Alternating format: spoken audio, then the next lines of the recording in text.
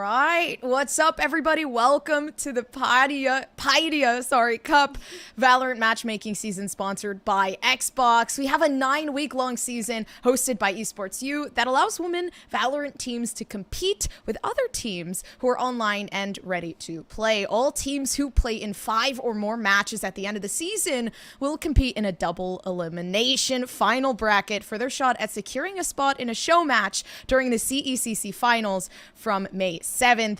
And that in itself is exciting because this is something different that we haven't seen before. I'm Gompers. I'm joined here on the desk by my lovely co-caster here, Spicy, and I'm excited to get started. Old habits die hard, Gompers, but I'm looking forward to getting started as well. As a reminder to you guys, this tournament is powered by PaidiaGaming.com. Anyone with a free account on PaidiaGaming.com is able to sign up for tournaments, host tournaments, play in matchmaking seasons, and much more. We encourage you guys to check it out, especially if you are part of the women's marginalized gendered scene here in Valorant. You guys can get involved with this cup as well. But Gompers, without further ado, we do have a best of 3 matchup coming up tonight. Yes, and the thing is that this is the first matchup that we're going to be able to see out of the Paidia Cup. So, you know, when you think about it, we're also kind of getting to know these teams as well. We also have some interviews coming up at the end that you guys can listen in on, which is going to be super exciting. And, you know, really just making that conversation and making those relationships with these players is something that I'm really looking forward to. Yeah, and I think what's super cool is that normally within the collegiate scene, you're kind of stuck with playing within your own school, right? But for this event, for this series, you have the opportunity to play with your friends across the whole region. So you can sign up with some buddies that you don't necessarily go to the same college with and figure things out as you go there. Gives that added flexibility as well. But today, to kick things off, Gompers, we do have Powerpuff Girls versus Buckeye Gaming.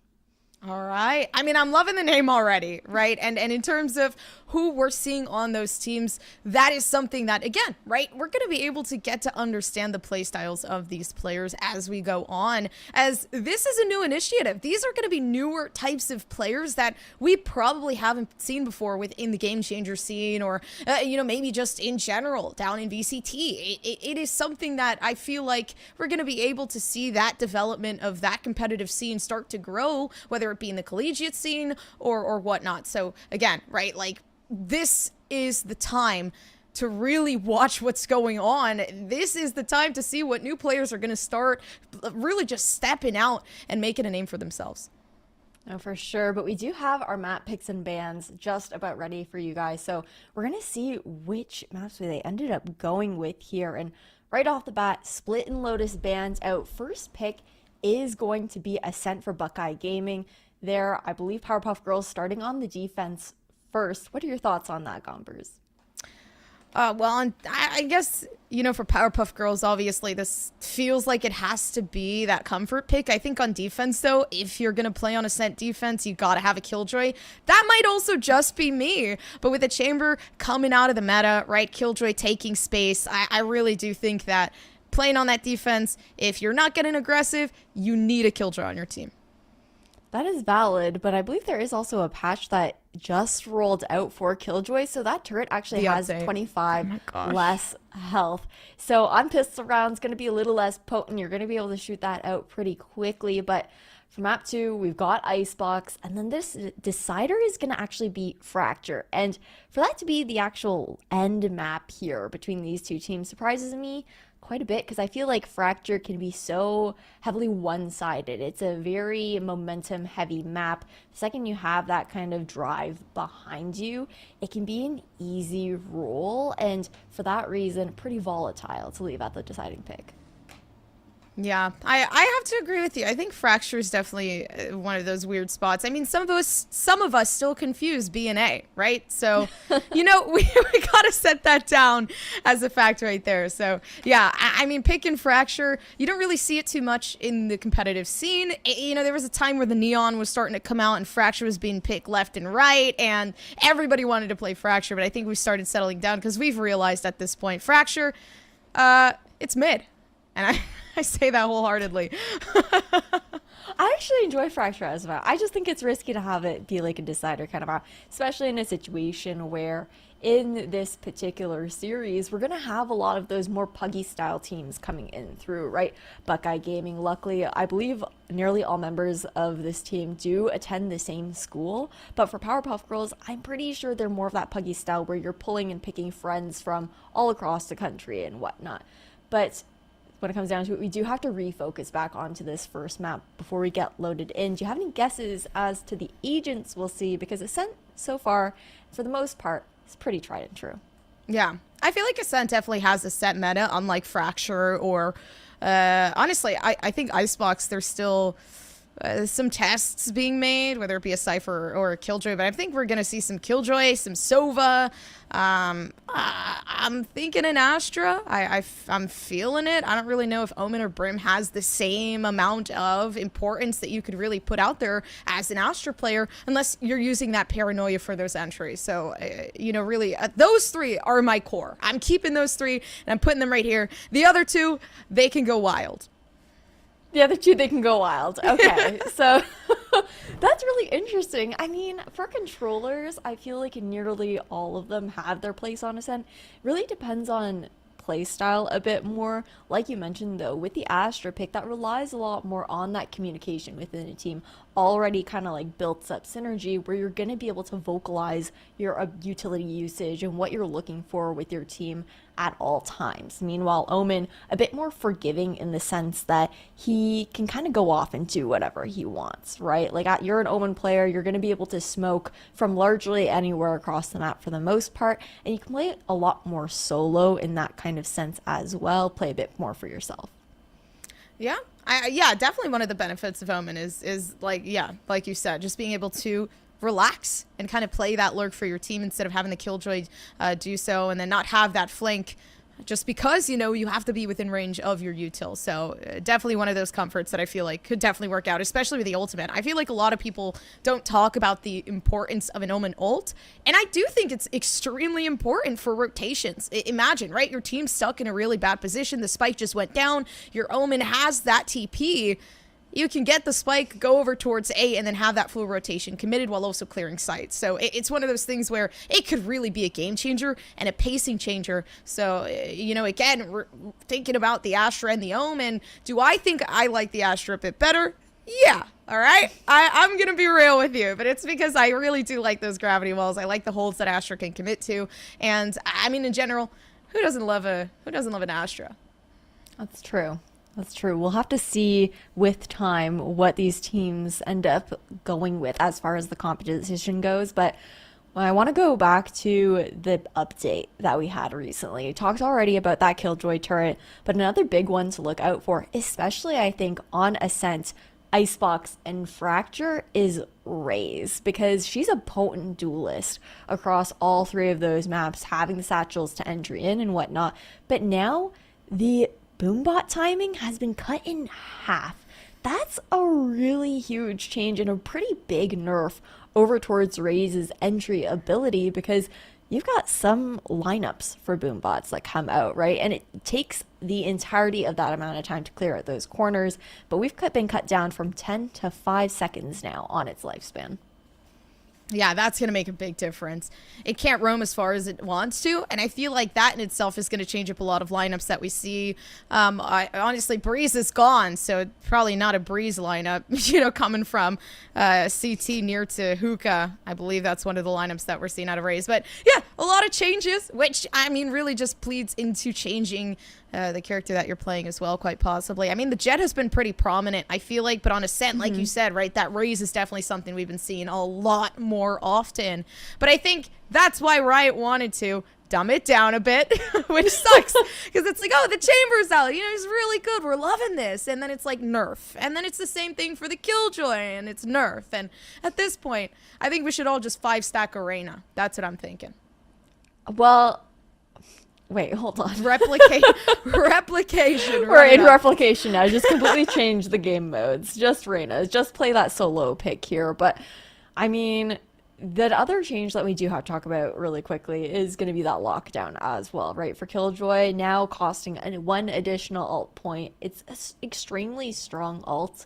So it does make sense that they want to make it a little bit more costly, but it is really interesting because of the fact that, like you mentioned, ever since that Chamber nerf came out, a lot of Sentinel players have been leaning back over towards that KJ pick. So I'm curious, since it is technically day one of the patch, to see if teams have already decided, okay, let's try something else a little bit, or if they're still going to pick these comfortable agents being Raze and KJ on maps and kind of see how it hits then, because they really haven't had that much time to test it out yet.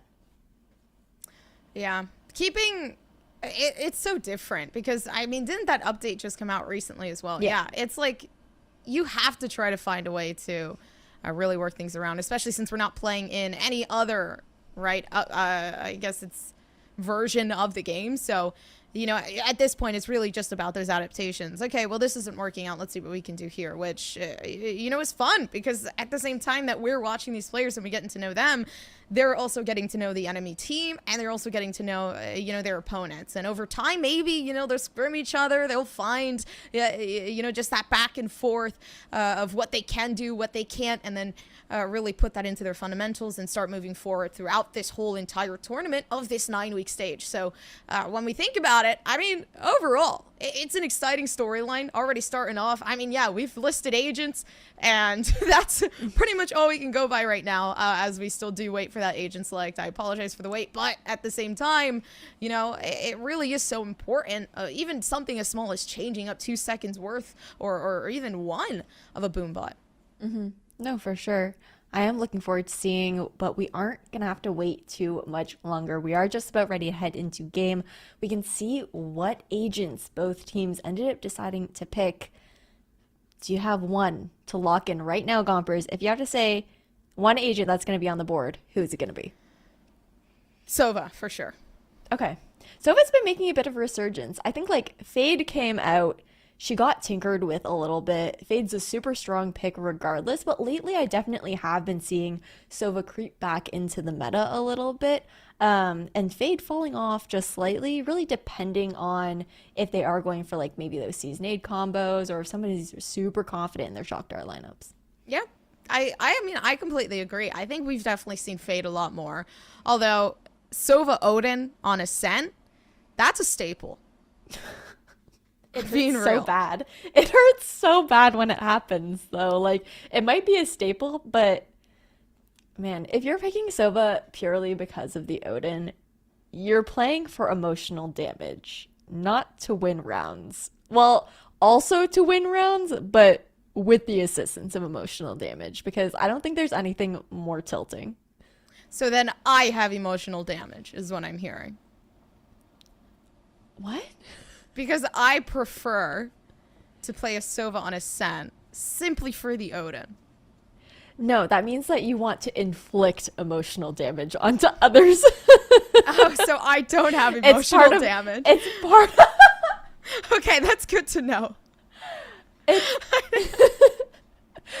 It's part of the mental game, because, like, not only is it just skill, not only is it strat calling, communication, being able to hit your shots in Valorant, it's also about the mental momentum, like the emotional side of it. Because if you get too in your head, or you start to get a little too tilted and annoyed and frustrated during the game, that usually starts to tank your performance. Yeah, and that's when, honestly, it's like that experience, you know, if you've played ranked, hopefully you guys have. Why are you watching Valorant if you have not? No, I'm kidding. But if you have... I'm kidding. But if you have you know, played ranked or played unrated, and you know, you're really starting to get scared because the enemy side is just really hacking at you, and they're taking you down every time you peek. It just gets worse and worse, and from there you start to get scared to peek, and the potential that could have been just starts to really fade away. And that's one of the things that, like you said, Ash, like, super important. And I definitely do hope, you know, just because these teams are new, that these players aren't trying to play you know, maybe more laid back and trying to play those defaults instead of really just trying to aggress forward and try these new strats that they've been cooking up. Ooh, well, like I said, we don't have to wait too much longer. Gomper is getting an extra close sneak peek at what we're going to be seeing. And right off the bat, we've got some KJ hovers. Melanie, Hovering over the Phoenix, though, that is something that I actually think it would be really fun to see come out. I'm surprised that we are not seeing a Sova. I was like 99% sure that the Sova was coming out. I'm so used to seeing Sova in a competitive stance here on Ascent. And now that we're seeing some difference here, the Sky is a bit surprising to me. I mean, I haven't seen a Sky on Ascent in a very, very long time. Honestly, Sky is a pretty good pick, especially if you're not really playing any other Flash agent, but I say that, and the Phoenix does end up getting locked in by Melanie here. So Nozomi on the Sky pick adds that ability to have a bit of extra sustain on the side of Powerpuff Girls with the help of the Overgrowth. But then looking over towards the side of Buckeye Gaming, we're seeing a Neon and Reina come out. So far, this is looking pretty unconventional. I'm just... The composition in general is super surprising to me. Like, it kind of pulling out the Neon. In a map like Ascent, you gotta go really fast paced for the Neon. I think it's gonna be super hard to even hit those stuns in exacted positions just because of how big the map is for those entries. I mean, you really just gotta corner in on one place and then try to make sure that you can at least secure that spot for a Neon. So, I mean, overall, really just using maybe your teammates' util to get that in through there, but playing on the attacking side as a Neon is going to be, I feel like, a bit difficult, although we're going to have to see. I mean, again, dependent on the playstyle of this team. I think what's tough about Neon on Ascent is the fact that this map is kind of mid to small sized, right? On maps like Fracture, on maps like Haven, Neon is easily used to get timings on the other team for quick rotations and kind of taking the opposing team by surprise. But on Ascent, there are so many close quarters, you can hear the majority of the map from, you know, one side to the other. And so it's like, it's a bit easier to like catch a Neon off who's trying to get sneaky and trying to get aggressive in that kind of way to punish it. You're gonna have to catch somebody off, though, in the beginning rounds here. You can already see at least a paint shell to throw back and push people back, but Qatar does a good job because Jess Wee goes down. So, I mean, you really lose that potential to try to get some more information there with any type of Prowler, really. Yeah, and already a lot of respect coming out here towards this orbital smoke, the Sky smoke to be thrown down towards A. Rotation being called already here by Buckeye Gaming. Looking to re-clear towards the mid side. Nozomi is going to continue to peek and jiggle here in arches. But it's just a cut noise return situation here towards the A side as Cat looks to trying to split up mid. With a frenzy, though, that's a big dream. I mean, can't really shoot too far, but Qatar does good enough. Playing on that duelist, already making numbers for themselves. And they go down, but honestly, Ash, 3 to go down here in the pistol round might have just saved this team of PPG. Yeah, Nozomi still looking to re-clear here towards arches. Sky Smoke has waited with the out. Good to earn 1, and now it's a 1v4 situation here for Toki. Yeah, really unfortunate, too, because 35 health. I mean, at this point, it's a one-tap to the body. Here it comes Pauline, though. Misses some shots. 47 here. Could be a right-click. Good enough for Toki. Again, 10 I mean, seconds. how goes there? Not going to be able to pick it up. 10 seconds left. Yeah, time of the essence, and, you know, all these players starting to sandwich in. So, at some point, would have gone down. But, I mean, first point going over to PPG. Not too much you can do in that situation, and now that the Stinger meta has come and gone, we're not going to see that round 2 force up from the losing side. Instead, Spectres across the board here for the anti-eco of Powerpuff Girls. We're seeing a shift already from Leah from the A side over towards B, maybe anticipating that Buckeye Gaming might lean towards B after seeing the presence of KJ, but instead they're going to continue on default here very heavily. Turret to come out, and Qatar is not going to peek it, just going to play these sound cues, get away and play off the nade. Oh, misunderstanding here. Although, I mean, Qatar really is holding it back with Pauline, and before, it worked out really nicely because we got to see some of that raise util. I feel like, you know, that effort was put in there again. Look how aggressively Nozomi's pushed up as well. A lot of poke damage being done here towards top mid. Falling back to be able to play with the team. A flash out towards tiles just to clear it. And to able to earn a pick as well. Now super split here. BGC, they're looking to reclaim some space towards mid and re-clear here in tiles.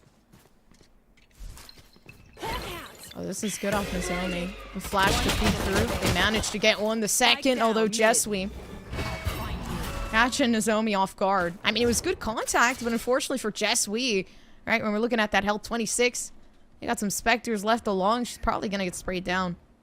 30 seconds Not looking left. too good.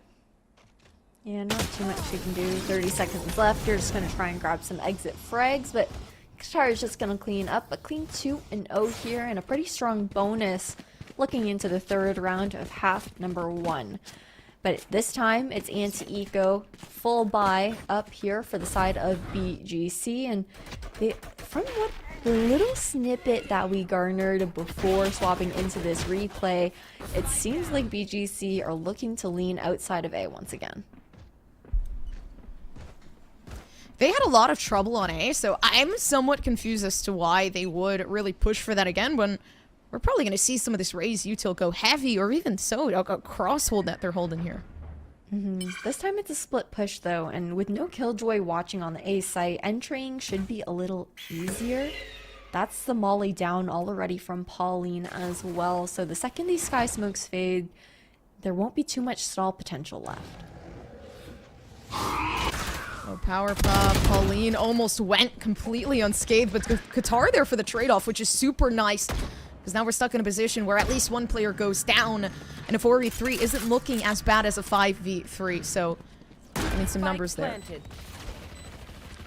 Fast lane up towards Heaven as well to deny some visibility, and post plant for the side of BGC. Powerpuff Girls, again, they're on their bonus round, so only have SMGs to work with here. A flash out towards tree, glean some information, but no contact made off of it. I wouldn't be surprised if a peek comes out here, seeing Nozomi flashing out, coming down behind Jen. It's good, but here it is. If PPG win this bonus round, I mean, that's so much potential here, and I mean, Melanie using the Phoenix to its highest potential. Unfortunately so. I mean, that Killjoy util is looking just too good for it. Toki taking the first point on the board for BGC. Still a nice bonus round to come out from Powerpuff Girls. So they managed to get 3 weapons out of the hands of BGC. But now it'll be a full loadout for both sides. And the only ultimate we're going to see online thus far will be that lockdown in Toki's hands. So a huge win condition here for Buckeyed if they can get that off, like early help them scale up towards site, or even use it in a post-plant scenario before you have Pauline's orbital strike online to just shut it down. Yeah, with some Vandals, though, you can see Qatar's confidence definitely rising here. Slowly waiting for everybody to peek down here in that util, that Killjoy util that peaks. Yeah, but backing off his best bet. You should run. Lockdown is going to come out though, and Qatar looking to stall with the help of that boom bot. You're going to have the stim beacon to fall back here. It should be a free site for the taking for BGC. Powerpuff Girls just playing a retake game here. It's 4v4. Oh, Qatar actually pushed them back just quite a bit. They couldn't entry as soon as they wanted to because of that nade. That stalled for some time here. Rotations fully settled in, so keep Powerpuff Girls. I mean, they're here and ready to play. Can they? Already trying to peek through. You can see Melanie spraying through that smoke. 2 players up in heaven. Good contact from Pauline. And everybody sitting just behind that main side. Last player Sprays though across the board, leaves a 1v4 situation for Toki. Swarms available and out, so denying the defuse for now, but they're gonna push. Ooh. I mean, Pauline was smelling the blood, and Toki unfortunately had to be the victim. But it's okay, because that 3-1 is looking good. Powerpuff Girls, I mean, they're coming out strong here, Ash. No, for sure. And even with post-plant lineups, there's not too much you can do in a 1v4 situation. You've got bodies to spare on the defenders to push you while you're trying to get those lineups. You can't get comfortable. And speaking of discomfort, BGC now, they're on to an eco round here. pistols across the board. There is an overdrive available for the side of Cats on that Neon pick. But then for Powerpuff Girls, they've got 2 ults of their own to work with. Unlikely to see them coming out with the weapons advantage. And BGC, what I like in this change-up though is even on pistols, like going for that default, looking for... Yeah, a bit of a risky play there, playing by yourself as that Neon. I mean, the ultimate was there, and as the Neon, playing that fast type of play was what we wanted to see. But now it kind of allows Pauline that confidence to move forward, knowing there are players here in mid. Everybody going down one by one, and Azomi just here to clear it out. Clean up what was left. And Jesby says, absolutely not. I'm not going in that trash compactor. I'm staying here. Yeah, but there isn't anywhere to go the second you step into B main. You've got KJ watching and people creeping up behind you. Sound baiting happening here behind Jess, but nowhere to go. Yeah, just clean round here. Flawless, 4-1 for PPG. I want to see the default, though, coming out here now that guns are back in hands for Buckeye Gaming. It's going to be difficult. I feel like the biggest thing is definitely just more so relying on those entries. I mean, once we get that entry in, you know, you've already lost one player trying to gain that access. And I feel like there hasn't really been any of those fakes to bait out that rotation over... just, I mean, based off of Powerpuff Girls' tendency to really push over to the site where that noise is coming from. Watching here. And they're good at playing the retake as well, right? So aren't afraid to back off if need be.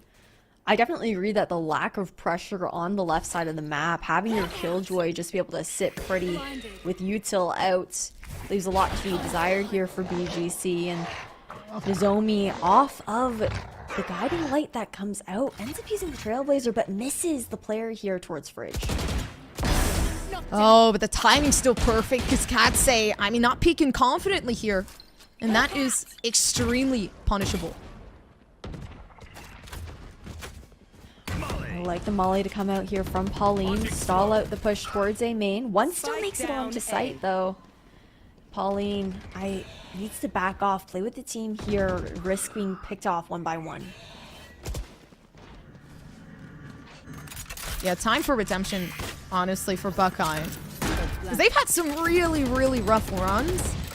Powerpuff Girls, I mean, they just continuously win these 1v1s. Selena already looking for a 1v1 of their own just as they shoot down some of those Seekers. Oh, but this is good. Zomi utilizing that space and that time, but Selena with the ultimate gets that heal off, and it's good because the 1v2 here is going to be big. If Qatar can take out that Reyna, I mean, might just be game over. Left-hand side doesn't see it, still does actually. Just behind Dice, the paint shell, perfect, just underneath Hell. Now Jesby has to peek out halfway through. All they have to do is shoot, but it's good because the timing was there for Jess. Perfect plays from both sides. I mean, Jess had nowhere to go but to run out, but to swing and take the fight. And I think Qatar put just a little too much faith into the paint shells in that situation. It's tough because time was ticking, but PPG, their holds are looking good. Their fights have been looking great as well. And BGC, though, they're slowly making a comeback, you know, taking a round here and there. But the tough thing is that their money is still a bit of a struggle. Yeah, but I like how they go for B this time. We've seen a lot of A hits, and we haven't really seen the potential for B here. Already utilizing that Nightfall to try to get themselves up. Kylia goes and gets one for the trade-off. I mean, it's perfect, right? The util usage you can see is insane because all we're seeing are util picks here. Pauline, again, utilizing that re-entry. And we talk about the re-entry here from Powerpuff Girls, and we can see how well that works. Advantage back into the hands of Powerpuff Girls as well on this retake, and early peaks here from BGC, leaving a lot to be desired. But Cats is on the hunt to shut things down. It's a 1v1. Oh, timing, but the reload was heard. Yeah, but Qatar with 2 health, this is a moment where you're going to really have to take your stance and keep your ground. Confidence is key, and confidence is rising, but one shot here from Katsei is enough. Because that 2 health was really cracking down on Qatar. Now only one round dividing both of these teams here, and with that round win, an important one here for BGC because it allows them to buy up in full, and this time it's Powerpuff Girls who are on the brink of being broke. That was a showstopper used as well, so an extensive round loss there for Qatar. At the very least, PPG, if Melanie can play for their life, there will be that Phoenix ultimate available for a retake situation or for early information. But we're seeing a swap over once again. PPG, they've moved their Killjoy back over. It's going to be Leah here on the A side. Yeah, no more Pain Shell here to use to push back these players on A. So you're really going to have to see Qatar take that fight, another fight. Really cracking down in mid. And these 1v1s are coming out left and right, which is a bit surprising. We're not seeing those retakes anymore. Instead, they're trying to protect the site. And, I mean, look where it gets them. Fully fallen off here and the lockdown expended. Two-person advantage, but a nice reflank coming in here from Pauline towards Tree. But with the door closed, info will be given soon enough. It'll be a pinch here, but what's difficult is that PPG are going to struggle to play together with these angles. The thing I like about Pauline really is, I mean, just the shots they can hit. Crosshair placement perfect. Util already coming down, cracking on it. Maybe some of that damage can help, but it can't. Selena, I mean, again, really talk about confidence, but it really is a big factor of this game. And, you know, 1v1 situation, Ash, I just feel like a lot of the time we're seeing Powerpuff Girls lose it out. It's like BGC have finally kind of figured out, okay, PPG, they like to play for the retake, they like to get a little bit aggressive and whatnot. We're going to try and punish this now. Finding a bit more comfort in reading the patterns of Powerpuff Girls, who are now landed into a half-buy round. There still will be that lockdown as well as the Phoenix Ultimate for a retake, but unlikely to see it come out here unless PPG can find a numbers advantage.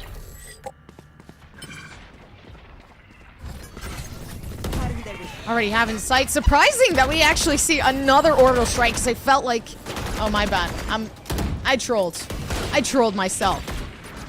I accidentally had a later feedback, but it's good. We're rising. Kyla trying to get the plant down, so Spike is sitting just behind Jenny. Melanie though hears it, knows that there's some underneath. Hell, and the trade-off is perfect, but Melanie with that run it back actually seeming to work out perfect for the situation. Yeah, and Toki's always playing these post-plant mollies, right? So the flank to come through to punish. Nozomi with the last pickup, and a flawless thrifty round here for PPG. BGC, they managed to get 3 rounds in a row, but it's still not quite enough because they have lost quite a few guns in the process. Gonna still be struggling a little bit for money. A full buy is still able to come through here, but if you can't win out the next, money's not looking good for the remainder of the half. There's only a couple more rounds left. Lockdown's going to be super important, though. I mean, I think this really is what they need to step themselves up here for Powerpuff Girls. You know, we said that they had a really strong retake. Obviously, the adaptations from BGC, just the continuous pushes through without caring. And just, I mean, really using that mass amount of util to get themselves down has been helping. So, lockdown in hand, that is some win condition. Haunt out towards backside. Trailblazer finds 2. And a Sky Smoke now to delay this push. Guiding Light comes out from PPG for a continuous stall, but look at the rotation already being pulled. Only one still invested towards the A site. That's going to be Pauline alone. And the entire time that presence was shown here in B main, Selena has held down the fort here towards A. But they are going to go back towards that defaulting. Timing just a little off. Smokes are coming down everywhere in mid. Defense really trying to keep that mid control down to a certain extent. Oof. First blood, though, into the hands of BGC, but it's only 35 seconds left, and Spike's still kind of hovering outside of B here. It's going to be too long to rotate, waiting for the mid pinch to come through, but it's not going so well here for BGC. Orbital closing off some of that vision here for Selena, but Selena still seeing the arm. Okay, flash perfect. Melanie, the timing, but they knew that the flash was going to come out. The 4K from Melanie really closing in on everybody, and it was perfect. The orbital from Pauline to make sure everybody was sitting in the spots that they wanted, and that really helped out. That round got a little chaotic from both sides. I felt like, okay, 1 second I was like, okay, BGC, they got this round in the bag. Next second, it's like PPG has suddenly come back with Melanie's 4K that just occurred and whatnot. But I like the switch-ups. I really like how BGC, they're changing up their pacing, they're changing up their positioning. But PPG, they've just been really strong on the retakes, even at that last-minute denial. Now, 2 rounds left here, BGC, they've got to save to have a full buy in the last round before we swap sides. Selena is going to be creeping up towards Cat. Here's the sound cues as Pauline's not looking. And Selena actually playing a bit of that lurking role. Surprising in itself. But the entry still looking solid. Getting the one, and that's that Vandal that Kayla, my apologies, can pick up. Out of charges. Making sure of it though, Qatar with the aim. Definitely looking a bit better here. Roomba, and we talked about the timing, but timing is good. Doesn't matter how many seconds the Roomba has if it gets shot down anyway. Only a stinger in hand here for Toki though. Melanie has the advantage with the Vandal, and Toki's just gonna have to wait for one to creep up. Instead goes for the wide swing, and a team ace here for Powerpuff Girls. They've got 1 round left in this half here. BGC with a full buy. Can they take it 7-5? I mean, with the way things are going now, I definitely think they can, because Leah saved up on that lockdown.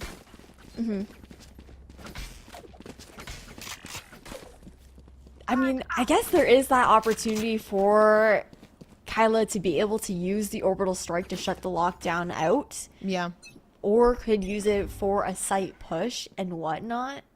It's going to be tough because I think BGC has struggled the most in their post plants. And as I say that, Nozomi right off the bat, first blood and a second. And that's super important because already 2 players down. And mind you, the orbital strike, Ash is gone. Like, that gives so much potential to Powerpuff Girls. There's a big win condition over there for BGC. Blinded. Okay, potential there. Selena getting a heal off, so making sure they have some shield to pick off these next couple of fights. But I feel like definitely sticking together here and playing as a team would be best bet. Make sure these trades come in perfect. I like the deep molly just to deny that peek there towards B-Link. A lot of information garnered towards the mid side, and you still have that KJ util down here on PPG. Leah's got the fort held down, lockdown available as well. 35 seconds left. This is going to be tough for BGC side take. Oh, the flashes for Melanie are always perfect, but unfortunately Jessamine catches on, still on site. Nobody is coming out alive for Powerpuff Girls, so the retake, you're going to have to wait for that race to reposition here. And as Qatar makes their way, so does the plant. Playing together here, though, on the side of PPG, and little time available for BGC to set up in a post plant. Qatar able to put a lot of pressure on here with the paint shell. One zone. Last player standing. Nice shot. So, and the ultimate popped off. This doesn't matter. It does not matter. I was about to gas it up, but then Qatar said there ain't no gas. It's cold. So, all breaks. All breaks. All breaks. Showstopper in hand. Gonna shut down the round here, but we are about to swap sides. And before we get into this second half, Gompers, I just want to remind you guys that you should play the biggest games on day one. Are you guys excited as we are for Starfield, Minecraft Legends, and Redfall coming in 2023? With PC Game Pass, you guys can enjoy incredible new games as they launch. Join now at GamePass.com and be ready to explore the universe. Take on a legion of vampires or battle destructive piglins, all on day one. I'm a big Minecrafter. Honestly, same. I think we've both been like We're very... signing up. You got us. Yeah, you guys got us. It's okay. All right. Alrighty, though. Okay, real good information. I mean, they know already majority of these players are sitting over outside of main, so Powerpuff Girls, they got to make a decision now. Yeah, Trailblazer in, but the Sky Smoke still to be respected, not able to actually scale off of that PC utility. Non-rechargeable as well, and first blood down here for PPG already opening here towards Arches. Oh, gosh. It's like a back and forth peak, and nobody's really winning anything. The prize is there. I mean, taking a pick and possibly winning those numbers for your team, but 2 players there. I don't know if the fight's a good one to continue picking off here. Kyla steps back for a second and just recollects themselves. Melanie already up on the flank, but Selena not aware. And nobody does. Not just slow days, but such odd positioning coming through. Gonna completely catch Selena off guard here. Melanie good for the 3K, looking for a 4th. 30 seconds left. You already prepared. Kayla, oh my god, already knew what was going on surrounding a moment like that one. But 24 health, right? And, you know, for BGC, it's going to be a lot harder getting yourselves in there. But I feel like, you know, maybe just baiting out Kayla, trying to see what they can do. She's going to try 24. Gonna try and fight this reflank, but putting a lot of fate in the turret here. Leah's gonna come out on top, Gompers. Oh, this is so stressful. 1v1. Still not enough time regardless, but shots on the head. Although Qatar still runs away with it. That was right down to the wire. I think it would have been a completely different story if they just committed to fighting the one player on the retake towards market in that situation. And now that first round pistol is important no matter what, but when you're down 4 rounds as well, you want to see that going into the hands of BGC so they can have that strong anti-eco in round number 2. Instead though, they're gonna go with a risky force up, and if it does not go in the way of BGC here, their economy is gonna look pretty rough in the next.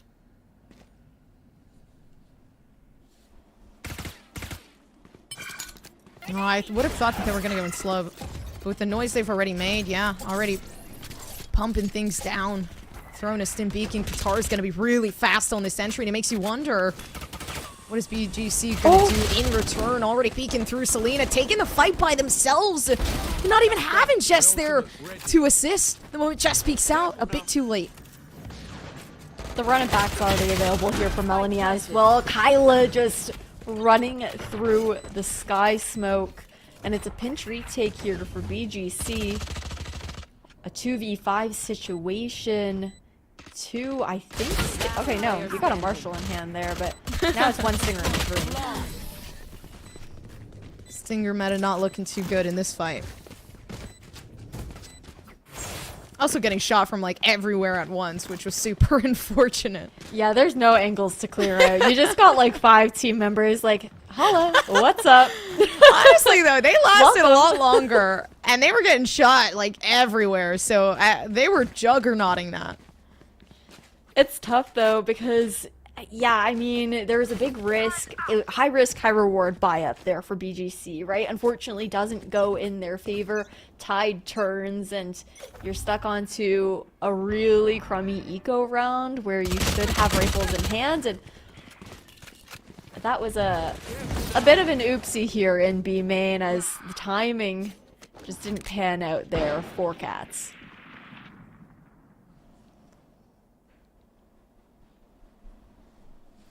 Yeah, BGC are in a bit of a pickle here because now Melanie, right, pulling out the ultimate, having that second chance just in case things go awry. And the most important thing is just baiting out some of that util, which, I mean, overall helped the initiative. But now 2 players still left alive for BGC. Nobody clearing out the back of sight, so Boathouse still there. Toki, it's good for maybe 2 here. Peeking through perfectly. The second is there. No way! The headshot hits last second. Maybe the 4th. But Toki doesn't get it, and Kayla comes up right behind for the trade-off. So that teamwork, I was a bit afraid. Kayla, 1 second later, would have probably gone down. A round conversion that we didn't expect coming out from BGC, not because we didn't have faith, but because of pure weapon economics, right? But Toki's just able to stay here in back boathouse, pick up 3 in total, which was huge impact kills, allowing Kyla to come back up and close the round out. Double digits still in hand here for PPG. They do have, I believe, a lockdown available in this round as well. Just playing super quiet outside of A. Already has 1 rotation here being drawn out of Selena towards mid side. Oh no, okay, going to Heaven instead. Oh no. Melanie had a mission, but slowly having to change things up. I mean, 2 flashes, all the util in the world is there. They managed to gather at least some information out there. They know the rotation has been completely settled through for BGC, so I mean, if nobody hears this, it's gonna work out well. Look at Cat's positioning though here, already tucked close to B-Link. So much information to be gathered by BGC. Look at Peak off for 1-2. Trying to already create that interception, BGC, in their efforts to work their way up on that defense. Selena still hides down on B site, being that anchor. That is, of course, 100% needed. But the patience here, I mean, running thin. Everybody's slowly working their way up. And Pauline, back turn, gun completely out, shattered. The dreams are gone. Back in Boathouse, check your right-hand side. The shot still hit. And the headshot goes there. So BGC, I mean, they play that perfectly. Not everybody rotated. No, really great mid-round calling coming out from Cats with a piece of information there towards the B rotation as well. And now we're looking at 6 to 10, 4 rounds dividing BGC and Powerpuff Girls, and finally breaking the economy of PPG as well, right? It's going to be a half buy here. No ultimates to look toward either. Meanwhile, on BGC's side, they're sitting comfy. Just have to look to play together to deny any potential rifles going into the hands of PPG on their eco.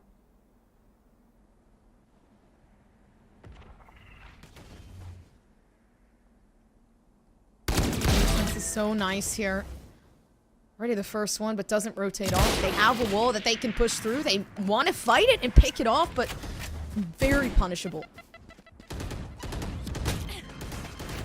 We're looking to close this market door. I like this play coming out from BGC, you know, forcing you to either break market door or you're kind of just stuck, funneled like sardines in here towards mid, and Pauline looking to creep up here and B main. Might not expect the push into cubby.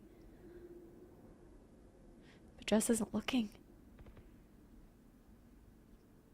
Timing is everything here, Gompers. There.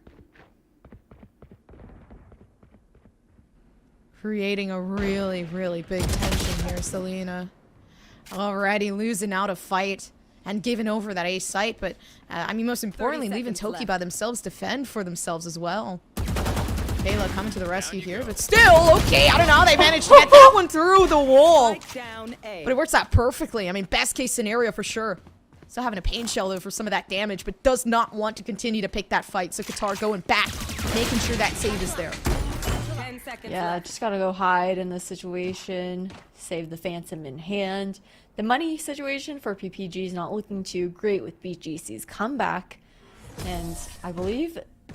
Yeah, I'm gonna just take a look. Yeah, Qatar's just 1 away from that showstopper. So the Phantom will help in the next round, being that hero rifle to potentially bring the ultimate online if you can find some space for an alt point or get it through having a pick early on.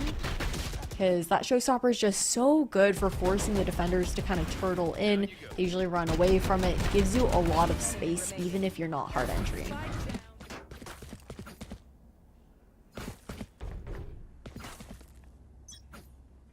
Interesting though.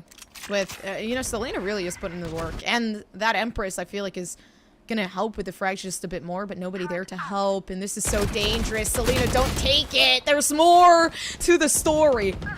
And no information there initially to help out, so BGC, I mean, losing 2 this early on is so detrimental. Usually you want to pick one spot to be aggressive, right? And Melanie's choosing tree here. It's a 2v1 situation and doesn't quite have the angle. Now it's orbital strike here for Kyla as they wait for the spike to be initiated just to deny that, force you off front side, and BGC, they can start funneling. One enemy remaining. Falling through, the Fade pops the ultimate, but doesn't get much. Prowler connecting through, Jess Wee not having too much of a good time. Still trying to fight it out, having the hope to make sure that something can be done, but 11-7, we're hitting that match point very closely, and it's 1 point for Powerpuff Girls to really make things count.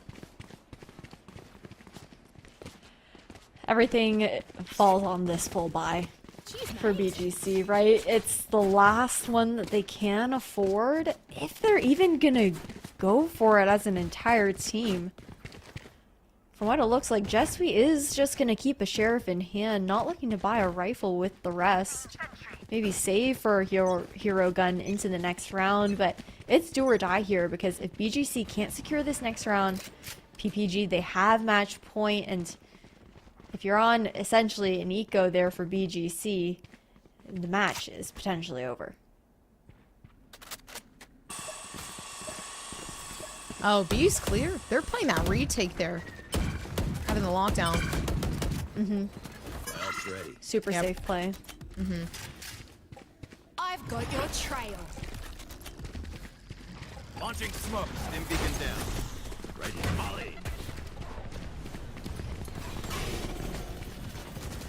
Interesting situation already. The wall comes up, covering up Pauline, so no distractions needed. Door goes down, so at least leaving some of that coverage, but I mean, as I say that, still an orbital strike ready and prepared here for Powerpuff Girls to utilize down in market. Not going to use it yet, though.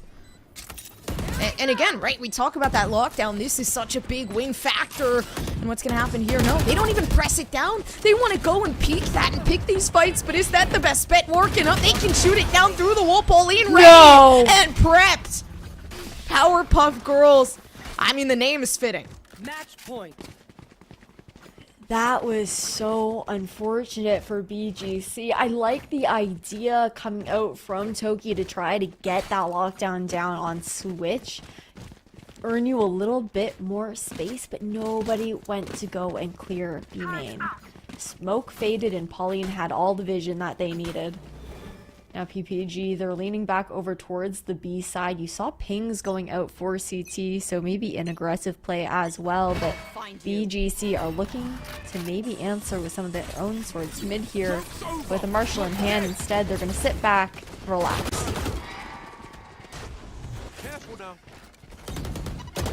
Already the run it back kind of going down. I mean, not much to use here anymore except for clearing out the back of sight, which is perfect. They can just sit there now and position themselves as much as they please. Even the extremities are being completely covered up, especially since the saves here aren't working out too well for BGC. It's still working up, and the showstopper quite literally going for the full effect of its name, stopping off the show since it's already that match point. I mean, one more point down and it's over for BGC. Kayla's still waiting around in that corner. As that smoke dissipates, it's going to be dangerous for Leah. Not even watching what's going on, but two players there distracted. Kayla goes down, and it's over. PPG, Powerpuff Girls versus Buckeye. And we know who took that one. It was a fun one. It was a good matchup. I really like how Buckeye Gaming did have some comeback potential there. There were a lot of adjustments that they did make to try to catch Powerpuff Girls off guard, to counter some of the conditioning that they had been doing as well. But unfortunately, when it came down to it, Powerpuff Girls just ended up coming out on top on a lot of gunfight situations, I think. You saw a lot more synergy also with some swings coming out from that team. So I'm looking forward to seeing if Buckeye Gaming can pull it together for map number 2. I believe that they can, and honestly, I trust that they will. Coming over to that map 2, you know, they really did fight their best kind of moving towards that ending side. I just feel like the attacking side of Powerpuff Girls was a bit too strong. I mean, as we saw, there was so much going on, and you know, they got to rack up the points when needed. But moving forward to that, yeah, like you said, we're going to be able to see what happens in that next matchup. So I do want to say, please don't go anywhere. We will be right back. But before we do go, I do believe I have a little message to send over to you guys as well. As a reminder, Riot Games is also now on that Game Pass. Play legendary titles from Riot Games with premium benefits from the Xbox PC Game Pass members. You just gotta link your Xbox profile to your Riot account and unlock agents, champions, little legends, XP boosts, and more. You guys can join at GamePass.com and get your first month for just $1. We guys will see you just super soon. I completely fumbled my words there, but we'll see you on this other side of the break. 10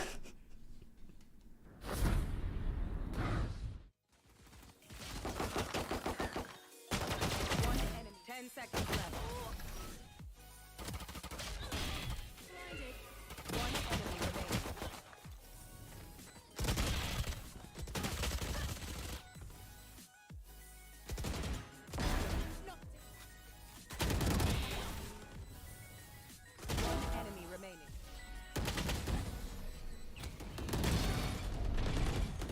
Last player standing.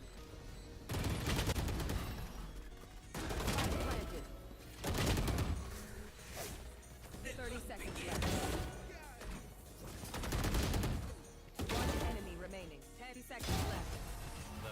Watch your eyes. 30 seconds left.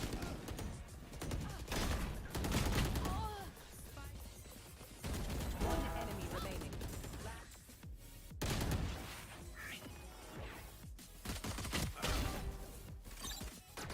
One enemy remaining. One enemy remaining.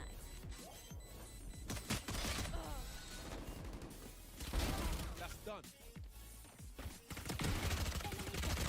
One enemy remaining. Spike down B. Last player standing.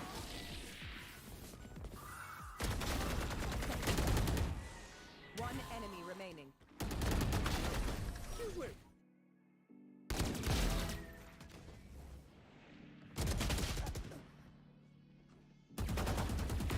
Down you go.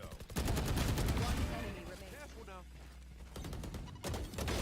Engineers down. One enemy remaining.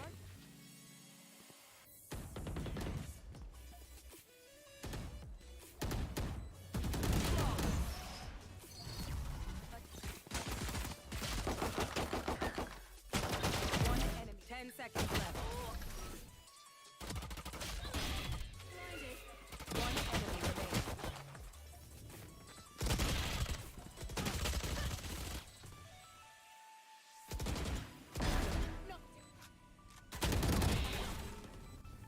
enemy remaining. One enemy remaining.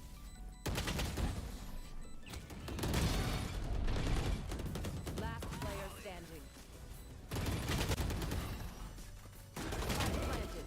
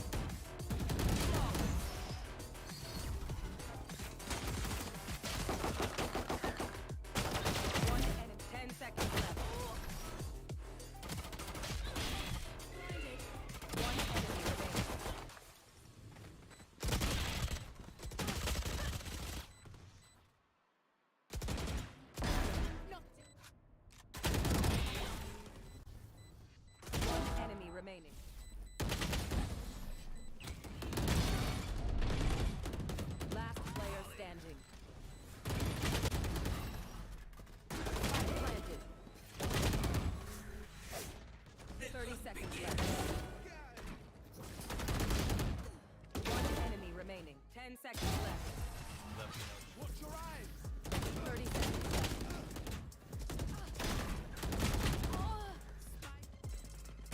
One enemy remaining.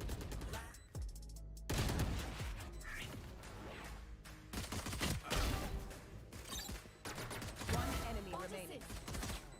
One enemy remaining.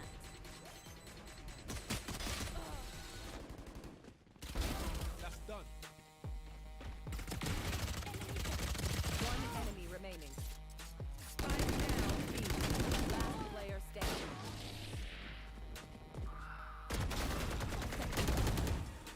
One enemy remaining. You wait.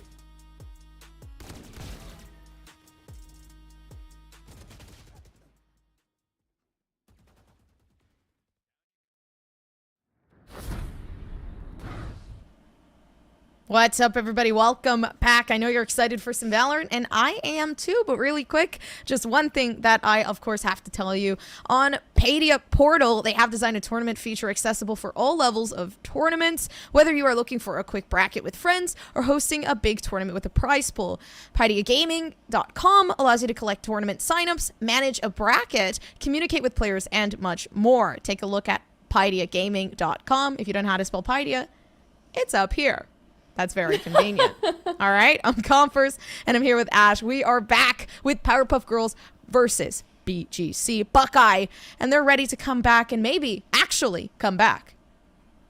Yeah, we'll see. There was a little bit of a switcheroo here as well. So we had to say goodbye to Toki on the side of Buckeye Gaming, and now they're being subbed in for Blankets. I believe from what I heard in my little microphone in my ear was that Blankets' name is going to be in Chinese characters. So if you don't see the actual word Blankets, unless you can read it in a different language, that is who we would be referring to. But I'm looking forward to this. Last map, we saw it 13-7 in the favor of Powerpuff Girls, and now we're heading over to Icebox. Icebox is one that I'm super excited for. I mean, we kind of talked about Icebox just a bit. We didn't necessarily get into the details of it, but in terms of, you know, what we expected to see on Ascent, it was nothing like we thought it was going to be, right? We saw Neon pulled out, and to be honest with you, I don't know what I'm expecting here either. For all I know, I mean, we could completely get rid of the Sage and start running a Cypher. It's like neither team ends up picking up Viper, who's like a staple agent on this map up, but we are already going to head over towards Agent Select, and luckily on the side of Powerpuff Girls, Viper will be that first lock-in, and Selena actually going for a bit of a role swap this time around. We saw them on Reyna earlier, now going to be on that Viper pickup. The Viper is here, at least, so that makes me feel a bit more comfortable. I do have to say that, but, you know, we're having the Sage. Okay, this one feels more like Icebox to me, as Ascent felt like experimental, but I'm really liking the picks that I'm seeing come out, right? We're looking at the Raze, we're looking at the Jet, that double duelist comes in, and we're taking out a possible double Initiator, double Sentinel. So, really just heavily relying on those entries on the attack, which I think is going to suit the team of Powerpuff Girls so very well. Yeah, it'll definitely be interesting to see. And we get the little cinematic here of Icebox as well. I feel like Icebox is a pretty underrated map for how pretty it actually is. It is very beautiful. I feel like most of the ugly is the fact that this is like, what is it? Like a crate storage unit? What is this, like a ship? What is this? Like,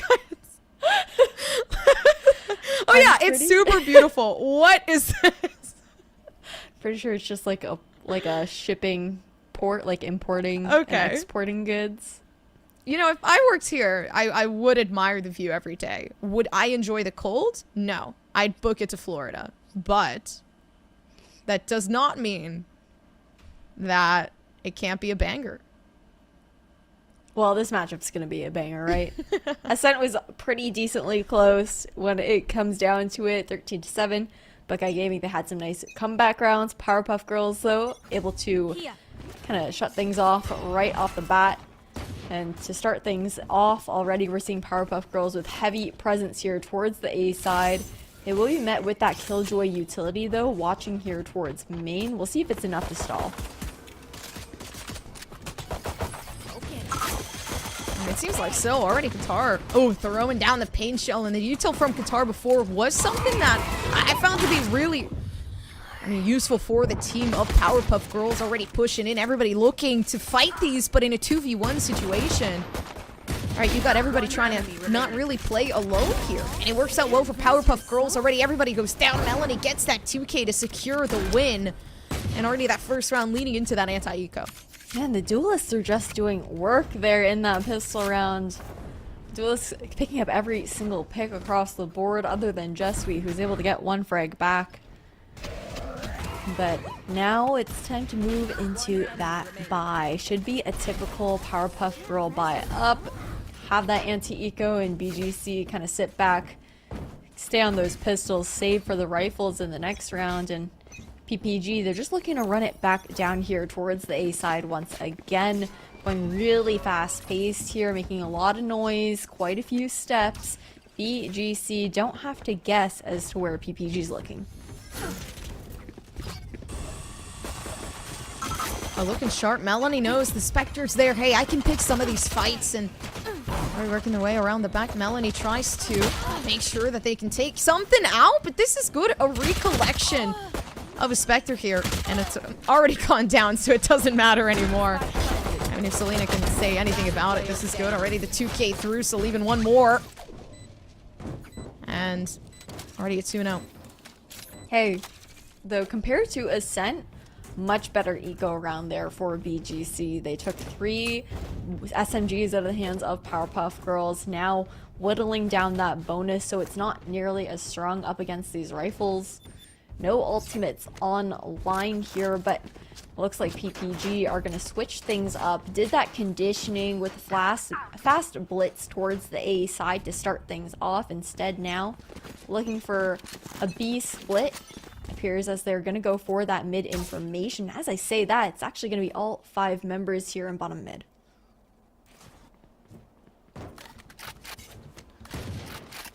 Oh, that's good information from Jesui.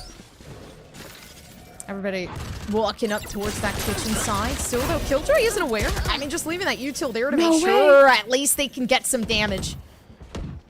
It's good. Peeking might not be the best bet, though. So many players still here. And a free Phantom. That might be the hero rifle that we needed to see. But then again, right, Powerpuff Girls, Nozomi can't do much with this. Still stuck in a hard place, allowing BGC to take that first win. 1-2. A little expensive losing out 2 rifles, but regardless, to get the round pickup, still essentially a full loadout for the team as well. No ultimates online yet, but Qatar is only 1 away from the showstopper, so we might see PPG trying to invest into securing an ult orb there to aid Qatar in that entry onto site with the ultimate in hand. But they are going to go back to the success that they found in the first 2 rounds here. Again, 5 stacking towards the A side. The 5 stack is nice, but you're readdressing the situation over towards that map control that we need for Powerpuff. And it seems like that's exactly what they're looking for. Yeah, already making noise towards A. And you can see majority of the players on the minimap here for Powerpuff are already moving towards that B side. Yeah, just trying to use that conditioning from the first 2 rounds, right? Now it's a late wall to cut off vision for Selena, who does have some Viper lineup. So the Snake Bite will deny that early plant for a little bit longer, able to break the wall early as well, and PPG aren't going to be able to get comfortable enough to initiate the spike just yet. Oh, big to the touch. Melanie really taking advantage of the space here, but 36 seconds left. Nobody has proceeded their way forward, even though Melanie was trying to protect 30 seconds the left. site. Now you got to try to plan for something, but Leah not having the smokes anymore. So now having to fight their way onto the site. Spike's still not down just yet, and they need to fight the extremities. Qatar trying to find something to do. In a 1v2, I mean, the chances are there, but 15 seconds left. They're going to have to peek out eventually. Selena goes out. The first one there, and a flick not needed, because Pauline is too quick with it. Nice little contact play coming out from Powerpuff Girls to save the day, but really good job still from BGC to delay as long as they did. The fact that the Sage barrier orb was shot down right off the bat by BGC, that's such a huge win condition to earn that plant on the B site because it's nearly impossible without the Sage wall. But now going into the next round, despite all of that, despite it coming down to the wire, BGC are going to be back onto an eco. I think that there is a Viper's Pit to work with if Powerpuff Girls can manage to get the spike initiated. And then for BGC, I mean, it's mostly about trying to do as much damage as they can this round. Good first pick off of Melanie, taking out the Jet, so now a bit more space created, so everybody's making their way through. Surprisingly, Melanie got that one. Other Vandal down. Call the police, because it looks like Leah's, I mean, just creating havoc and war on the field right now. But that was a good entry. I think overall, I'm a bit surprised that Melanie ran away with that, third pick. Yeah, the dash onto site afterwards was definitely pushing the limits for a moment there, but really confident in their rifling skills to come out on top. And his 3-round lead here for PPG. We saw something similar though on Ascent, and it took about the first 5 rounds of the matchup for BGC to kind of find their groove. Yep. I would like them to play a bit more of that retake with how aggressive PPG like to be onto site, but to start things off, BGC, they're going for that aggression once again here. Spike down A. Nozomi going down is going to be a bit of a detriment there. They had the resurrection just in case Powerpuff needed it. But I mean, as one goes down, there is potential for something else to happen. A new door opens. Yeah, but look at that space. Okay, Cats is going to end up falling off of that, but even for that short amount of time, that was a good amount of information gathered. You can call that you're pretty confident they aren't going for a rotation. It's just a cut noise and re-hit situation. But now instead, Spike moving over late here towards the B side, and Yellow, that real estate completely owned by Selena at the moment, who still has a Viper's Pit online. Winching away. Nice tuck. Still having the ultimate though. They could use that Viper's Pit. Qatar coming in very heavy. Powerpuff, I mean, really needing that pick to elevate themselves further. They got 2 players left standing for BGC now. I mean, only one. Katse utilizing the ultimate, but still not much of an effect there. I love having the toxic screen drop in that moment though. A nice call coming out from Leah with that. Because you're expecting, okay, they threw down the lockdown.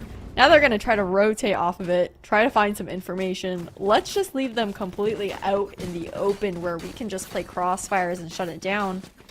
Now BGC back onto an eco round. There's still going to be that Viper's Pit available, but with a Marshall in hand for Selena, unlikely to see that coming out here as that Hail Mary.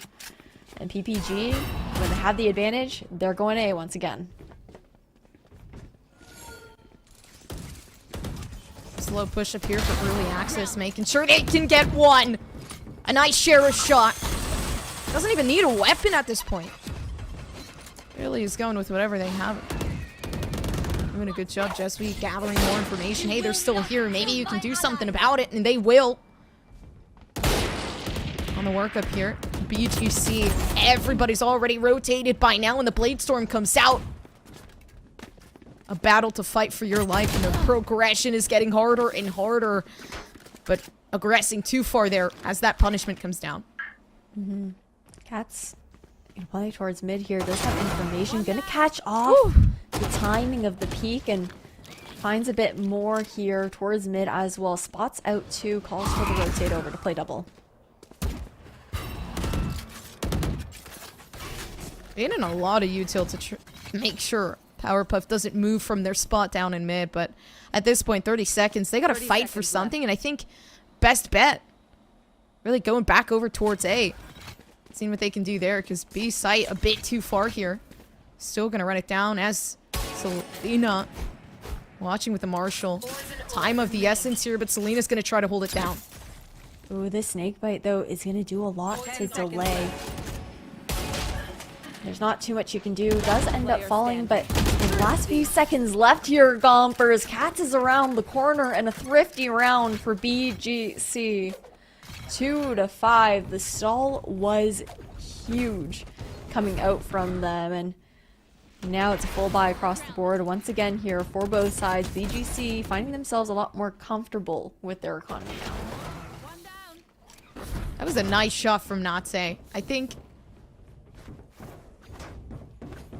it was important because then leading into that, right, you got so many other players trying to funnel down through mid just to get a trade off, but already seeing it, Powerpuff, they're in such a good position. They got a good lead off of this team. Yeah, now pushing up towards B main, and Selena's not holding yellow this time around, giving up sight, being able to play the retake. Another fast movement near here towards the B side, but PPG, the last time they struggled to find that success. You know, managed to win it out in trades, but couldn't get that early plant that they were looking for. You know, early plant, but I like Melanie's positioning here. Really high up on the ground. If somebody peeks out through kitchen, Melanie gets that first contact. Although still, these players were waiting for that plant to come through. They got the lineups ready and prepped here to make sure that Molly cancels any signs of life. Although nothing, and this is raw, this is just, I mean, raw gameplay. Powerpuff too scared.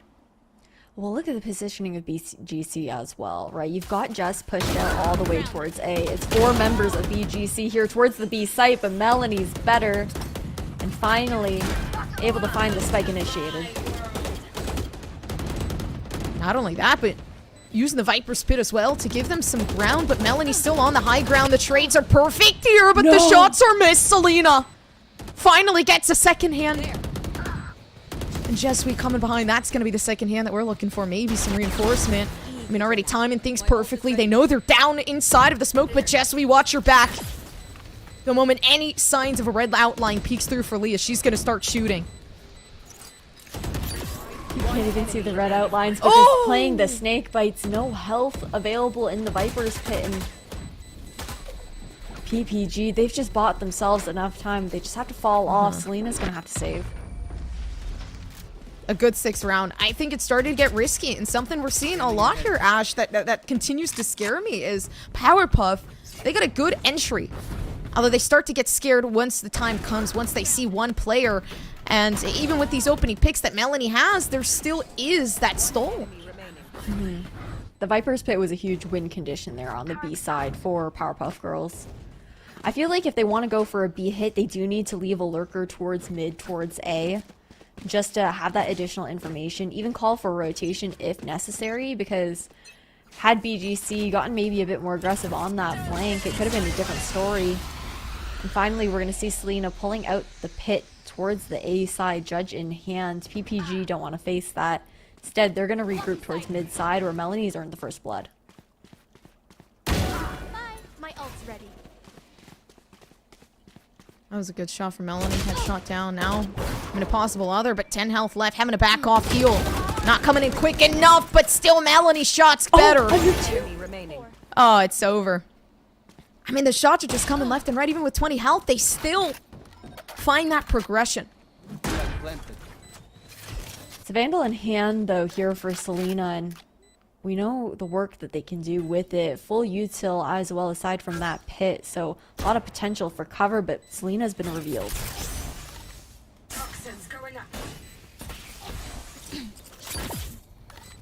Oh, Selena always with the mollies. Although utilizing some of that smoke, somebody is right behind, waiting on the outskirts. All they have to do is shoot, and they do. They peek in. Pauline knows what to do in situations like these. And it's good, 7-2. I mean, the gap is getting further and further. There wasn't much more that Selena could do in that situation either, especially with Qatar playing towards Snowman. Just had to kind of pray for an attempt at a ninja defuse, but I mean, this is tough. Powerpuff Girls, they've done really well so far on the attacking side. They even found a bit of their mojo there towards the B site, now shifting back over towards A. Again, every single time BGC is on a save round, PPG is hitting the A side. I feel like you might even want to just try stacking it on your eco at this point.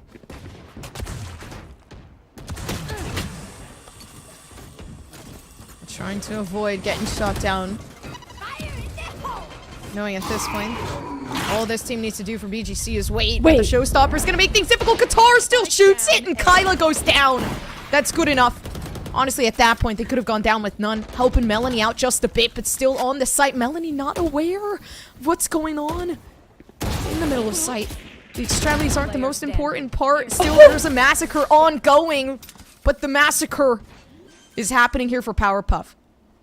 The fact that Melanie was able to kind of just like vibe backside of A for so long. 17-8 right now on the duelist pick here on Jet. That get out of jail free card doing wonders for this player.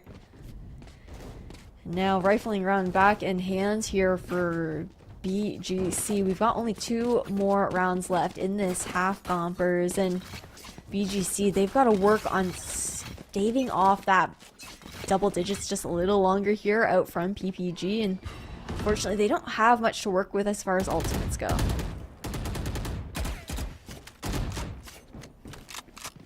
Trying to create some impact here. Shot down. On a good time. Melanie's still picking off some fights. Pauline catching one. That's perfect. Damage. Definitely there. Not able to pick anybody off, but Qatar finishing off the job. It's good. On top of Sign, Melanie feeling the hands of fate here. Up above, Selena not even knowing what's going on. If a leg peaks, it's over. Yeah, Melanie's always playing this up-down angle. Yeah. Like, always taking the vertical if possible. Just making it that much tougher for BGC to try and clear out. But with the money situation I was talking about, I think BGC, they're just going to play exit here. Try and take out some guns out of the hands of PPG and save their own into the next round. Good. My ultimate is ready. Still a lot more to do. Playing those entry frags. Needing these picks. But, you know, kind of staying still too, because they also need the weapons. God, they almost lost it. That would have been big. So many players going down left and right, but the points are the most important part, and we're so far apart that it starts to worry me. Are we hitting that double-digit number? Last round before we swap sides, though, and the save does allow for an essential full loadout coming out here for BGC. You've also got the lockdown available, so I'm looking towards Cats to be able to survive into the late round, play that retake if needed. But what's interesting is Qatar on the op pick on the raise. How are you feeling about that? I'm liking it. I like myself an op here on the attack, especially fighting this A angle. Like, nobody's going to expect this peeking. And that's my biggest worry. Oh, Nozomi looking for something underneath too, but Blankets is around the corner here. Blades out. Here.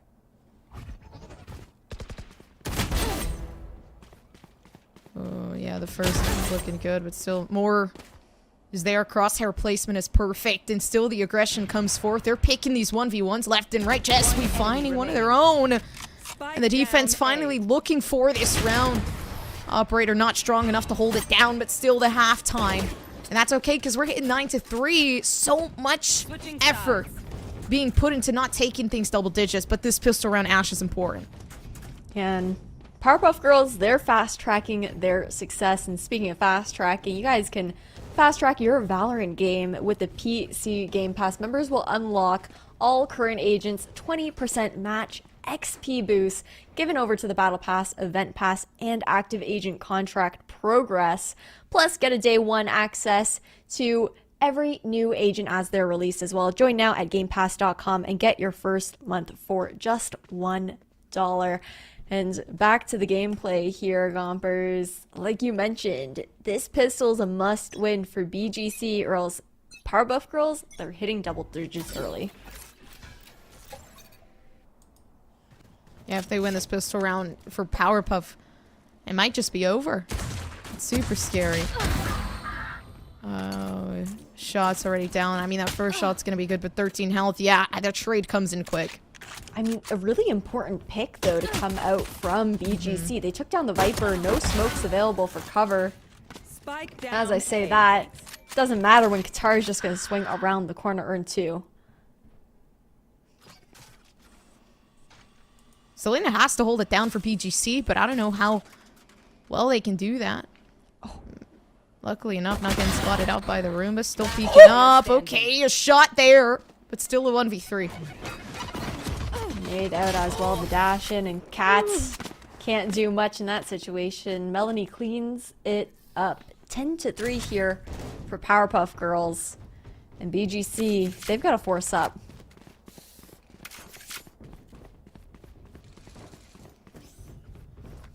That victory's coming in quick, but let's take a look at the, I mean, 21-10. Melanie has been killing it with the entries alongside Qatar, and I mean, what a better way to have the double duelist composition on Icebox. Yeah, they've been doing a lot of work. These duelists really great for the entry. I mean, kudos over to Blankets as well, following close behind. And already Blankets looking for that first point of contact here on Belt.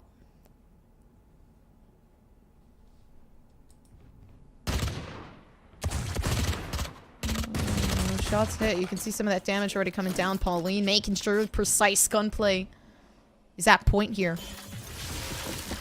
But not much to do with the classics in hand. BGC really just have to pray they can find a Spectre of some sort. Yeah, gonna have to fall off this mid angle though.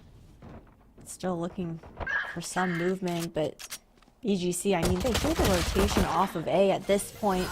It doesn't matter when PPG is just fighting here towards mid. It's hard to rotate out. Here. Nozomi wants nothing to do with what's happening here. Here. Just waiting for everybody to cross by, giving away to that information as well. So BGC already caught out. Left. And, I mean, they're...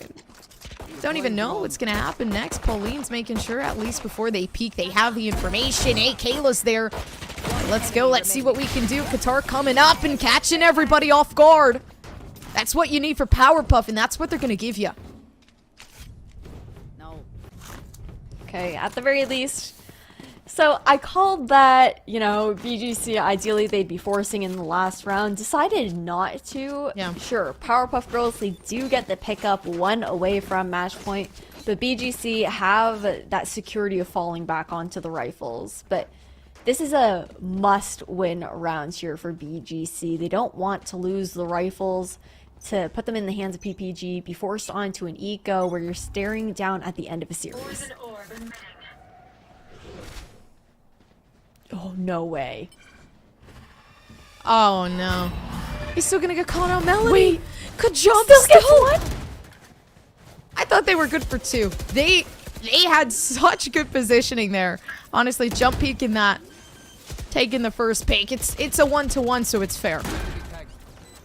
Nice plant to go down, though, for BGC. Wall broken now, but it's 4v4 on this retake. I'm gonna keep up with the pressure. Paint Shell goes down and helps Qatar take that pick, but still pushing up forward.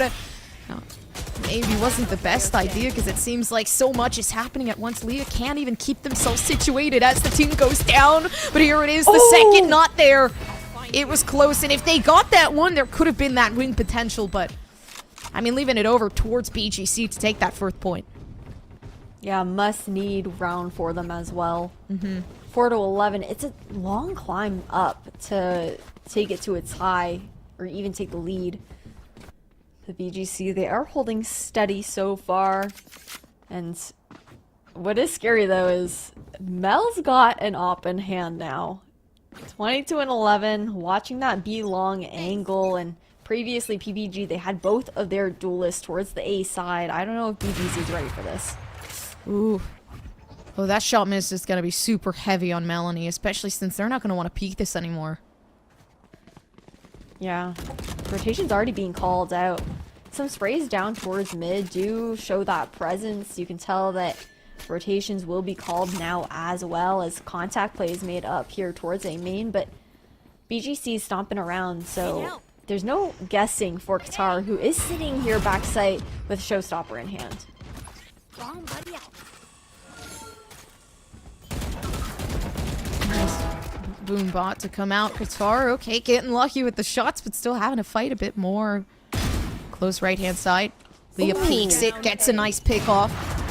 Still, everybody else has to make sure that the team is playing together. Melanie left alone on an angle, and if someone peeks that, it might be game over. Selena making things count. Yet still, with the 40 seconds left, that spike cannot be planted unless the fight is won out here on site. But Katse doesn't know where these players are. Racing real close, and Qatar finding the shot, picking up the game.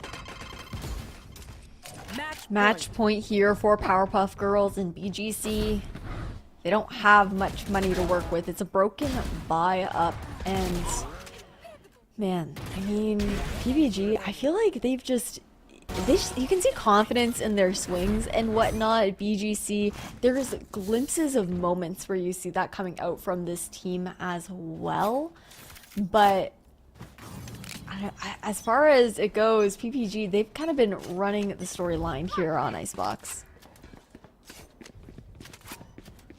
Overall, I mean, such a good showing, too, for the first game that PPG is playing, too. So Powerpuff, they come in. First match that we're seeing of the season.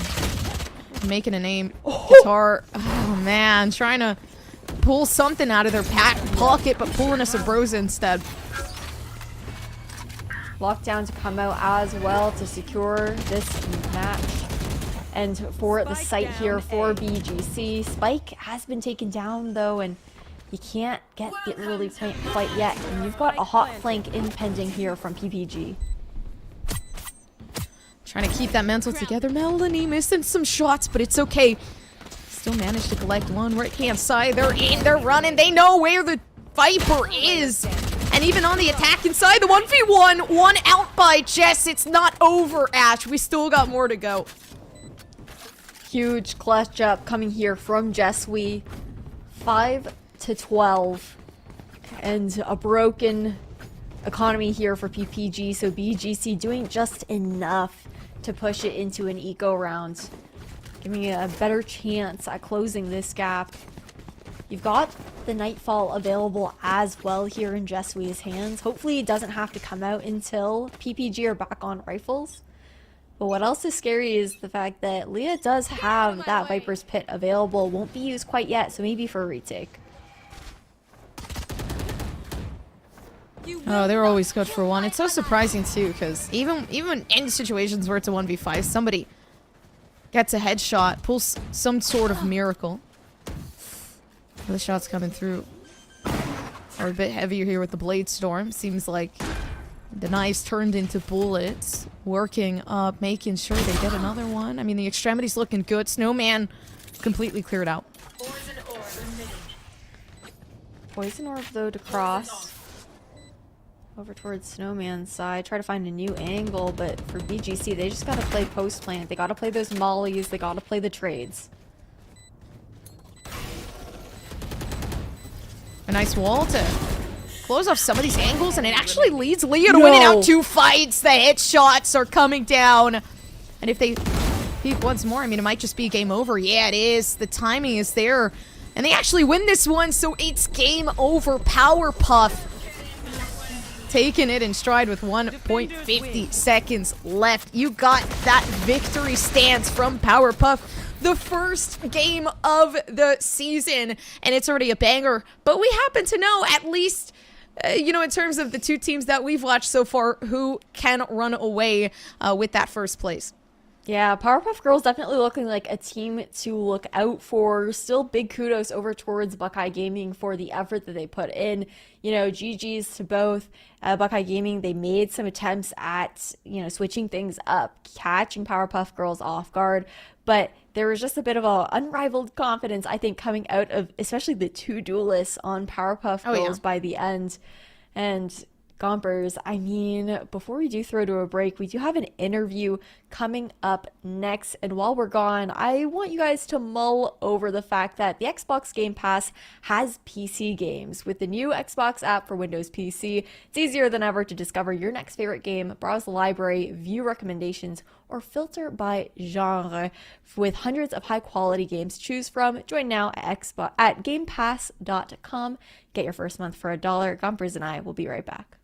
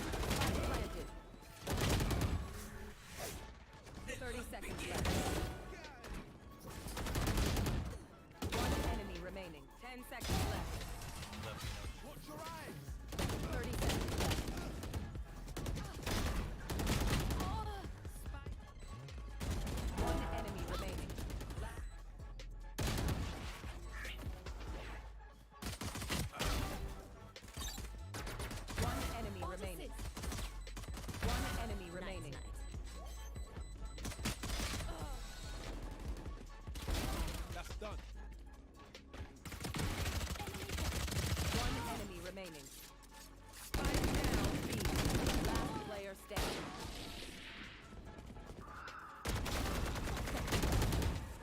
One enemy remaining.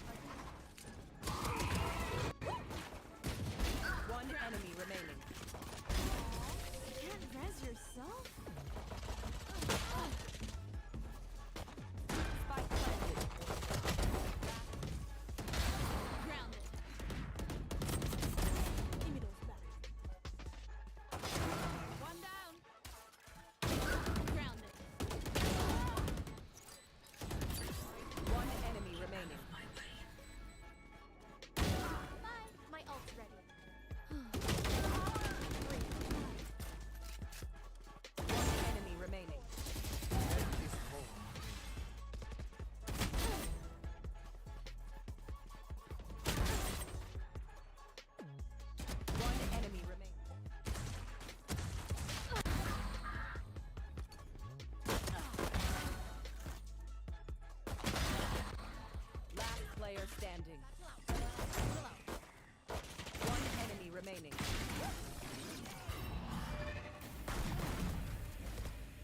Enemy remaining. Last player standing. One enemy remaining.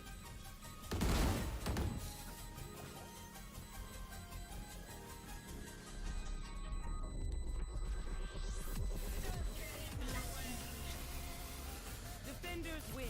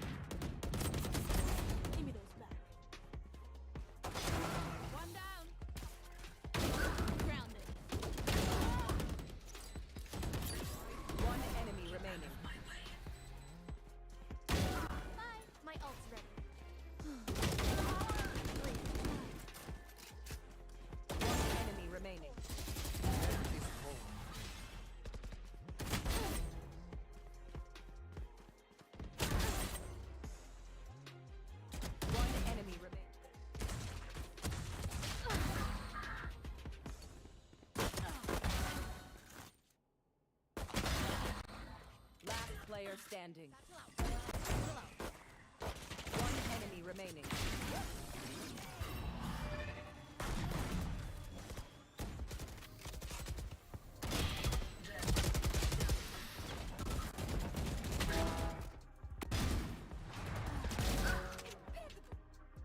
One enemy remaining. Enemy remaining. Last player standing.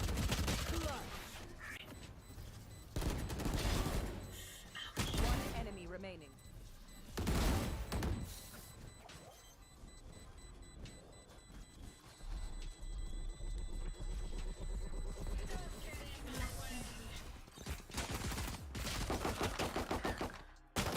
One enemy. 10 seconds left.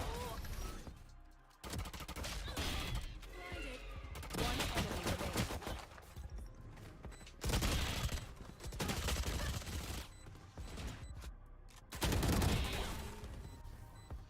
One enemy remaining.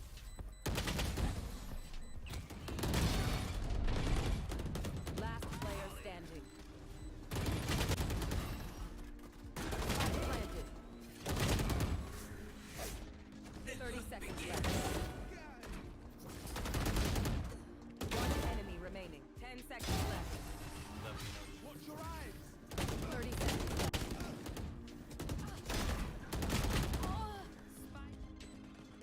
One enemy remaining.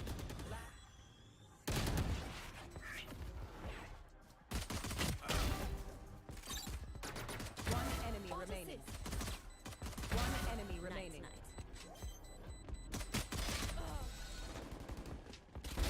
That's done. One enemy remaining.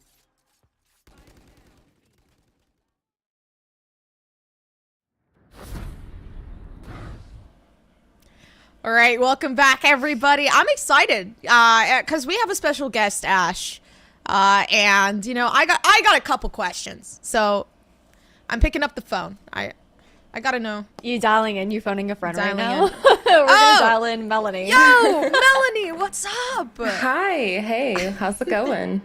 How's it going? I love your cat tree. It's very cute. Thank you. Number one fan right there. That's Daisy. All right, well, first question starting off. Why the Phoenix? You don't like the Phoenix? I love the Phoenix. I played CS for 5 years, and I think I'm just more familiar with being able to flash out and definitely reap the benefit of healing myself. I recognize kind of a selfish character, so I've been branching into that Jet, as you saw in Icebox. But it's just like an easy, similar to Reina, but you don't have to rely on getting kills to heal yourself. So, Okay, totally valid. I mean, I think Aubrey's question was more so like you don't get to see a Phoenix that often, so we're actually I love pretty Phoenix. excited. Yeah. We thought it was a really fun pick to come out and whatnot. But to go back towards a bit more like team stuff, we were wondering actually how you guys decided to form this team and whatnot, and how if you guys knew each other like beforehand, your friends who normally game together, or if it was more like a LFT situation. so that kind of goes to what I just mentioned about, do you want to hear what I have to say? That Ascent game was our second game playing together as a group, and followed that Icebox the third, and our first being last night. So we are very new to playing with each other. I'm friends with Leah, and she kind of invited me to this opportunity, and we kind of instantly clicked, and seems like our play style works, and we got picks where we needed, we traded when needed, so kind of just worked out. Well, you guys definitely did not look like a team who've only played about now a total of 3 maps together. You guys look great. They're out in the server. I think the synergy can speak for itself as looking very natural from like a third person point of view. And I guess I want to follow up with, for yourself, and if you can't answer for the team, that's totally fine, but was wondering what it means to be able to actually compete in this Paidia Cup series. I mean, it's a wonderful opportunity, and I have, like I mentioned, I played CS for so many years, and just I've always wanted to compete, And I think any opportunity to do that, I'm going to jump on. So just grateful that this can happen. Awesome. All right. Well, my question, I trolled a little bit in the beginning. But I'll ask you a serious question now.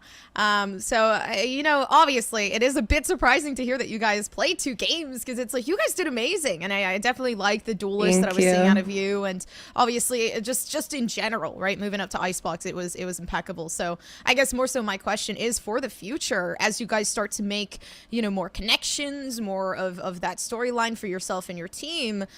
More so, what relationships in your team do you think are really going to stand out?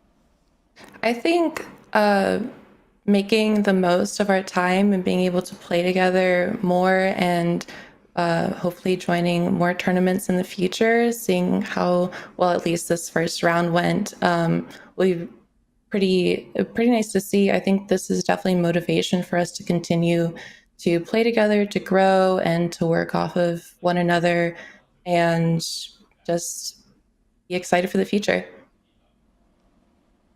All right. Well, I'm pretty sure that's all we have to ask. Ash, I mean, do you have any more questions for Melanie or her cat? Or Daisy, are the #1 fan in the background. But nothing much else for me other than, are there any other last thank yous or shout outs that you want to give before we end off for the night? I mean, just thank you to the team for playing so well and for allowing me to end up in their spawn most rounds, and being able to, I don't know, just do this together. I'm just really grateful. Well, thank you so much for taking the time to have this interview with us, Melanie. GG's, and looking forward to seeing how Powerpuff Girls shape up in the next 9, or I guess now 8 weeks, as we wait to see how the Paidia Cup does end out. Wishing you all luck and have a good night. Thank you. Thank you so much. Well, Gompers, it's just the 2 of us once again. How are you feeling about that interview? I'm wishing I interviewed the cat too. I had a couple questions. Why is it so sleepy? Well, okay, I was going to say they're nocturnal, but it's nighttime now. They're big nappers. They like to sleep a lot, but it's nearly time for me to put Gompers to bed as well, because the Paidia Cup is coming to a close for week #1. We're super thankful for you guys in tuning in today, and a huge shout out to Paidia for putting on this Women's Cup and giving this opportunity to the scene as well. And we will hopefully see you guys in future weeks, but it'll be over and out for tonight.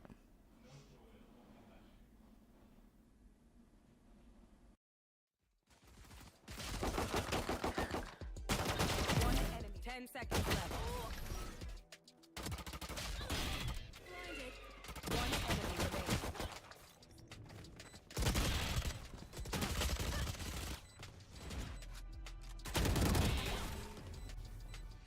One enemy remaining.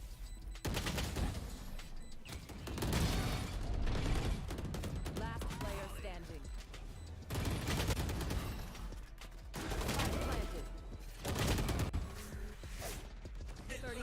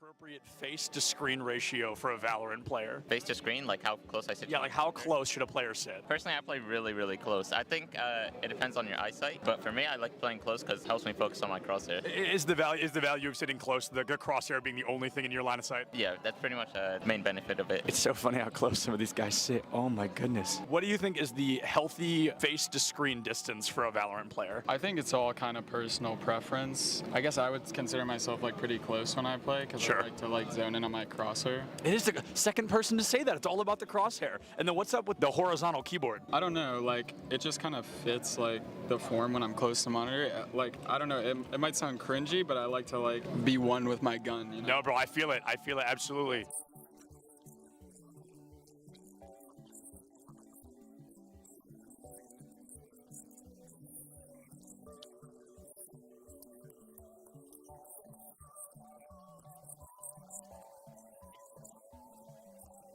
What is going on, everybody? I am here with some UCF fans. How are we feeling about UCF?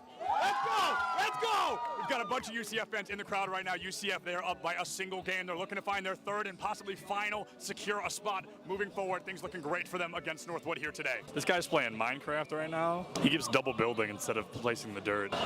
Pressure's on, man.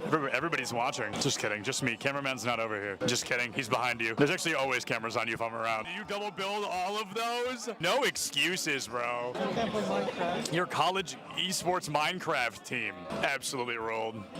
L after L here. Let's hope UCF has a little better luck on stage, huh? What is going on, everybody? I am Septilins. I have the honor of welcoming you to the Collegiate Esport Commissioners Cup here in Atlanta, Georgia. All right, that was good. That was good. Good content, good content.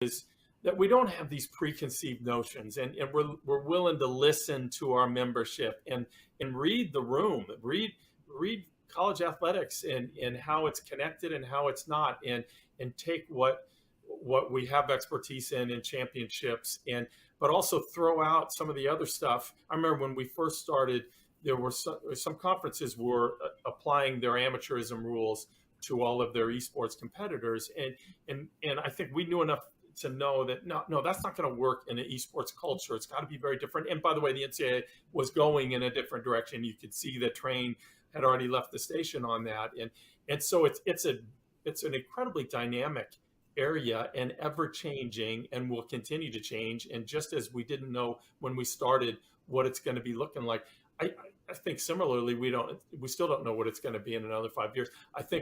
I know enough to know that all of us are still going to have a thriving esports program that's doing a real good service for our members and for our competitors. But we still don't know necessarily what some of that is going to look like, and that's pretty cool about it all. Let me ask you this, because you all are used to dealing with your athletic directors, and each of them are dealing with what's in front of them in their athletic departments. My guess is at least some of your schools are that this is not necessarily operating within the athletic department. And can you talk about how you navigate that in a conference office, and maybe the best way to handle that, or do you have preferences? Do you try to steer them one way or the other? And just talk a little bit about that, if you don't mind. Sure. The majority of our schools are not under the athletics umbrella.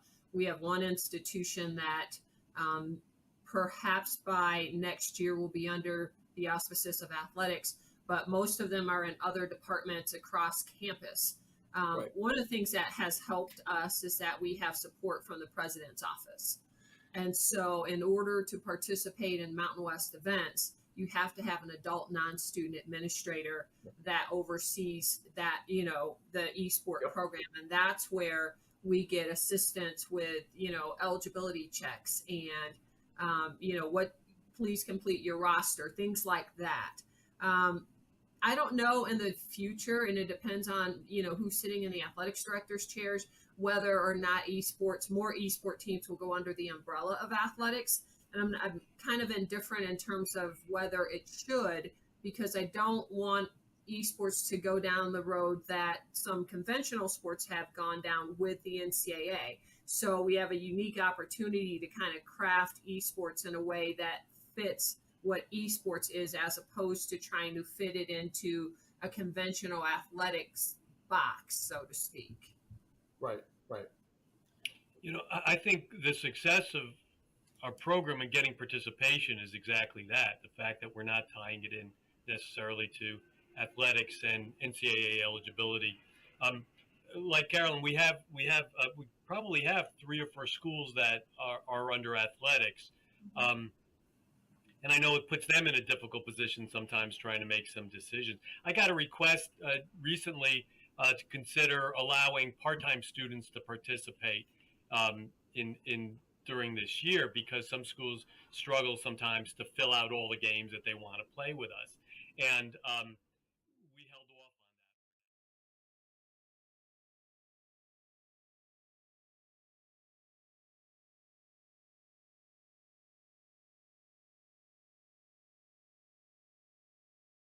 on that. We're at the Collegiate Esports Commissioners Cup. Let's make some noise. Oh, and it's going to do it.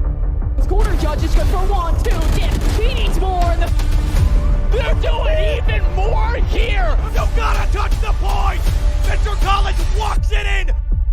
Toy Boy just gonna drop. Knife him. Right out front. Yeah, 3, 2, 1, running.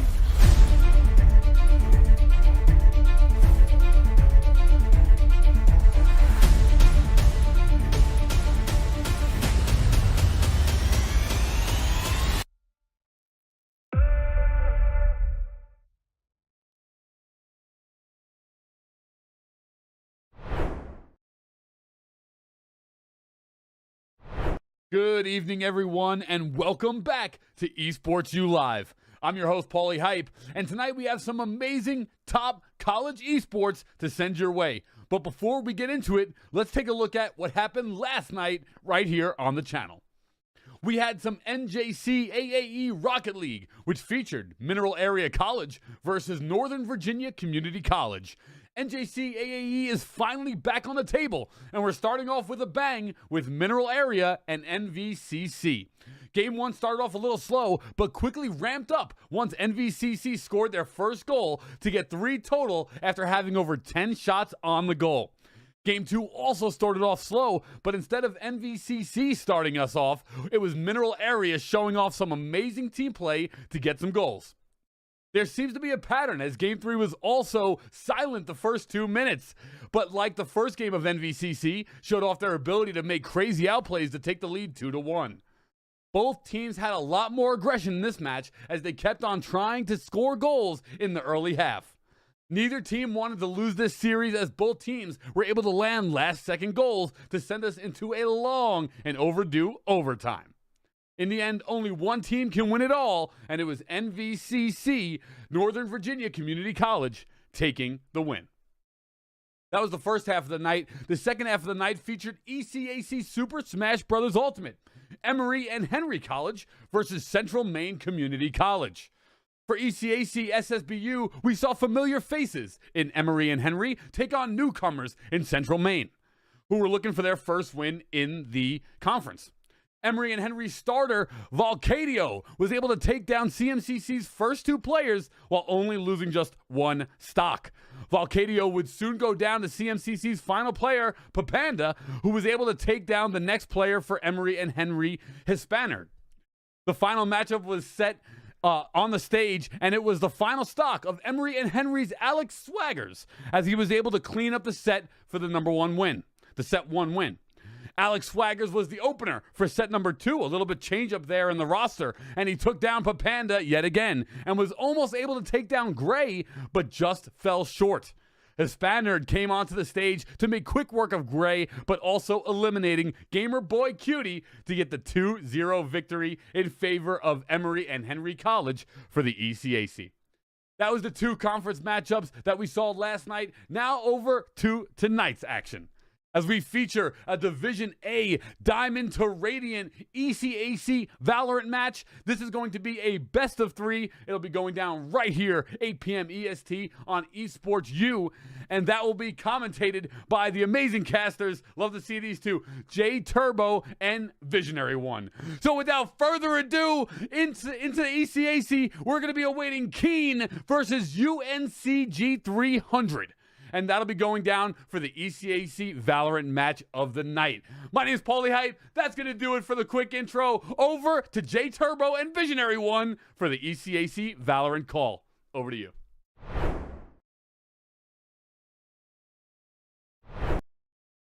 Thank you, Paulie, for that intro, as it's Valentine's Day, but there's going to be no love lost between Keene and Greensboro. As you heard, I'm Jay Turbo, joined alongside Visionary One, as this is going to be a bit of a grudge match, as these two teams have seen each other before last season. Yeah, and it was not pretty for Keene. So we're going to see how this one, of course, turns out, just for the sheer fact that UNCG was dominant last season. They went 7-1 in the original, and they're 2-0 right now, doing 4-0 on maps. So they're looking definitely strong. But a lot of interesting developments happened with Riot today. Of course, a new patch for Valorant came out. There's definitely some stuff to discuss with Raze and Killjoy. Yeah, Killjoy receiving a 25 HP nerf to the turret, and Raze, that boom bot, the duration getting cut in half from 10 seconds to 5. So wondering how this is going to change these teams and adjust their compositions moving forward. And I'm just really excited to see these squads. Keen, they've gotten a new coach. They've got some more structure around their IGL, Ninja. So excited to see how that plays out. And they're already doing better this season than they did last season. And that's always a great start. I mean, it certainly is. And that's where you have to start. And of course, we're starting with the maps today. So we're going to go ahead and bring those up for everybody with the picks and the bans. Of course, we're not going to see Pearl and Fracture. This is college Valorant. We never see those maps. But oh my God, we have a pocket pick coming out. We get to start on Lotus tonight. Oh, and I'm so excited, right? We were talking before the show. We're like, all right, it's going to be Haven. It's going to be Icebox. It's going to be Ascent. We're only getting one of those maps today. Split, of course, a little more familiar, but Lotus, the one everyone's talking about. We have so little data about this map because it is just so new. And I think that for Keen, this is a great opportunity for them to show the adjustments they've made, show that they're going to be better on this map, and try and take this opener against Greensboro. It's just really awkward for me because when you look at Haven, at least you have the ability to site split, right? You can either double push A, of course, both through sewer and through long. You can double push the C through garage and of course C long. On Lotus, you don't have that opportunity, right? Every single entrance is essentially a single choke, except for that, door that's on A link that's wall bangable. So it's very interesting to me to see how people will kind of play this map, because it's essentially 3 giant choke points. And if you're not fighting for A main, I don't know how you really gain map control. Exactly. The fact that there is so much of the map that gets opened up when you get that main control, when you can control whether or not there's those B rotates coming through. And we're already hopping into Agent Select as we can see a few hovers, and I'm not expecting to see too many raises, but the Killjoy, just 100 HP on that turret. I think it's still going to be good enough. But also another point I hadn't brought up yet is the lockdown nerfed to 8 as well. But oh man, Greensboro with the 5 Yorus up, that's always fun. I hope we get at least one locked. I mean, we might on a 3-site map. It makes sense just for those quick rotates, those good calls on defense that are coming out. I kind of doubt we see it, obviously, but apparently Kenny has been watching Yay and most of the other teams run Lotus because it actually happened twice in the VCT lock-in tournament today. Both teams were running Chamber on this map. So we're going to see more Chamber action as well coming out from Bush. Definitely love seeing that. And I kind of feel like Harbor, even though obviously this is the agent released before the map, I don't know if he is the best smoker that you can use. It seems like a lot of these choke points really benefit from those dome smokes versus those walls. So it's interesting to see that being hovered right now, as you already see Omen on the other side being hovered as well. Yeah, and Omen has really stepped up as the controller of choice for so many teams, and I think that he is in such a good spot right now that I'm not sure if you really want that Harbor. Armando is going to lock that one in. Hoshi as well, actually picking up the raise, not caring about the nerf, not caring about the lack of recon, still wants to be able to fly in with the satchel packs as UNCG all locked in, and Keen looking like they are going to stick with that Harbor, and a Phoenix as well. So both of these teams taking very different approaches to this map. Not just Harbor, they're actually double controlling this. Everything is going to be walled off. Did you see that they're also running a Viper? Yep. So Keen bringing out the double controller strats, but it's something that we really haven't seen in Valorant except for the induction of Harbor. And I don't think I've ever seen them two run together in a competitive setting such as this. Most of the time, it's one or the other. You'll see it occasionally used on Icebox by pros with that Harbor, just because the orb is very good and you can kind of get a little bit more utility out of that Cascades versus just losing Sage Wall almost immediately on B site. Seeing both of these together, though, is very, very interesting. Yeah, they are really wanting to control all of those choke points we brought up earlier, able to just remove so many options from this already pretty linear map outside of the A site. And removing so many of those sight lines and making those entries so unpredictable is, I think, a real strength moving forward for Keen. Of course, this is their map pick, so they are going to have hopefully a little bit more practice than their opponents on it, but each of them picking up the chamber, meaning they're trying to take advantage of some of those sight lines. I mean, you have to at this point, right? I mean, you either run a jet there or you run a chamber. You need a primary opper. And it just kind of seems like this map is well enough established around kind of, minus obviously playing them on offense where you kind of lose that trademark just because of the range, right? So you can't just hard flank C anymore and then rotate all the way and play A. We're obviously going to see this stack starting off. And with UNCG starting out on defense, I'm really expecting to see this Raze and Sage combo right here. You're going to have an instant slow on top of that nade coming out right off the rip. Oh, Ninja trying to get quick early on as the Bird will slow things down, but Bush already winning out the chamber duel. First contact taken by UNCG, and they're successful. The default already sort of picked apart from Keen. Yeah, and I mean, we talked about this in the pre-show, right? You have to fight for A main just because it gives you so much map control, because you can start pushing through towards B as the fight is going on right now in between Armando and KU. And there's some good chip damage right there coming out. Somehow makes it away with his life. More good chip damage coming out from Ironic. They weren't expecting 4 people just to blitz in and rush that. And here comes the Harbor wall. It's going to be there, of course, for Ninja, but nobody is really aggressed onto site yet. There's a lot going on right now, but not a lot of space taken right now by KU. And the Omen Smokes, those Dark Shrouds taking up so much time, and now Ninja stepping forward with Ironic, but all the frags are going the way of Keen off this entry. It's just Penguino and Bush trying to stick around on the backside. Spike will go down, and a decent post plant already set up for Keen.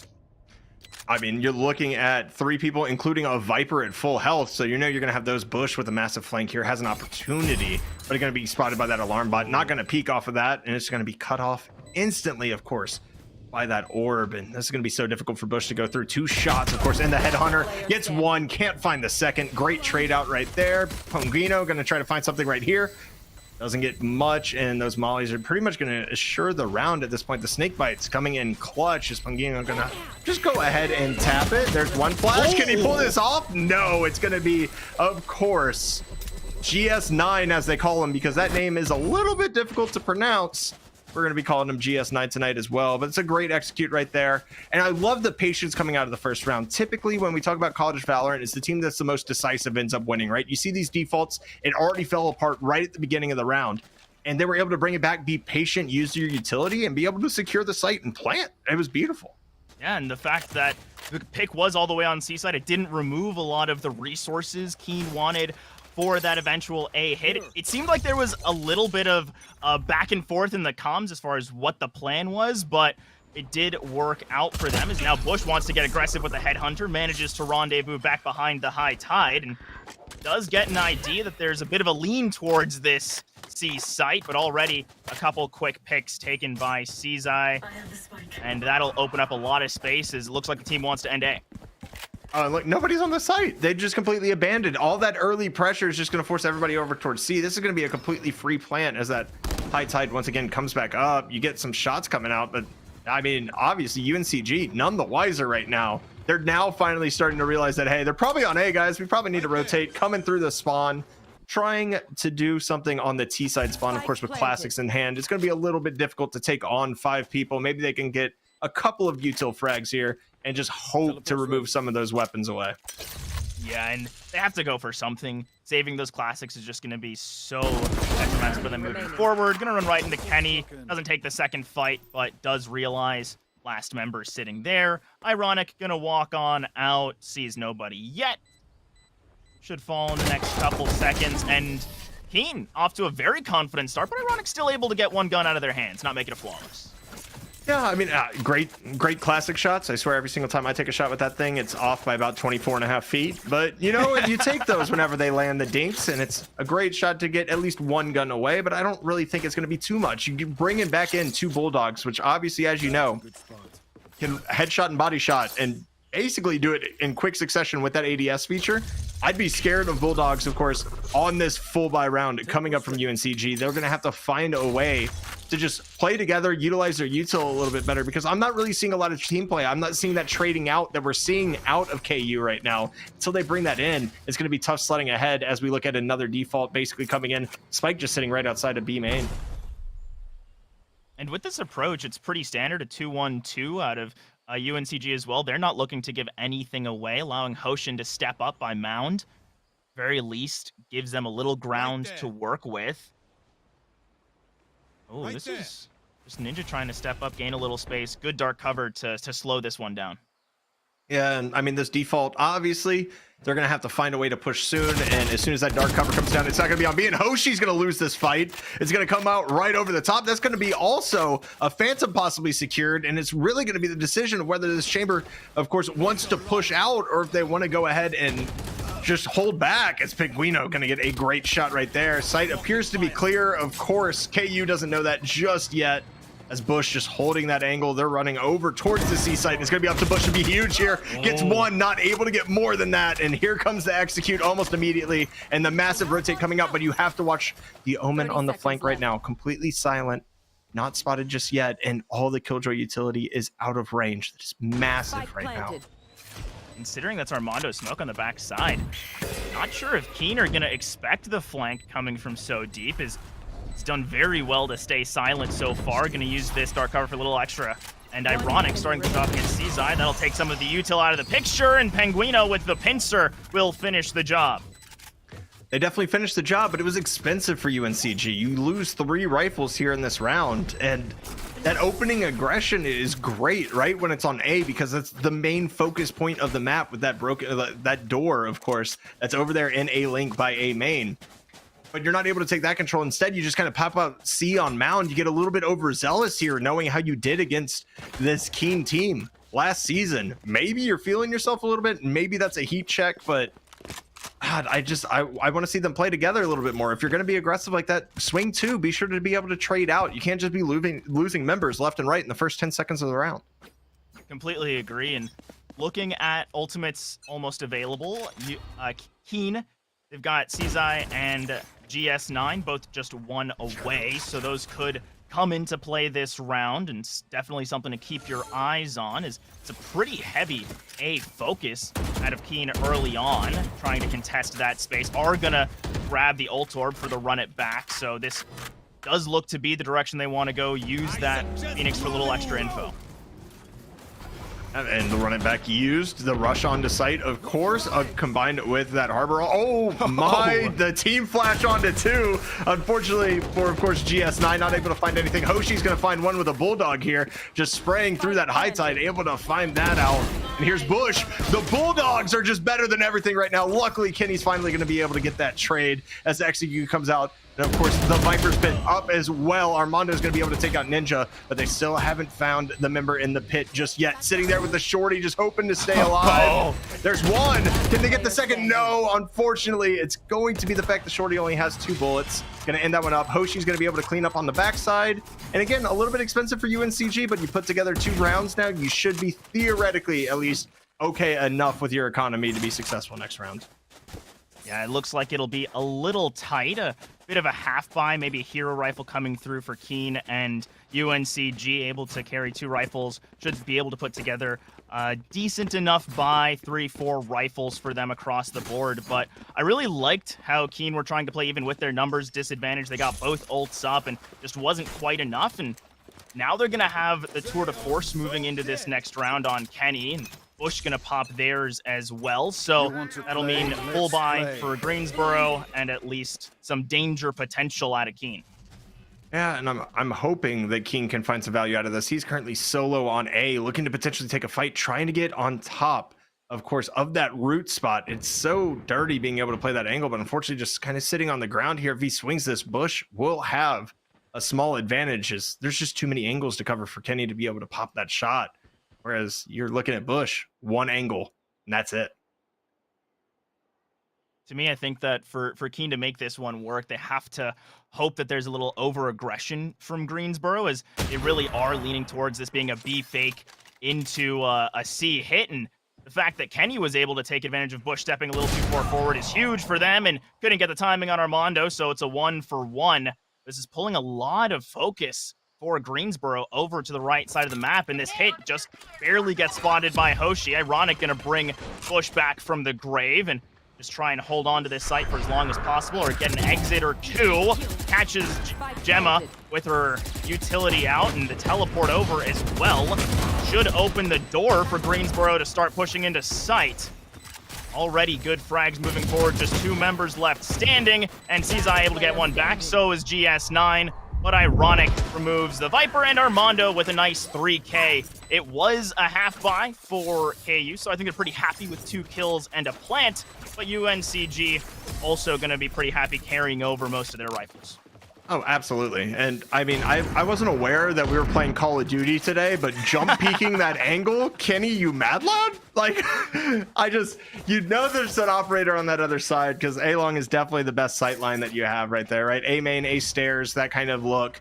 And my man just ego swings the absolute bejeebus out of gets the jump shot. Unfortunately, not able to find the second. That's kind of where the round falls apart, because everybody else just rocking, of course, with those sheriffs. It's really hard to win against rifles unless you're just sheriff demons. And unfortunately, that round they weren't. So we're going to see what can kind of pull out here. I'm expecting to see more aggression, of course, towards A, and we're already going to see that cascade rolling through. A little bit of spray, actually going to find a little bit of chip. No, not able to get through root with the wall bang. So Cizai going to be here. They're expecting that C aggression, but this is what I like. Bush and Hoshi both here right now, but you can't just solo peek it like that. You have to give the opportunity for the second swing. It's not going to happen, and we're now once again in a 4v4. A great pick from Penguino out of mid to keep this at an even score line. Or really Hoshi's response, keeping it even, is there's so much space taken by Keen by this A site, but they just haven't converted it quite yet. The spike's still all the way back at spawn. And from this position, Visionary, where do you think that they really commit their approach? Because it seems that they want to angle for a fast B hit, and maybe that's just the case. High tide drop, and Penguino on the opposite side of it, so should be able to at least contest for one. Drops the dog for some early info and realizes it's time to wait for backup, as site will get taken. Utility used to clear things out. Curveball just going to run right into the smoke, and the flash, counter flash works out because Armando's here. As the Seekers are going to get sent, and all of the re-entries are starting to work for Greensboro, as I don't know about the lockdown being committed in that moment, as everyone rushes in, and the Spartans are up to 4. The Spartans have done a really good job of kind of playing and using Keen's passiveness, or just their patience, really, against them. And I'm seeing this right now, and I'm continuing to see it, to where they're taking all this space, right? Like, you're pushed up all the way almost on A. You have stairs basically smoked off, and you were just waiting to push, and you're like, you know what, we're going to hit B here. And with any 3-map site, is of course an attacker is called by KU, right? Or a timeout is called by KU right now. We're going to see how they kind of talk about this, but I said it at the beginning, right? Most teams that are assertive in college Valorant end up catching wins. And right now, I just don't feel like Keen is very confident in their first read. And the only reason I say that is because they're not really taking any opening gunfights, minus just being able to catch the lurkers out from UNCG.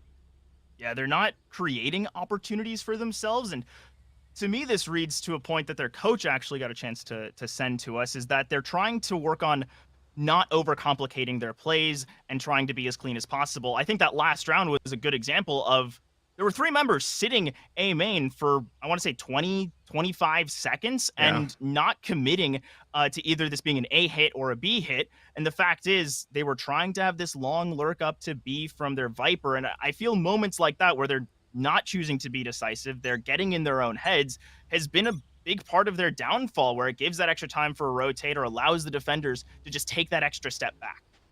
And also, just the kind of fact that you don't have an initiator. You have nobody that can actually gain intel as to where the members of UNCG are right now. And I understand the double controller makes it so much easier to defend this map, because you're just able to get rid of all the sight lines, right? All those choke points not going to be able to be seen through.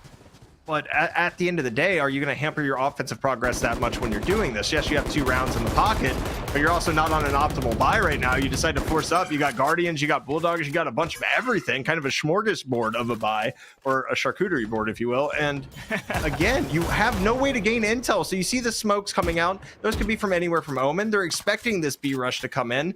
But I mean, if you're going to B-rush, you might as well just buy Stingers and Light Shields and completely run it down versus buying Bulldogs that can still lose out to a gun with the fire rate of a Phantom.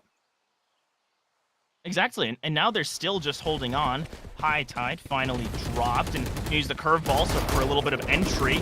Does force the defenders back. Pinguino and Armando just trying to hold on. As Viper Wall committed as well to hold the space. It does just look like it's going to be a quick wraparound, and the Showstopper used to try and clear out a couple of corners. Not going to find a kill, but tons of damage onto Seaside, who will eventually fall. That's a lot of utility taken off the table as Nano Swarms are dropped, and now without any snake bites, going to be fighting through this wall. Pinguino and Gemma getting a couple of kills for themselves, and it's just a spray right onto the spike through the smoke, and it's all going the way of Keen. They got scrappy, and it's working, as this is still a stick.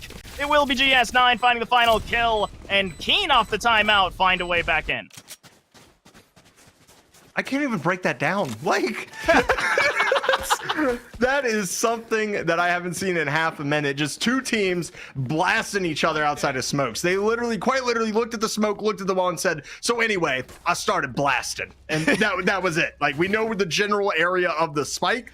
We're going to see what happens when we spray through this and hope we can catch a round. And it's a great job. You got an operator in Kenny's hands now, 7 and 5, the top frag right now for Keene University. Got to feel good about that. And of course, we're going to see the Cascade come out.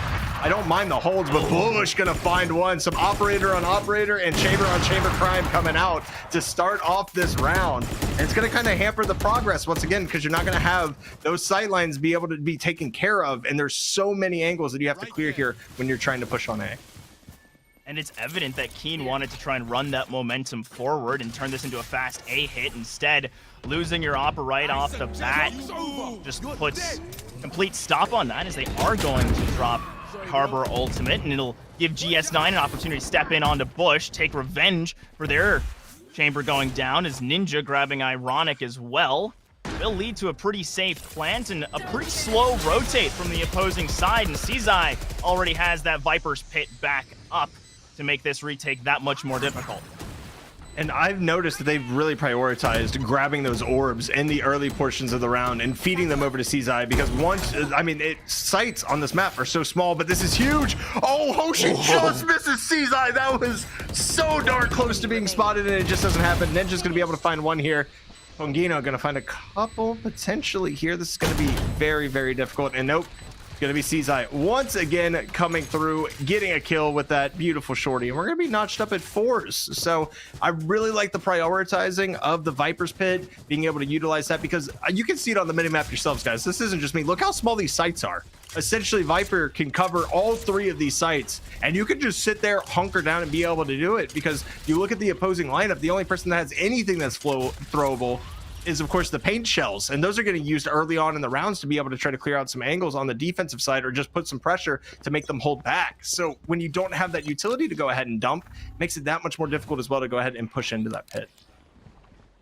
Armando wanting to take advantage of some of this orb pressure we've seen so far, as Seaside immediately grabbing Bush, but Armando using that adjustment to their advantage for just a moment, grabbing one Vandal out of the opponent's hands, and Pinguino with the Seekers now up does give them an out to try and turn this round, but still a lot of time being wasted by Keen, being very methodical, trying to not give anything away. They know there's Sheriffs and Marshals potential on the other side, and Hoshi giving away the lurk, as Kenny just wants to take this duel, but Hoshi wins with the Marshal madness. That is a magnificent shot right there by Hoshi, and Pagino got to make something happen here. And sorry, you're not losing that close up with the Sheriff. Your first shot's got to be on point, and unfortunately it is not, as the pressure is going to come, of course, through A door. Once again, good shots landed by Ironic, able to find one, but it's a 1v2 right now. Hoshi has full HP right now. 125 shield to deal with. Gets the shot on GS9, able to get the defuse. That is a massive round right there. Of course, they were on a save as well. They're able to pull out the clutch, and apparently the B site is just Keen's kryptonite right now. It feels like it, but unless they can spray and pray on the spike, it's been their downfall. And that round, you just got to give it to Hoshi. Straight up wins the Marshall v Vandal duel, then turns it around to win a 2v1 clutch at the end, putting in so much work. But also Armando finding the opening pick, drawing a lot of that timeout, and really impressed with UNC's ability to just adjust on the fly and make these really quick differences, and throwing Keen off guard. I mean, it certainly is. And even here, you're seeing that double aggression out of C once again. I think that's extremely important, as the spray down, of course, going to come in for that A main control. And I think this is going to be a common thread that you see, whether it be collegiate Valorant, whether it be professional Valorant, whether it be game changers. It literally doesn't matter. This fight for A main is going to be pivotal to being able to take space on this map and give yourself options. We're going to continue to see this thing fought for over and over and over again as Hoshi actually breaks out a door. It's going to be a little bit of pressure there, but they're going to be able to wall that one out. And Hoshi's going to have to bail just a little bit, but gets found by Kenny. And here is a fast rotate back over to the B site. It seems they want to try one more time. Is Kenny going to get caught by their counterpart on the rendezvous? Is Penguino able to get some revenge? Quick turn back around to the C site, and I like how Keen said we're going to show a lot. A, we're going to move B, and if that doesn't work out, let's just head over to C, get the nice open plant before Greensboro can respond, and it's a nice post plant they're already setting up for themselves with Greensboro slow on the rotate. I mean, you have snake bites, you have nano swarms, you have everything you could possibly need, and look how many are playing off site right now. Literally, just that turret right there is available, and there's the wall as well. You have the Phoenix throwing their hot hands, like everything and their mother is being thrown at this right now. There's one nano swarm. It actually missed. Are they going to be aware of this? They're going to stick it. You have to be able to find something here. It's going to be gone. They're going to be able to get the ninja defuse through the Omen dark cover. Are you kidding me right now, UNCG? That was absurd. That's a pros don't fake moment. But for Keen, if you're not hearing a retap, if you're not seeing counter spray from who is defusing, you got to assume it's a stick, and they were just a little late on that snake bite to try and bounce it back. If that gets dropped a second earlier, Armando dies on the spike, and we still have a round going on, right? And instead, UNC, they grab themselves at least an even half and are looking for more as, once again, Cascade dropped out of main. And I'm just looking at it, and it's always so weird to me to see a full team playing off-site on a retake potential. It just, you have to have somebody at least there to fight and put pressure on it, and I feel like that's kind of where Keen faltered on that last round. But it's not gonna matter this time, because GS9 gonna come through, get ironic, and they're just using and abusing this door right now. They do not care. They're gonna rush through it. This is gonna be the first time in a hot minute, but that's gonna be a great paranoia to kind of delay the push. Also, that orbing dropped as well, so Harbor, the wallbang protection is gonna be there. Armando finding another one, slowed for half a second. It doesn't matter. He's gonna find two. Can he find three? No, it's gonna be Gemma with some fantastic shots. She's been doing a great job on KJ so far, as Cizai gonna be able to swing one on the back, and now it's a 2v2 with the plant potential, but the Seekers coming in as we speak. Oh, dropped, and Kenny starts off the damage, getting rid of Bush, and it's all up to Penguino. The Seekers already destroyed, so won't be able to get any extra info there. Knows he's not going to win on the long sight lines. Cizai's the one to watch, but still all the time that was bought means there wasn't a plant, and seems they'd rather just take a safe site, knowing Penguino has to be on A, and go for a reset. I really don't mind this time. I mean, you have 20 seconds. The only thing I mind is I think you run all the way C. You get as much distance as you possibly can. I understand there's 3 people available, but it almost looks like this is going to be kind of, I mean, there's no double swing potential here. You're going to have both Chamber, of course, watching CT, and then you're going to have the Viper just watching the spike.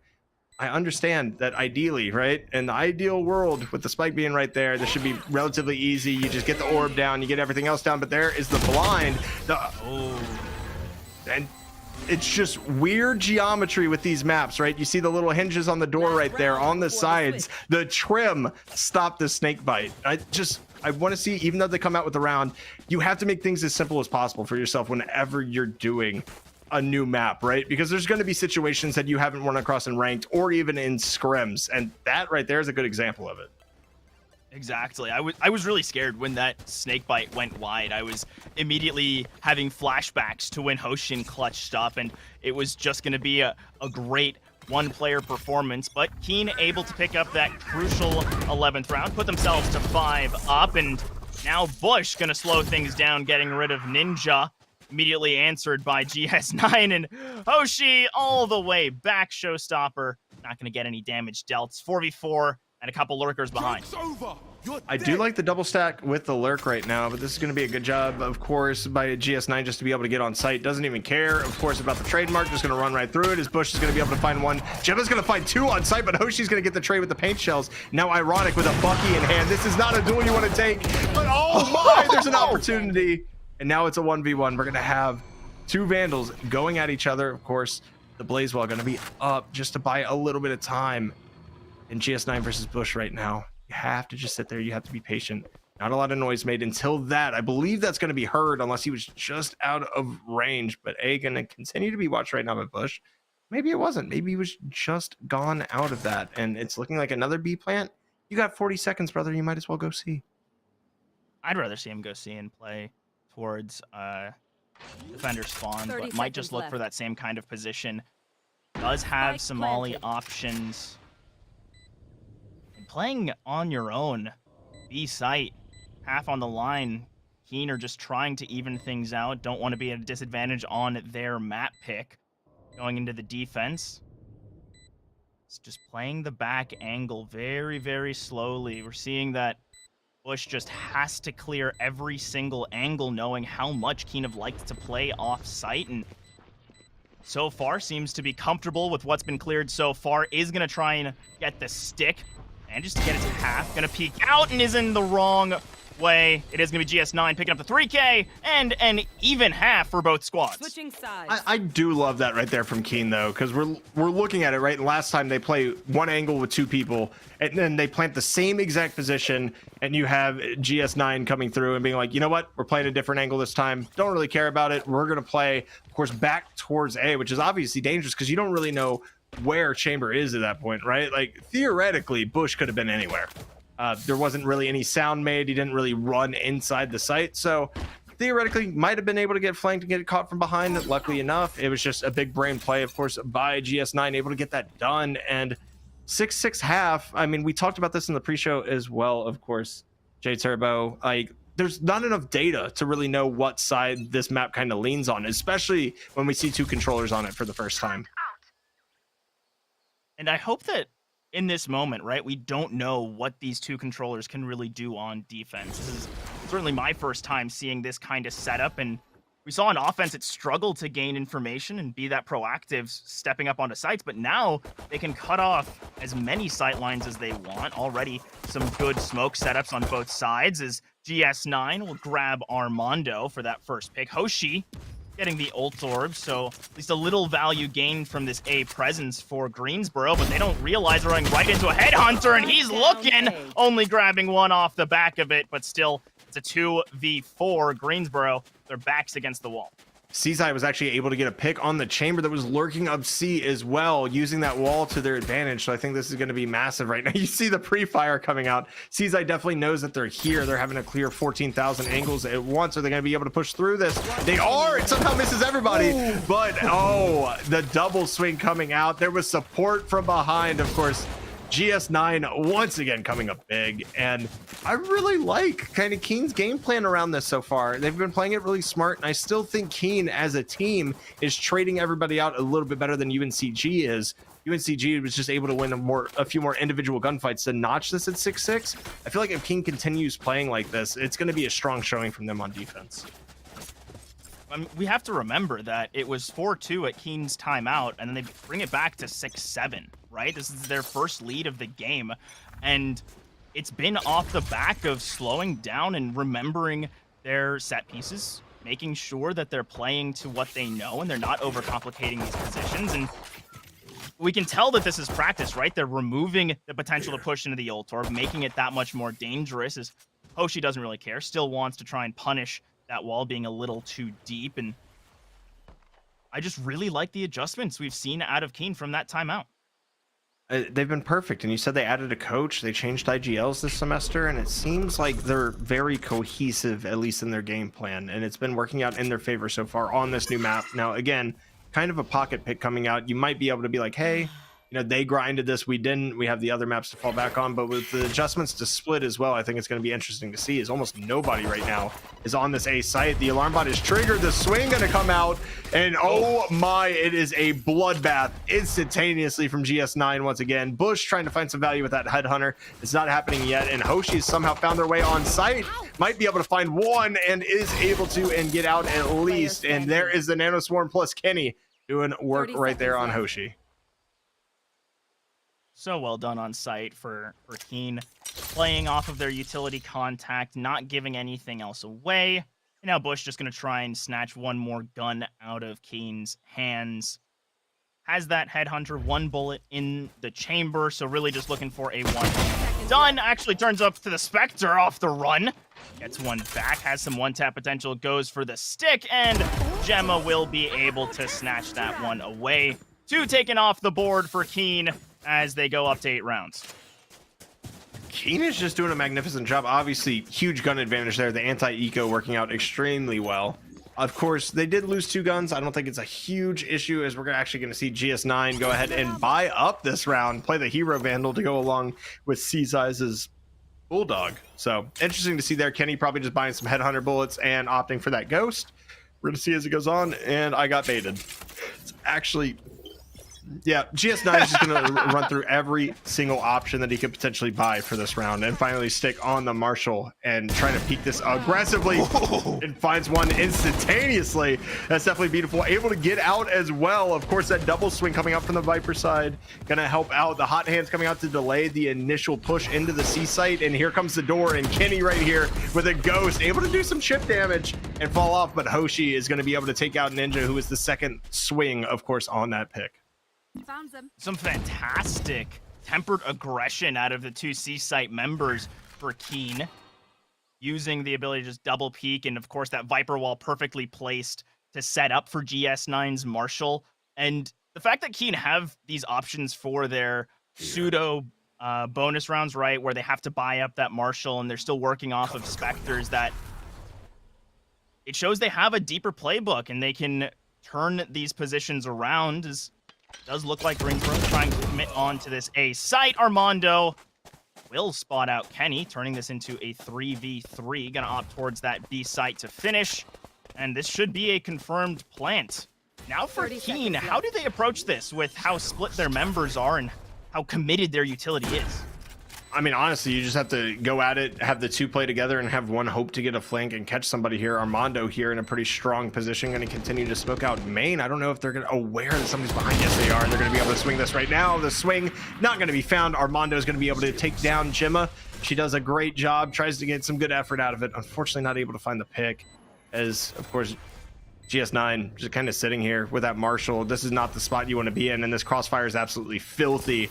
I'm expecting for blood here, but both actually get flanked. Sans is going to find one. Armando's going to find the second, and Hoshi, Armando there, just kind of with the trio of crossfires. Even with the blind, it's not going to be fast enough to delay them from taking them down. Yeah, really good post plant. As you said, that triple crossfire, almost impossible to push into. I did like to see GS9 getting one with the Marshall off of the curveball. I think moments like that are always fun, where it's sort of just saying, hey, doesn't matter what gun I have, I'm still going to get the headshot off the peak. And now we've got our first true gun round of this second half, and I think it's going to be a real tone setter for how Keen's composition is going to be able to fare throughout this, as they do still have their Viper wall set up on C site, and they're committing the high tide as well. So, you know, force Greensboro to have to push through 2 lines of smoke to turn this one around. And now that nerf Boombot gonna spot one and trigger for the showstopper. Already Satchel's dropped, and that's gonna be the run it back used to try and stay alive. But the respawn point was too close. Armando grabbing Kenny as well leaves this C site ripe for the taking. It certainly is right, but it's really going to come down. Oh, was the heal spotted from Sky? It looks like Caesar might have seen that. Is Ninja going to go ahead and grab an orb just to try to secure a little bit out of this. It's going to be a 3v4 retake. It's not going to be easy sledding ahead by any means. Strong post-plant positions played by just about everyone here, but the fight over on C from spawn side is going to be huge. Bush going to get traded out by Gemma. It was a good double swing that they had planned. Now you have to isolate your ones. You have to give yourself the opportunity to be able to isolate at least one gunfight so you can get into this 2v2, and that flash is not going to help as Hoshi, wait, doesn't find the pick through the wall. Now it's a 2v2. Both are on backside. Pongino gonna find one. Ninja right here needs to find one. Does pulls out the classic. Do you have the right clicks? You do. Can you defuse in time? No. It's enough, of course, from UNCG to secure the round, but that is a lot of economic damage done. And we talked about the first real buy round coming out from both these teams, and it is a bloodbath. Oh, that is so incredibly tight with just the Phantom carried over from Ninja VAL. I mean, there's so much to look at, right? With Hoshi not quite being able to use Ponguino's flash and Gemma somehow finding a response out of that position. So well done by her to give Ninja the space to try and make that retake happen. And of course, that spike had ticked down too long, too much time snatched away by Greensboro. But these two teams so close. We're all tied up 8-8. This feels like the start of a Swift play match. It's just first to 5, and GS9 gonna grab Ironic for the first kill of the round. Not only that, but they were on Sheriffs and Classics. So that, again, the double swings coming out every single time Keen has any disadvantage. It seems like there's two members of the team there ready to swing. They're able to capitalize once again on that, get themselves a gun now. So it's going to be a little bit more balanced. I believe it's going to be 2 rifles going into this and everybody else basically on Sheriffs. As you see, of course, GS9, aka Sanzuito's Stan. I mean, what a name, honestly. As Armando might get peeked here. Ooh, it's going to be dangerous. But yeah, that name is ridiculous. Paint shells used to clear out the angle. And actually, GS9 wants this again. Not able to find the shots. And Hoshi grabs gems on site. That'll secure the plant. As 4 members now going to have to try and rotate on over to get this somewhat even retake. Of course, the gun advantage firmly for Greensboro. It is going to be a push primarily out of stairs. Stepping up, and this is going to keep Bush cordoned off. Hoshi to grab Cizai, and the fact that Ninja was able to carry this Phantom over is going to be big, as this is a 2v1, but the guns are working out as Keen make this save work out for them off the back of a save. I'm just surprised, right? And it just comes down to uncharted kind of, when you talk about defaulting, right? You're supposed to get information. You're not supposed to push deep enough to where you can get picked off by 2 people on a save that are going to swing on you.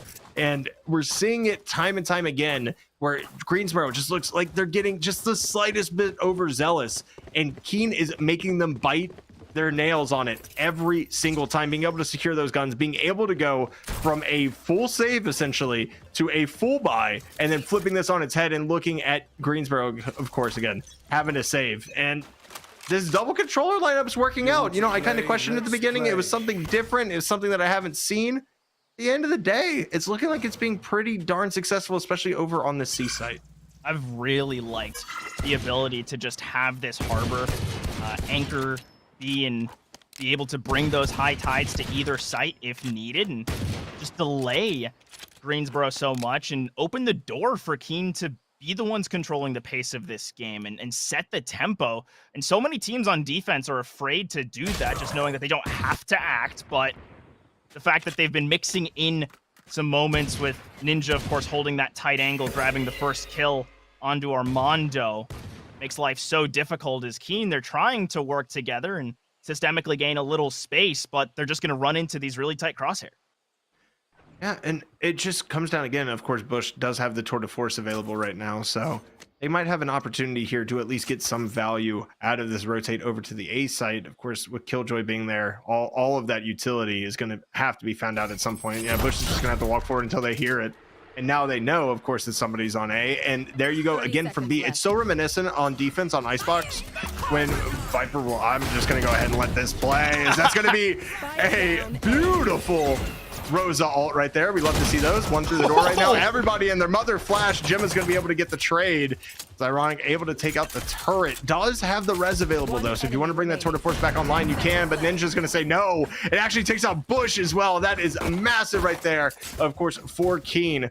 I was just going to say, playing that Harbor there and just leaving them there kind of isolated, right? Reminds me a lot of defense on Icebox, whereas Viper, if you play in Kitchen, you can actually effectively wall B site and A site at the same time.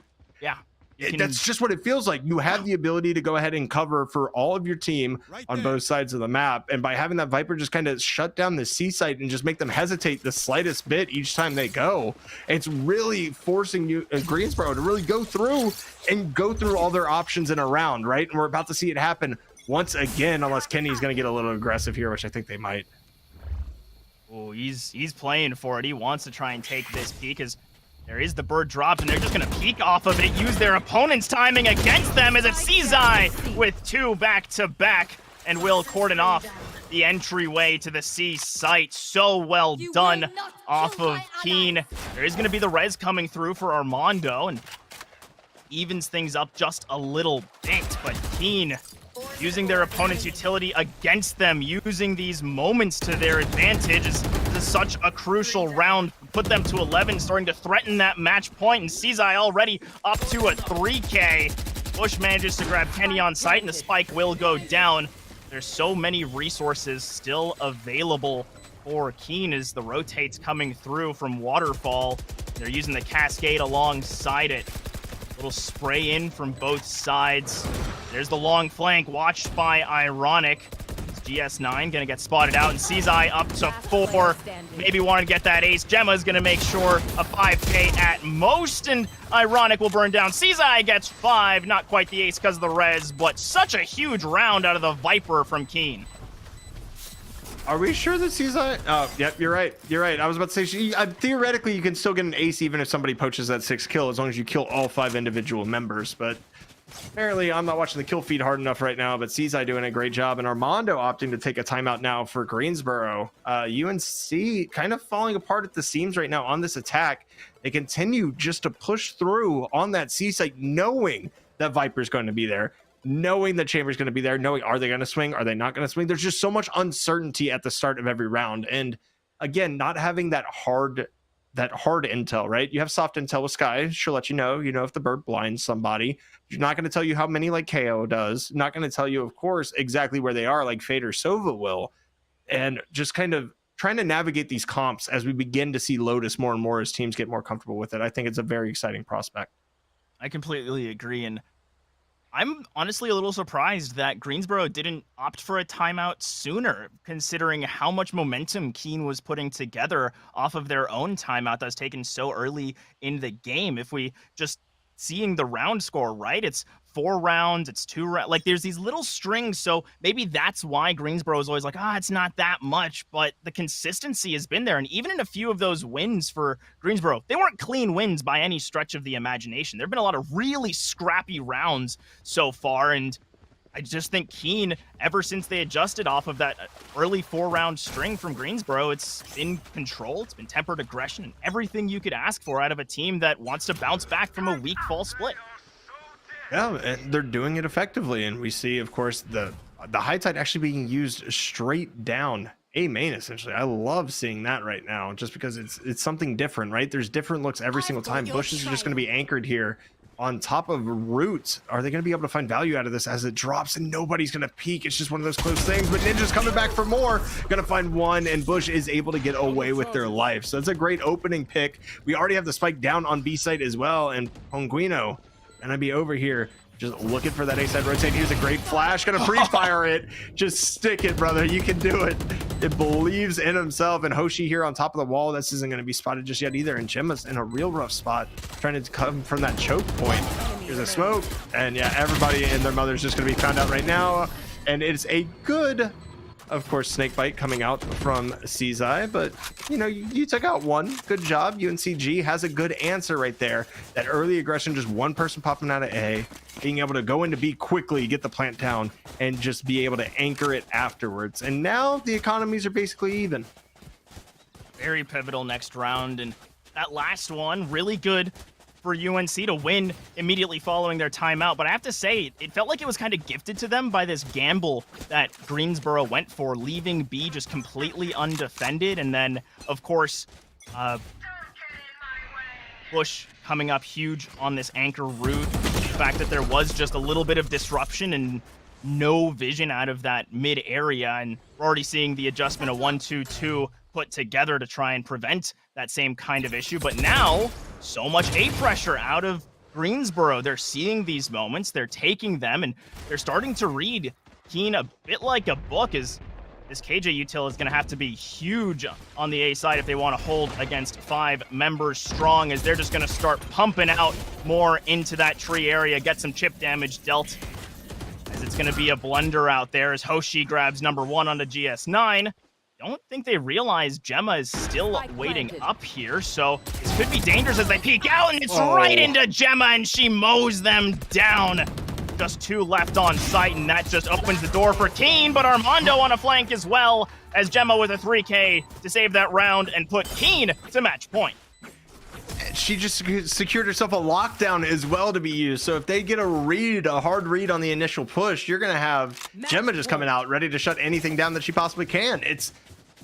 You said it feels like they had it read, right? And especially, I agreed with you up until the point where the harbor wall, the high tide, was thrown behind everybody that had aggressed onto A. And I was like, okay, this is a bit something different.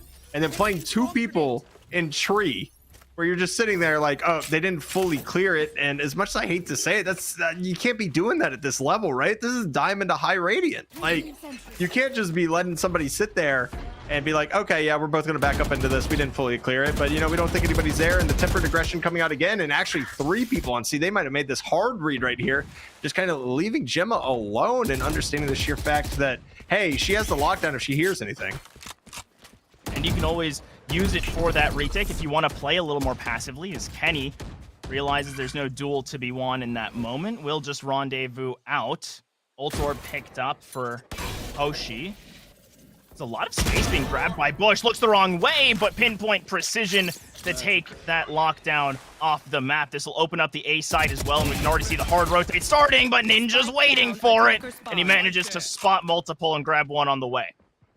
That's just huge right there that, it's not cleared, and Armando is going to have a nice juicy little flank here, because I don't think he was discovered sitting in the corner, of course, of B over by the spawn, and it's something I love to see. I'm loving this back and forth that we continue to see. The spike is going to go down, in fact, and we're probably going to see this this reckoning being used, just trying to get somebody. And what a shot by Ninja, just literally bailed out their Phoenix, able to get him away. GS9 got to say thank you for that one. The flash is coming out everywhere. There's one blind, but Ironic's going to be able to find it. The Molly's going to get dropped by Cizai, and there it is. Armando right now with a chance, not going to be able to pull it off. It's going to be map number 1 for Keen. And the big news here, J Turbo, is the sheer fact that UNCG just dropped their first map so far this season. Yeah, they were 4-0 going into this map score-wise, and now they've taken that first loss. You got to question the mentals, but also for Keen, right? You pull out the Lotus pocket pick, you pull out the win after an early timeout, and it was really night and day. So much control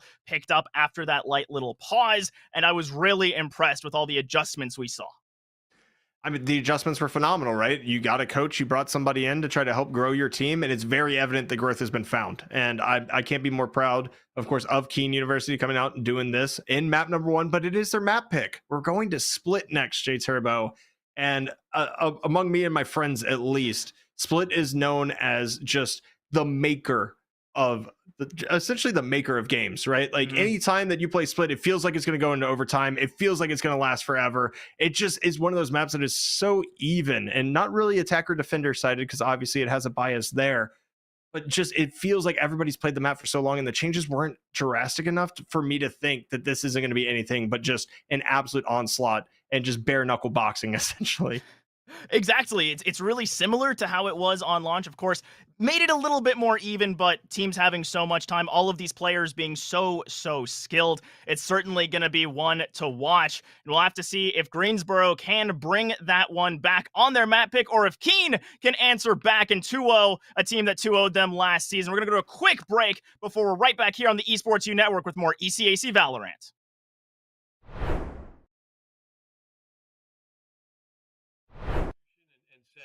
What's your policy for those that are under student development or activities? What's your policy for allowing students to participate? And if you certify that they're eligible under your current policies, then that's good for us. I also think, and I was part of some of the conversations early on with the NCAA years ago about the NCAA getting involved as a Division II representative, and I was crossing my fingers that wouldn't happen. Just because I think this needs time to grow, and expand. Can I ask a question? Because you mentioned part-time enrollment, and one of the things that we've done here is that as a conference, we've just set eligibility standards, full-time enrollment, making progress towards your degree as the institution defines it. Are you guys doing something like that as well? Because we've gotten that part-time enrollment question and we've said no. Yeah, no, I don't think we've gotten that far down the line, Carolyn, to ask for that. I think we kind of put it on the institution, but we do say that the student has to be a full-time. Now, they could be a full-time grad student, but they have to be full-time as from what the institution decides. Yeah, our eligibility requirements are just as simple as can be. You have to be a full-time student in good standing. Yes. And after that, and that's about it. Now I think we wanted as few impediments to getting this thing rolling as possible in the outset. I do think as schools get more competitive, they will start to distrust one another. And that's why we have this 500-page NCAA manual, because schools distrust one another. But we're not there yet. Right now there's still a collective, let's move this forward. And the fact that the NCAA is not administering it, I think, is really helpful to the growth of it all. And yes, we allow grad students. We don't even have a 4 or 5 year clock. If you are full-time enrolled for 10 years in good standing, you can do. And why not? Why would we not say that that's okay? Now, eventually, like I said, we may change our minds if the schools require it. They say, no, this is crazy. Look what they're doing over there. We don't like, but I think we're still a long way from that. Alex, do you have anything? Yeah, I mean, I echo everything that really Carolyn has said. You're gonna have to forgive me. What was the original question? It's been a minute. I know. I'm sorry. Well, just kind of what you set out to do, and then what maybe the realities of it all.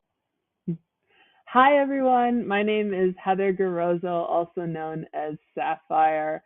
I'm so excited to join you here today. This is an initiative that means a lot to me. I've been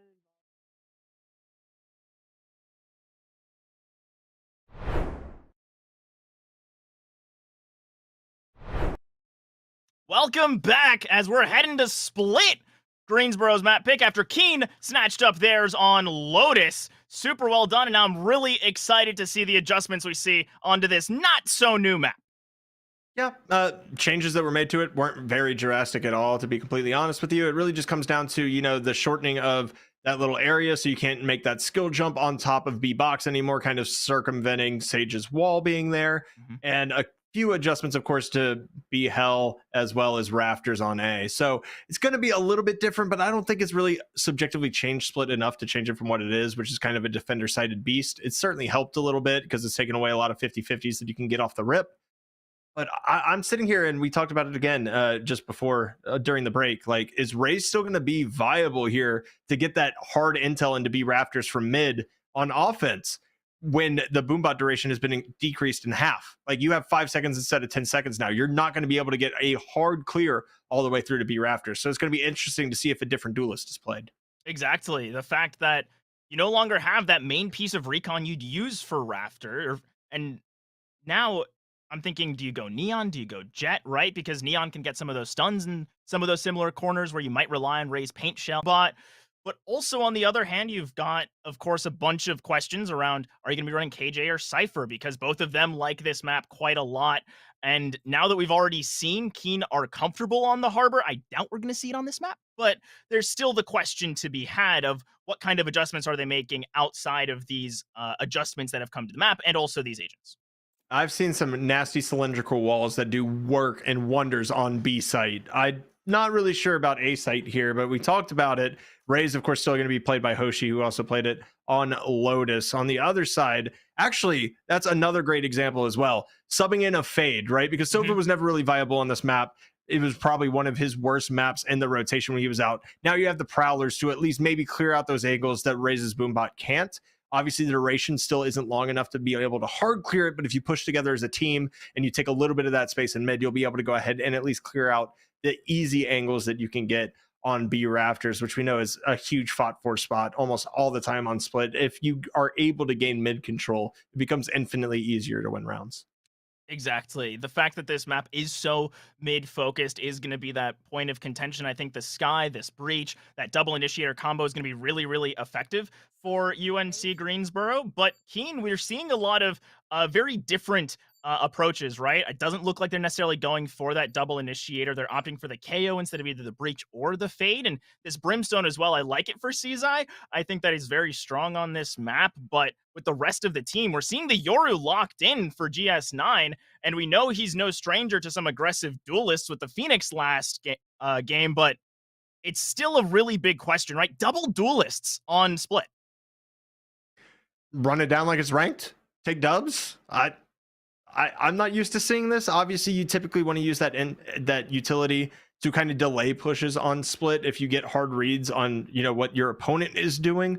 Coming out and seeing two duelists come in, it kind of makes it known what they're planning on. And yes, it is nice to have a quick rotate. I mentioned it when everybody was hovering Yoru to begin with.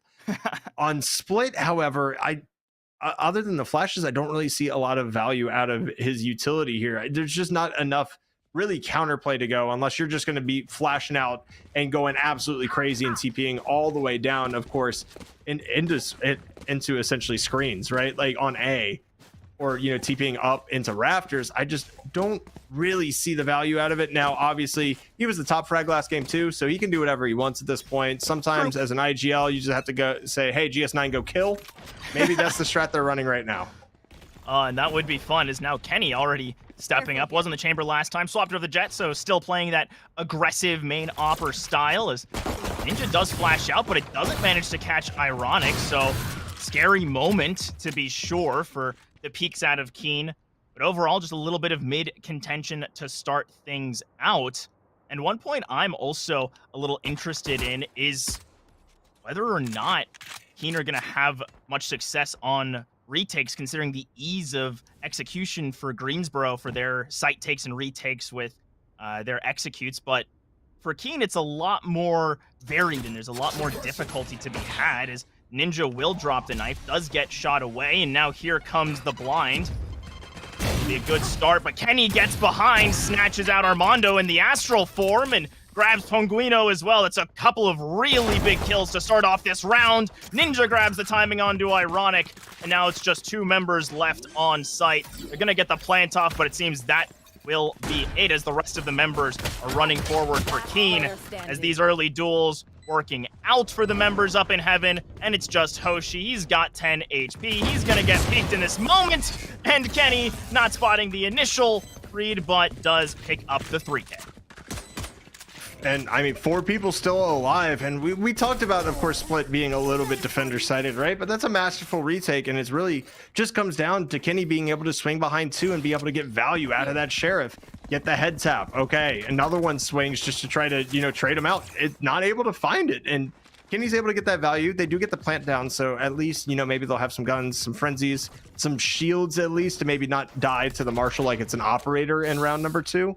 But seeing what they're doing right now, I'm picking up what they're putting down, and essentially it seems like Split going to be split pretty much even. I can't wait to see the gun rounds on this map right now, because obviously pistol round a little bit weird, but also like not seeing a Sage like, hey, let's fight for mid, instead of just sitting there and going ahead and trying to just wall it off and watch it get destroyed in 2.5 seconds. Yeah, the fact that there is no Sage on this map, definitely not something we're used to seeing, but I do like it as well, right? You can just take out that you have to fight for mid control now, right? You have to go for smokes. You have to play a little more aggressively, and we're already seeing Kenny, who's trying to grab those initial duels, does get quite a bit of chip damage dealt, but still nothing conclusive quite yet, as all of UNC still just sitting out by the Scuttle Shack.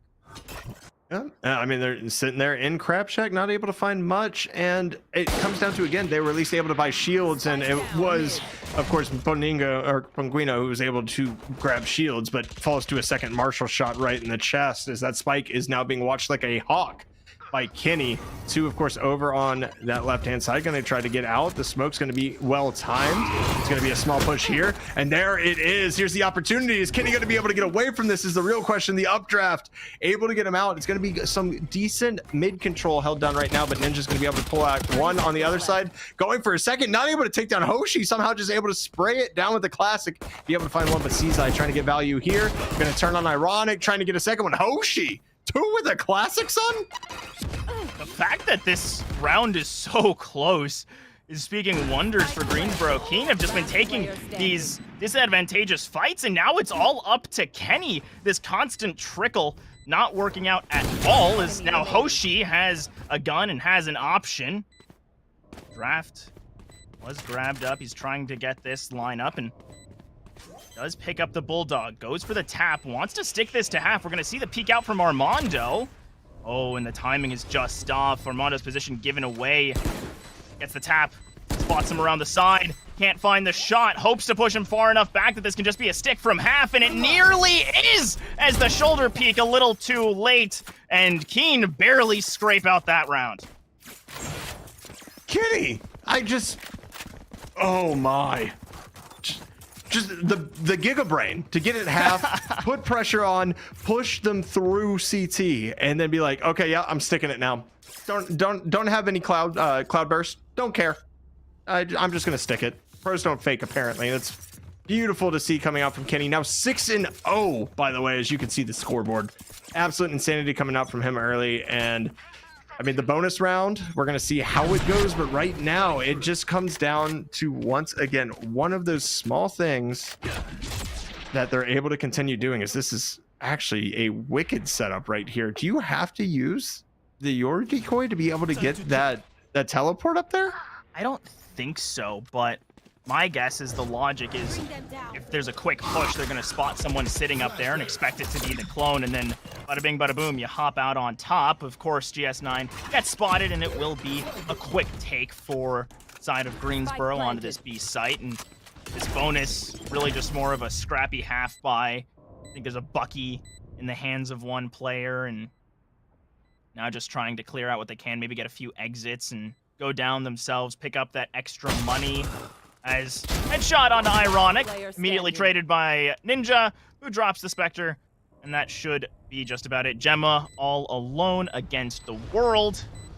Have to try and make something happen, or at the very least punish the member sitting in this corner.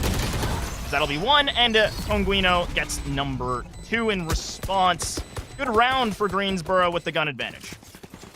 I mean, I'm not mad for getting 2 out, but you're not going to be able to do enough damage to actually keep full buys out of the hands of UNCG here. So they're going to have the opportunity on offense to try to tie this up. And we've always seen Split. It's a very momentum-based map. It's always back and forth. It's always multiple successive rounds. So it's going to be up to Greensboro now to prove that after this, and it's...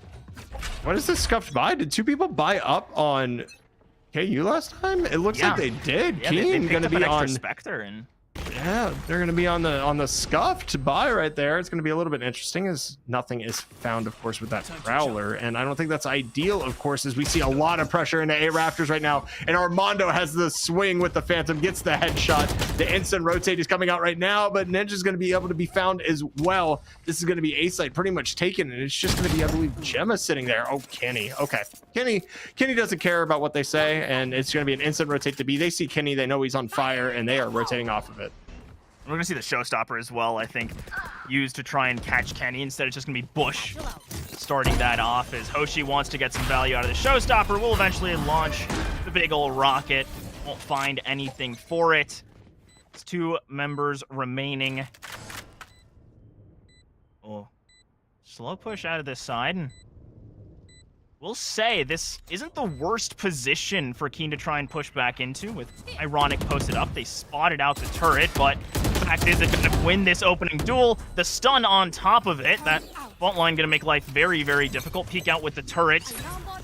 Try to start things off as they realize it has to be a garage hold. Already a couple ticks found. Bush waiting up top.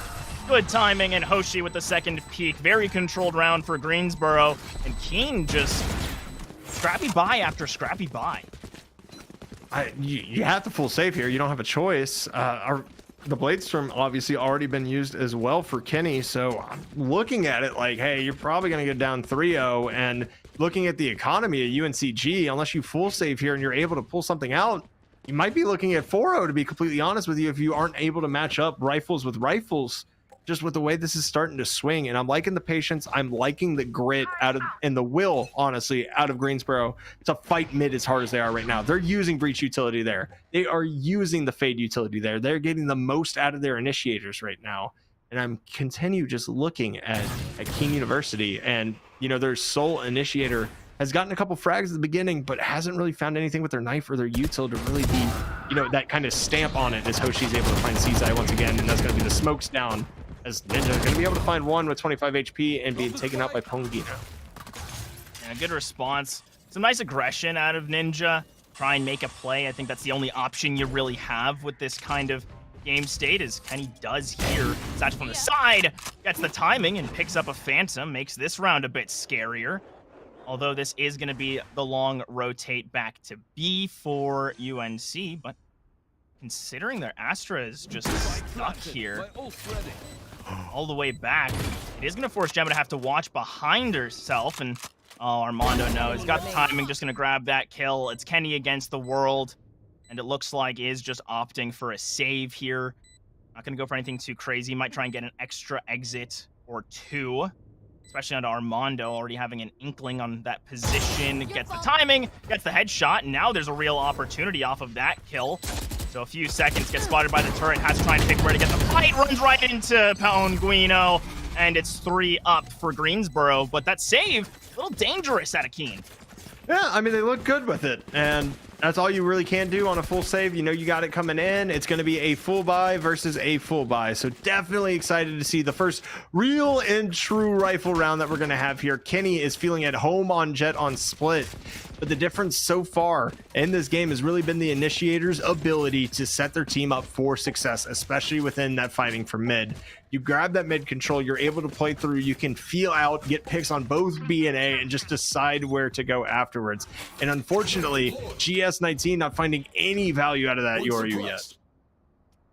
It's really unfortunate with how explosive GS9 was during so many of those rounds on Lotus.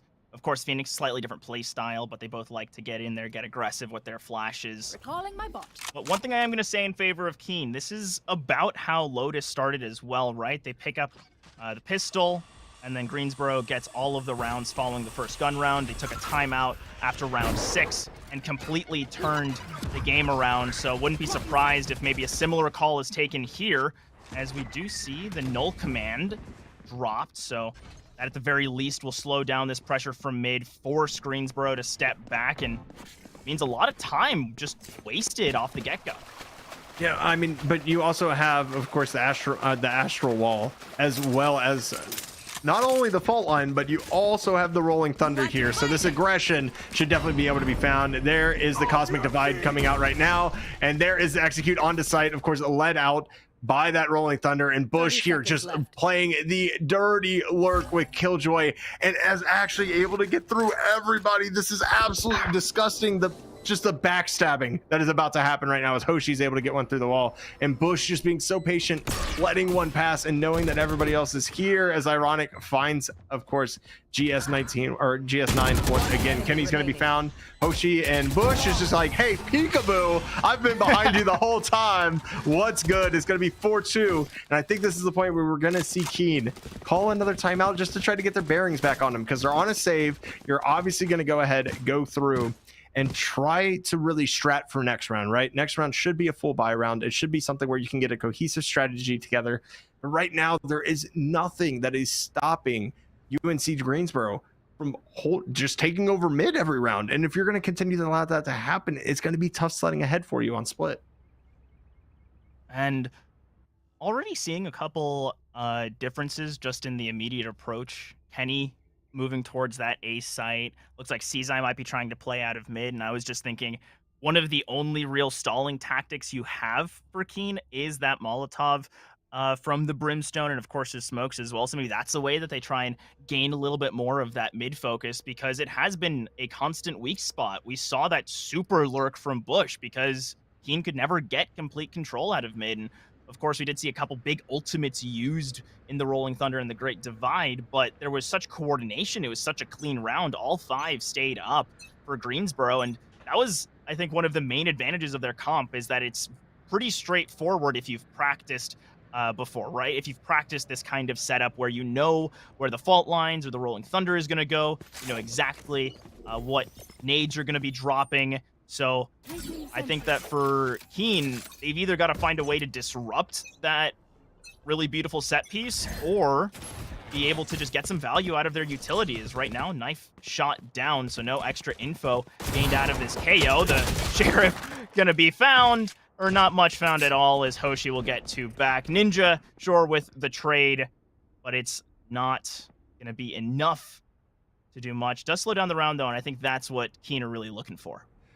Yeah, obviously your strat isn't for the save. You're just going to kind of run it down, see what you can find, and maybe get a gun or 2 off of Greensboro here as the Prowler's going to be thrown out. The Nightfall about to be burned, and they're like, oh wait, this is actually a save round. That's a good opportunity right here, but the double swing going to be able to take out GS9. Nightfall actually is going to be committed here on the save round, and Gemma alone with a Marshall to haunt spots her as well. That's not good. And I understand securing the round there, and now you have a lockdown for next rounds. Maybe it's worth it, but Ninja might be able to find one right click here. Got in the bush right around the corner. The Phantom headshot, a little too strong. Very good anti-eco from Greensboro. Now it's really up to Keen to change the pacing here.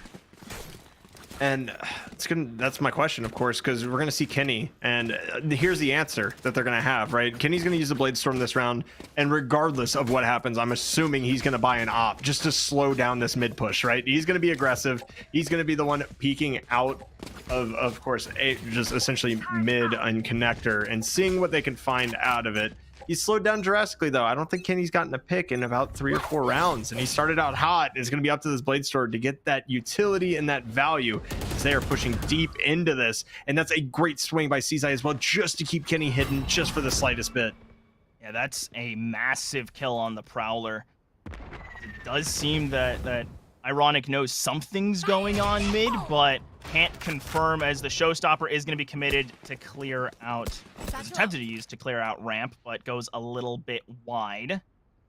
So this default from UNC, they're just waiting to see what Keen's response is before committing to any site. And it's working so far, but you can only hold for so long, especially considering they used that Nightfall last round. They don't just have a run-and-gun ultimate to work with, as that Prowler will finally spot out Kenny, takes away 2 of those knives, and forces the retreat.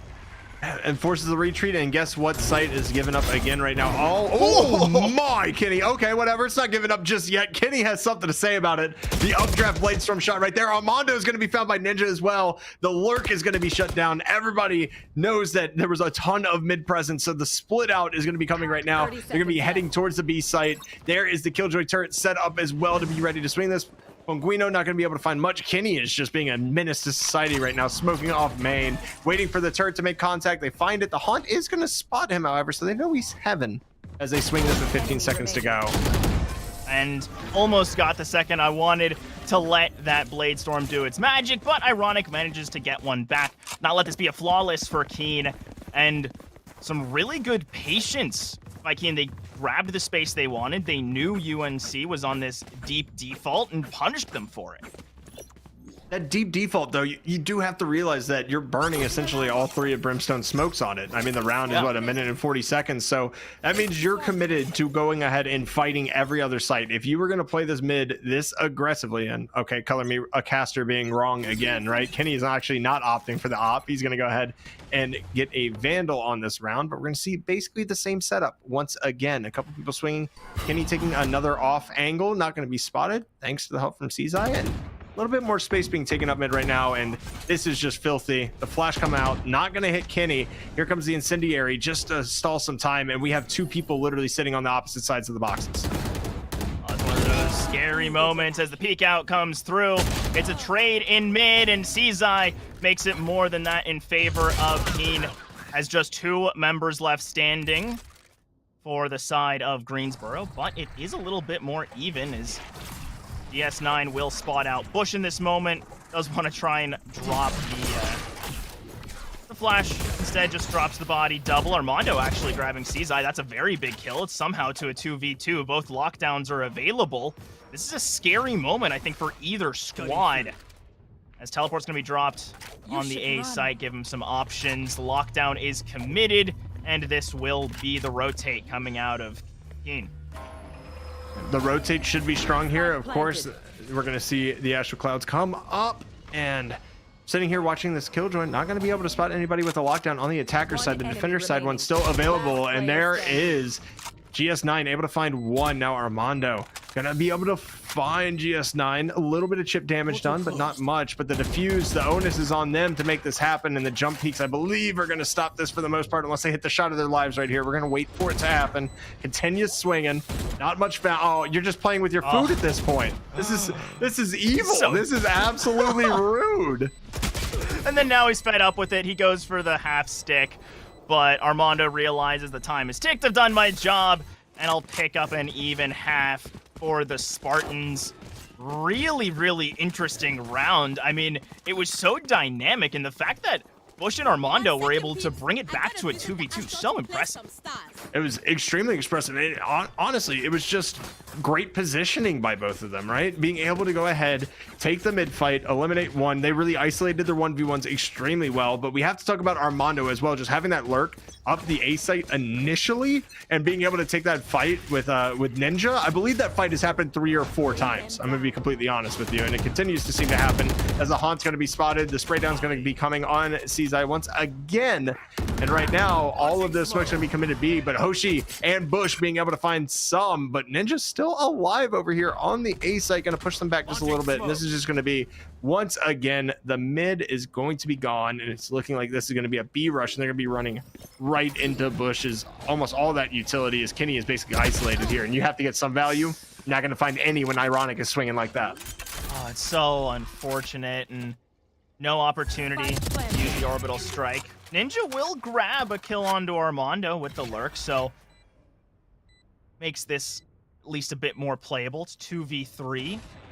Both players making the very, very necessary duels this round. Oh, a missed flash, and Bush will take advantage of the awkward peak. 7 rounds up now for Greensboro. As it has been controlled, they've started to analyze and break down the mid-pressure Keen are trying to put together.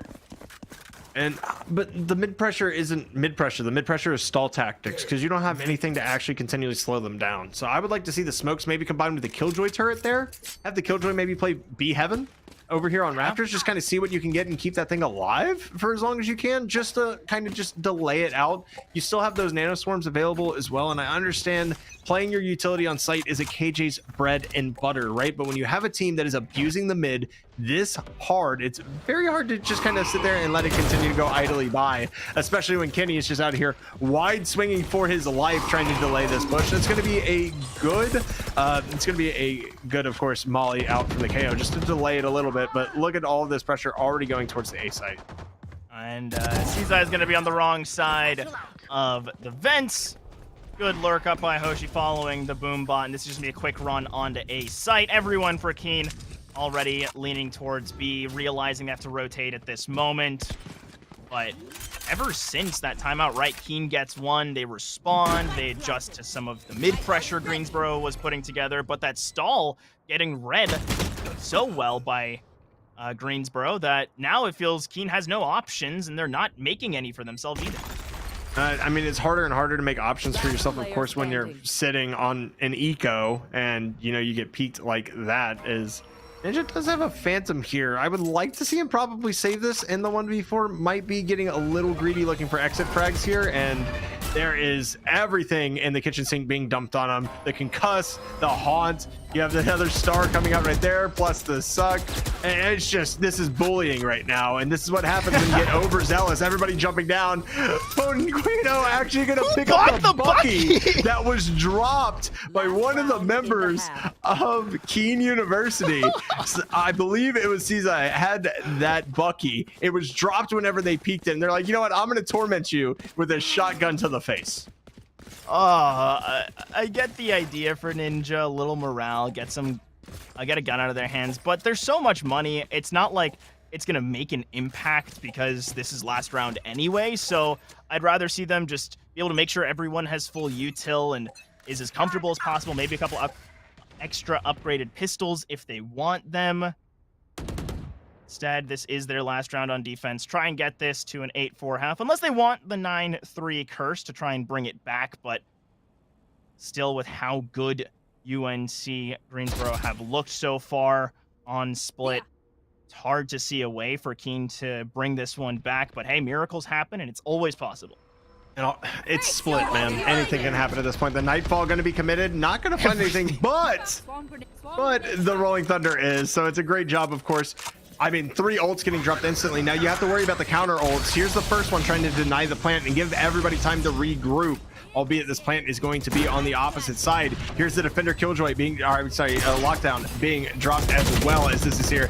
Sees like, oh my, this retake just out of CT spawn going to be huge. Ironic's able to find 2 though.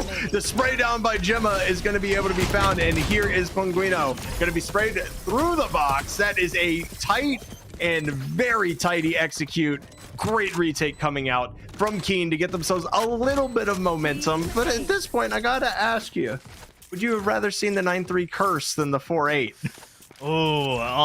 That is a tough question, right? Because we saw it yesterday on Icebox in the NRG series, right? Where they were able to come back from the 9-3. But I don't know, for Keene, I think that they just want some breathing room if they lose this pistol. I think they'd rather have that than maybe a little bit of a mental buff, just because of how difficult the game gets if you lose this pistol, right? UNC likely getting up to double digits, and if you are at 9-3, that's 11.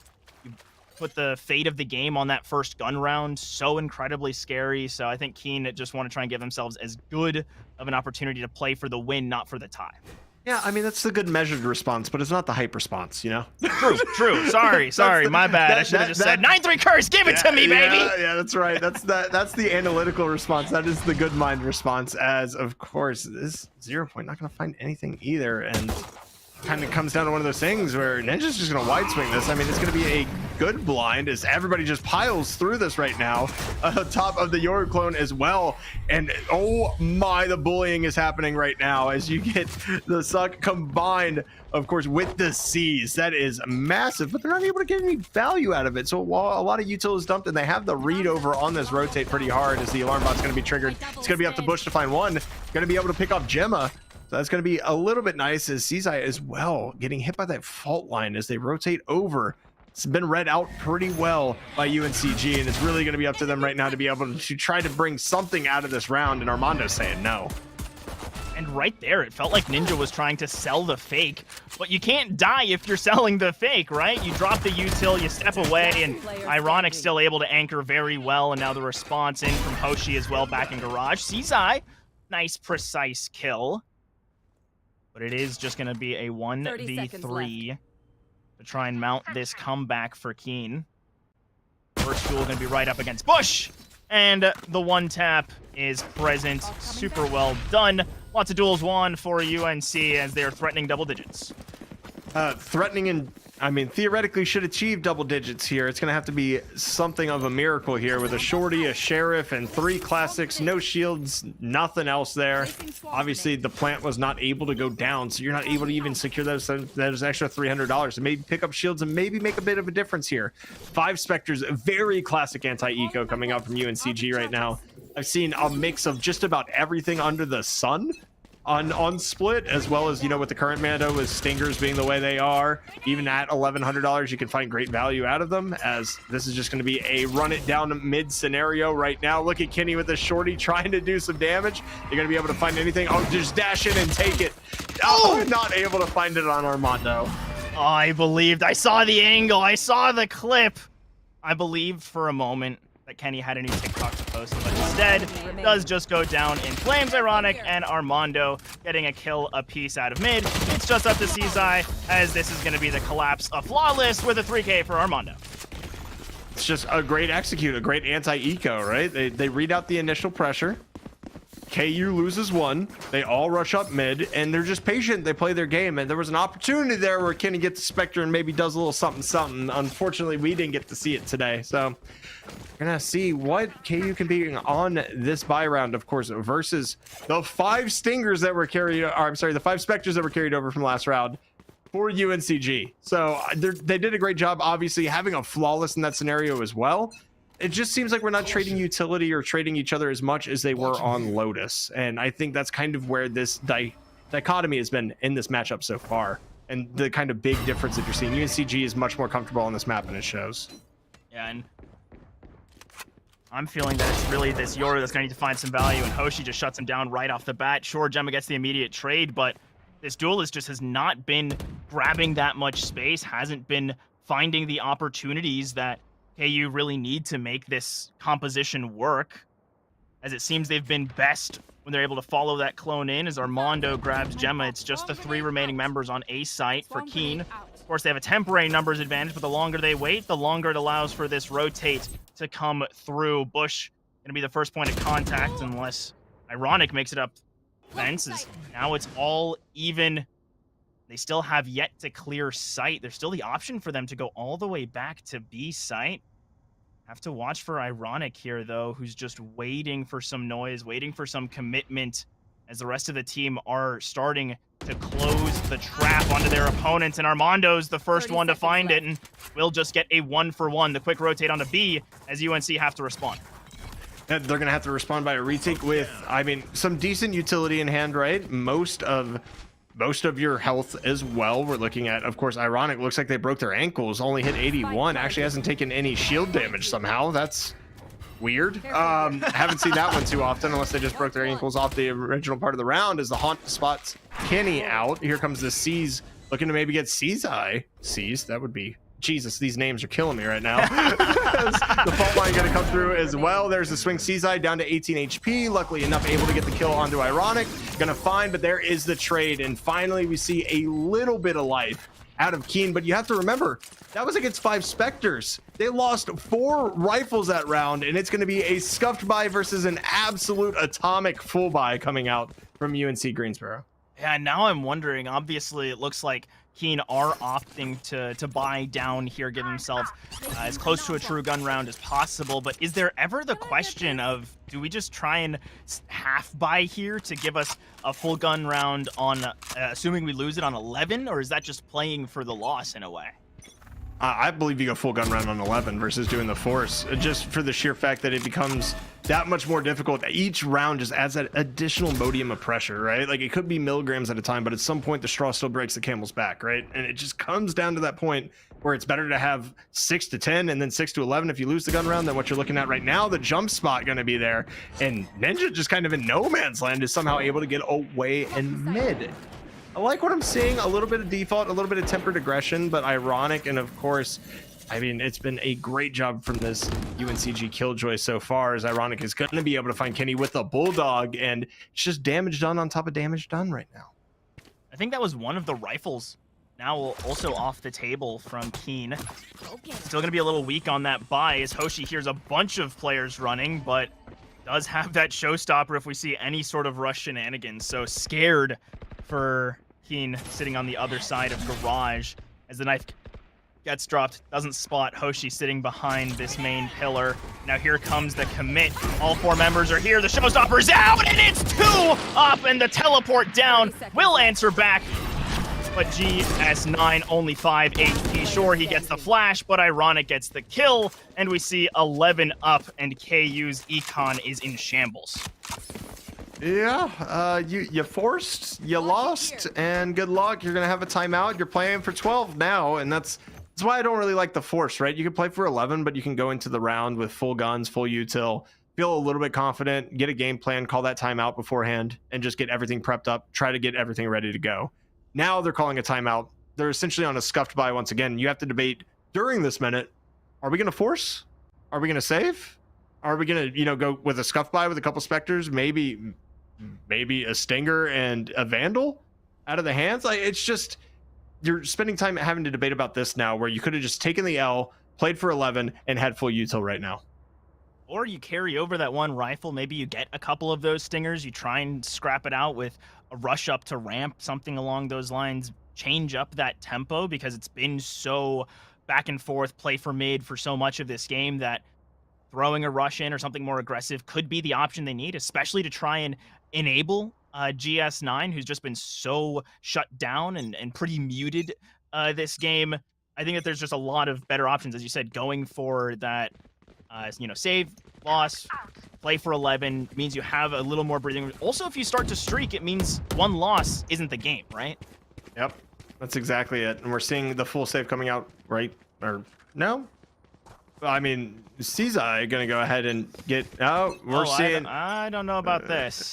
This is a little scuff. I think they're playing for the Bladestorm at least. So, they're like, hey, we'll have a gun if Kenny is able to get an orb, or Kenny needs 2. So Kenny needs to find an orb and a kill and or a death. And Kenny's actually stationed to try to get this. But look at Hoshi with the awareness. And this must have been called out during the timeout as well, that they were going to be playing for the Bladestorm. They're going to be doing what they can to just kind of shut that down. There's really not enough pressure. There's not enough map control here. You got up ramps. You got nothing for it. And Kenny just kind of doing a lurk thing here. Is just about to meet his maker, to be completely honest with you. Tries to do that, but you're never winning the duel in the classic V Vandal unless you've got some serious skills to pay the bills. Kenny close, but no cigar, as Cizai's stinger will manage to answer on sight, but ironic from around the corner, will just mow down KU. Sure, Gemma manages to snap one back with Zap, but it's going to take quite a lot of work, some real Deagle Demon moments for this to come through, and instead just gets sprayed down and wall-banged. 12 rounds up. Greensboro threatening game point, taking us to Ascent. They've got everything they could ask for, and Keen are struggling for an answer. And you fight for B. You fight for B orb here, right? You have to get Kenny Bladestorm. You have to give him something to keep going. And you have a Spectre, a Stinger, a Sheriff, one Vandal. It's just if we played Valorant on paper, this would be over. This would be done. This is toasted. We're going to map 3. There's no doubt about it. Obviously, I've seen crazier things happen, but right now, this kind of buy, you're not feeling too confident. And there is at least the lead out to go ahead and secure that orb for Kenny to give yourself a fighting chance. Super quick approach right out the gate. Kenny just gets shut down immediately, and Hoshi sprays them all down. It was an attempted run out, but it was too little, too late. Sure, GS9 gets one with the shorty, but the round and the game goes over to Greensboro. It's that economic decision just kind of puzzles me a bit. That's it. I mean, like we said, split is typically very streaky, and apparently it was all on Greensboro's side that time, for the most part. It just seemed like, Keen was able to break rhythm here and there, but not really able to get anything established on offense or really on defense without being able to have any mid presence to really shut anything down. We didn't see really any adjustments on defense either. We saw KJ on B every single time. I didn't see the dynamics that we saw out of them on Lotus, and that's why this is going to map number 3. Yeah, I completely agree. The fact that we saw so much dynamism and them willing to change things up and take aggressive angles on Lotus, but just weren't willing to do it here on Split. And of course, Greensboro feeling very comfortable on that map as well. It showed with that 13-5 scoreline. Now we're going to the even of all even maps, Ascent for our decider. It's what you expect in collegiate, right? You can't have a series without Ascent. So we'll be heading over there right after a quick break for the decider between Keen and Greensboro.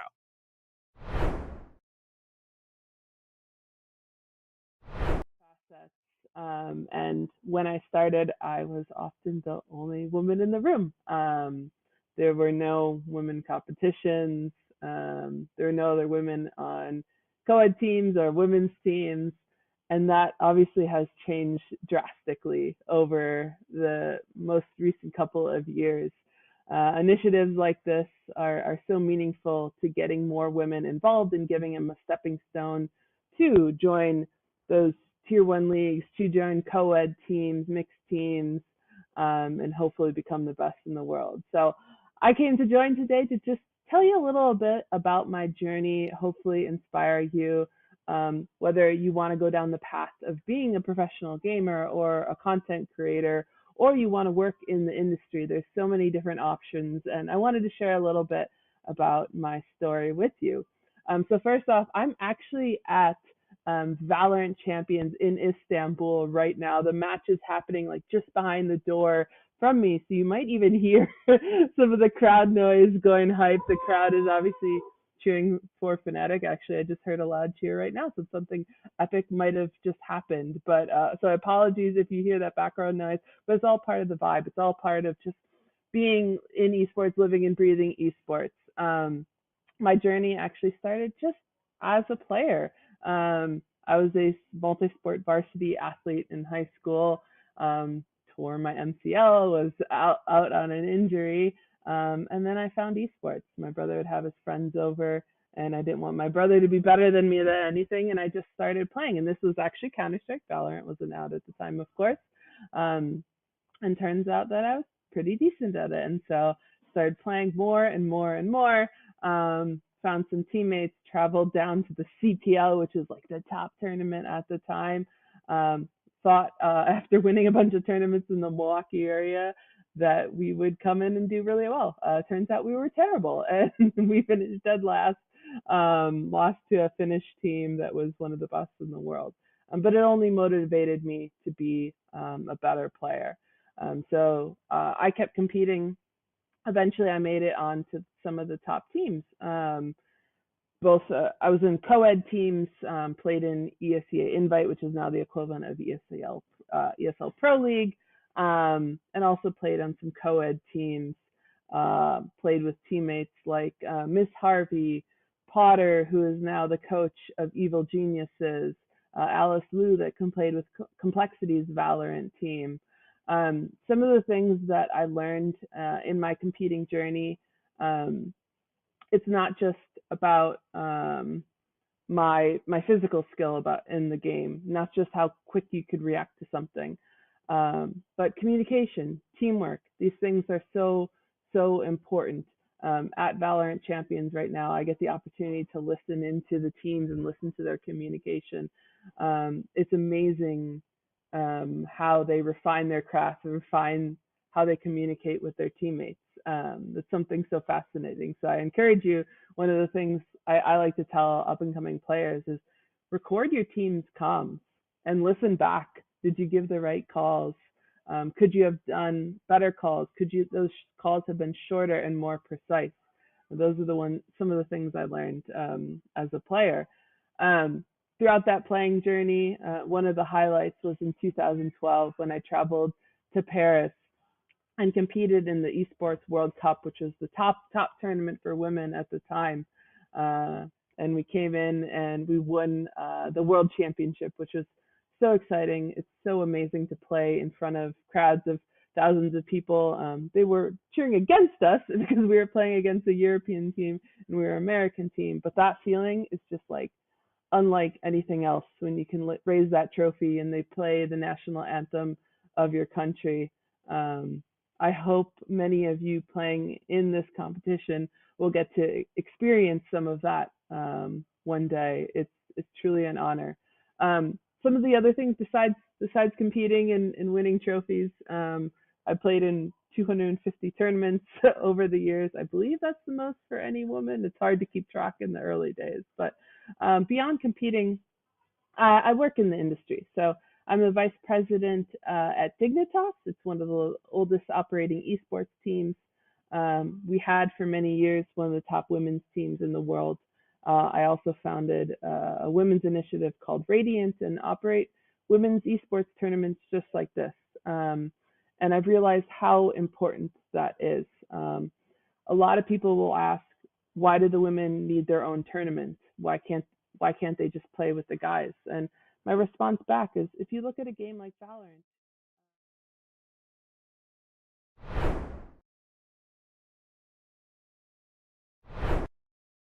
Welcome back as we go to the even of all even maps, Ascent for our decider. Oh man, this has been a great series between Keen and Greensboro. We got to see Lotus to start things off. Greensboro comfortable on split. Now we ended off on Ascent.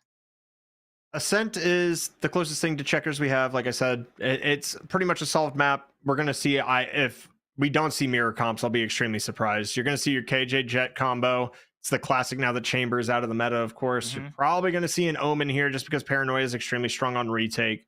I like some people when they flex Breach, but you have to place over here just to be able to get that intel, just because those sight lines are so long. So it's kind of one of those maps that hasn't been solved, but definitely has an optimal composition to be able to run. And it's really just going to be down to the aim duels and how teams are able to play together. We saw, of course, Keen coming out very strong, trading out, really good utility usage in game number 1. Wasn't able to replicate that on Split. So I'm very interested to see how a map that has been in rotation literally since Valorant started in Ascent is going to play out. Exactly. I'm thinking the same things where Keen, they showed so much strength doing those trades for Lotus, and Split, it felt like they just weren't sure what to do. I think there's a question of if their composition just might not have been quite the right approach, but as you brought up, we're expecting there to be that like core 4 of the Sova, the KJ, the Jet, probably the Omen as well for your controller. And then you've got a little wiggle room for your 5th, but you're probably going to see that Sage or something along those lines. You can opt for a second duelist if you really want to, as we've seen Keen likes to do, but it's very, very risky if you don't get all of that information you might get by going the Sova KO combo. Yeah, but I mean, we saw them be successful on Lotus, right? And they were successful on Phoenix. They were flashing aggressively. They were able to find picks. Maybe that's what they're going for right now. Seeing a Brimstone again on CZI is a little bit of a surprise as well, but we have an Astra on the other side, so anything can happen. Ever since the Omen buff happened, where he can buy Paranoia and 2 smokes and light shields on pistol round, I kind of felt like he was kind of the go-to move for Ascent, right? You get both your smokes, you get that extra health. On top of that, you get a Paranoia for either a retake or to, open up sight and assist your initiators with that opening push. And I mean, not seeing it on either side right now, a little bit surprising to me, but the rest are kind of the same. Substituting Fade for Sova, not really a big deal to me at all either. That's kind of a if and statement, right? It can be either or. It's not a big deal. But I do think that Sova definitely has a little bit more utility on this map just because you can find those angles just a little bit easier. And obviously the dart can be placed in places where the haunt really can't. Yeah, I agree. I feel like Sova is so integral to Ascent, and to me, it's more for your 5th player. Are you going for that KO or the Fade sometimes where you want that extra bit of utility? You want to have that bonus supportive role, and Keen opting for that aggression, very similar composition to what we saw on Split. Of course, this time not having the double duelist, or actually, they might still have the double duelist. I have to confirm, was the Phoenix Jet for them?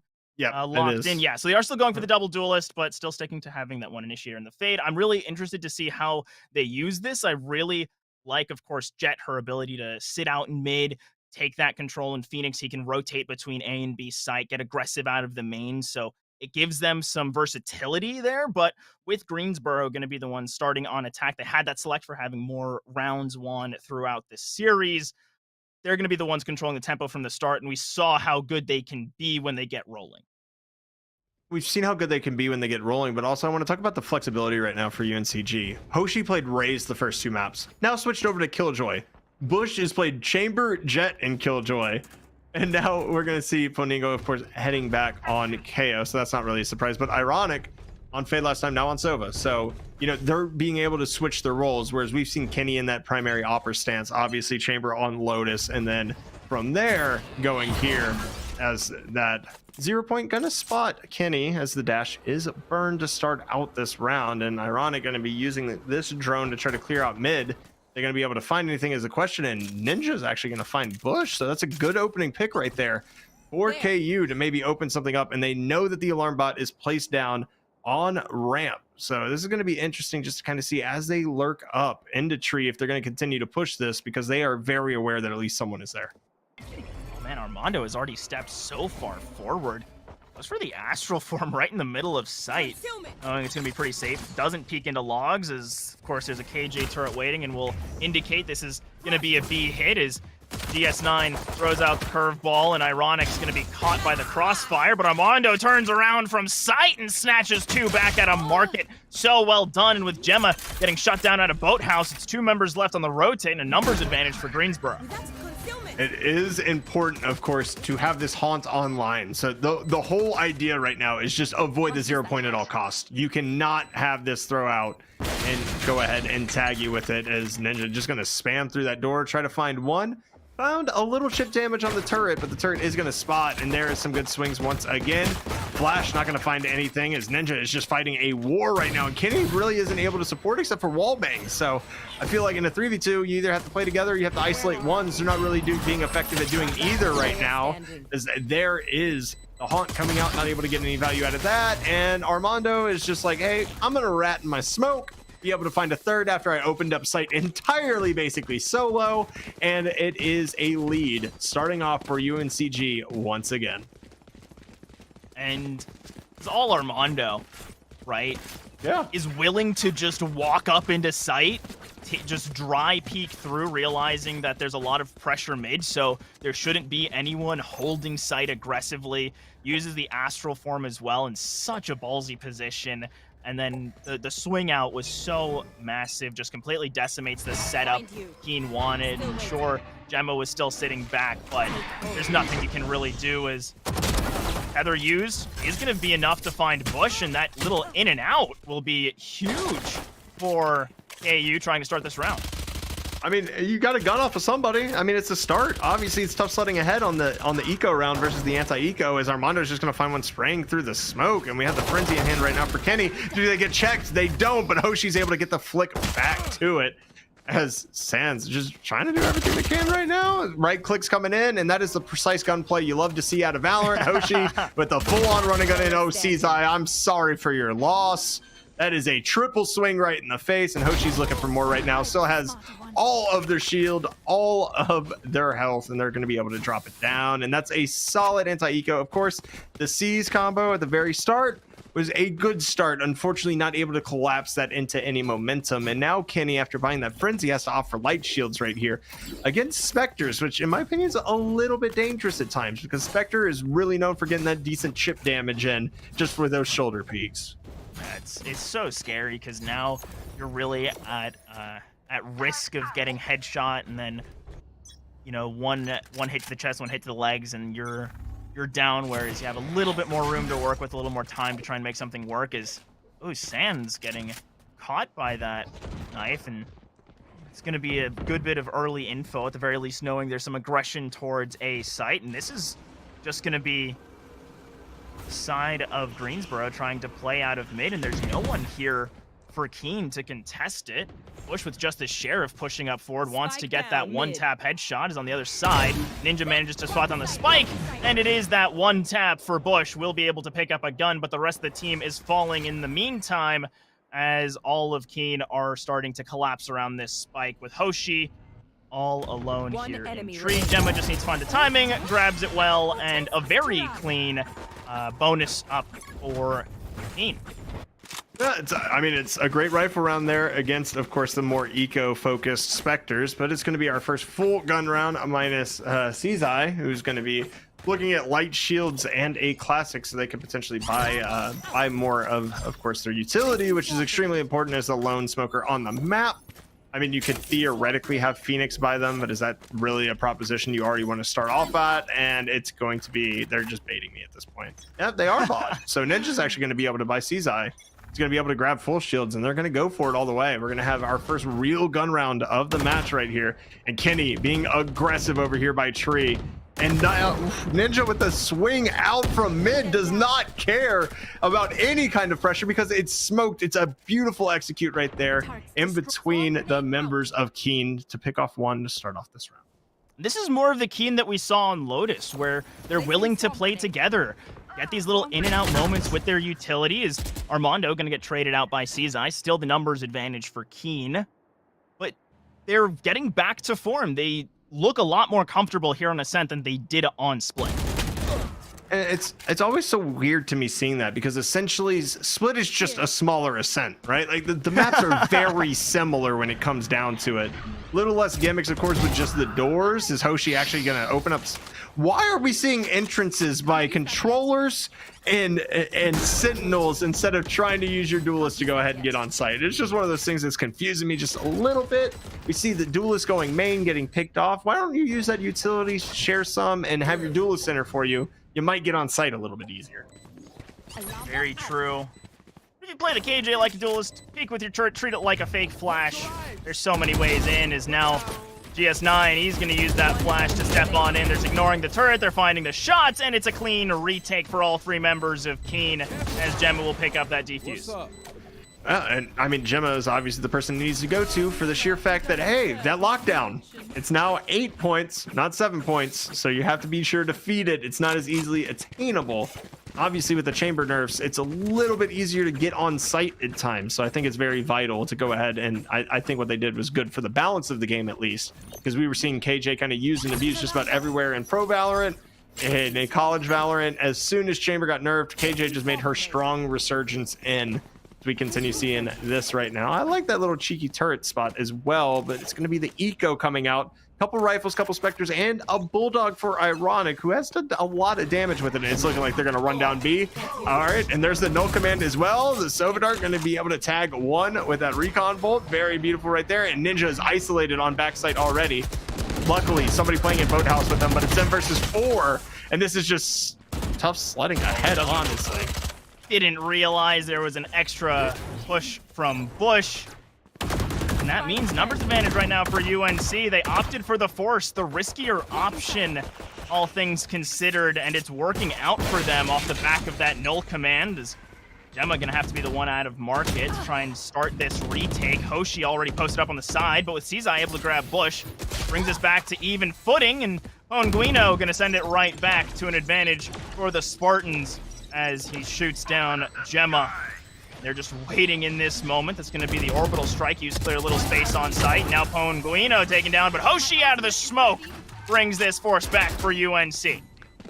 I wish we could have seen if the incendiary was still live, because if that incendiary was live and you don't pop it into that smoke just to try to get somebody off that angle, if you're going to commit the ult, you're going to do that. You're going to rush down and try to take that 2v2. You have to isolate somebody in that smoke. You have to figure that somebody's going to be off site. And so just kind of comes down to being one of those things. I don't know if Cizai had it. I wasn't able to spot it beforehand, but I would like to see that happen. Of course, it's going to be Bush on no Bladestorm. Oh, wait, I'm sorry. Bush is going to be on the Bladestorm here for UNCG. A little bit light on cash, doesn't seem to matter. So it's going to be another force round because they did lose a little bit of econ there. So it's going to be interesting to see as the incendiary gets popped right at the beginning of the round to cut off B. And of course, mid presence, this is Ascent. Nobody expects anything less. And this is such a crucial round as both teams are having to force a little bit here and there, and both teams fully bought down with how back and forth these last couple have been. No one's been able to build a bank, and now there's the Knight, and there's Gemma bringing down 3 as she shoots out a tree. A huge stop for UNCG's momentum.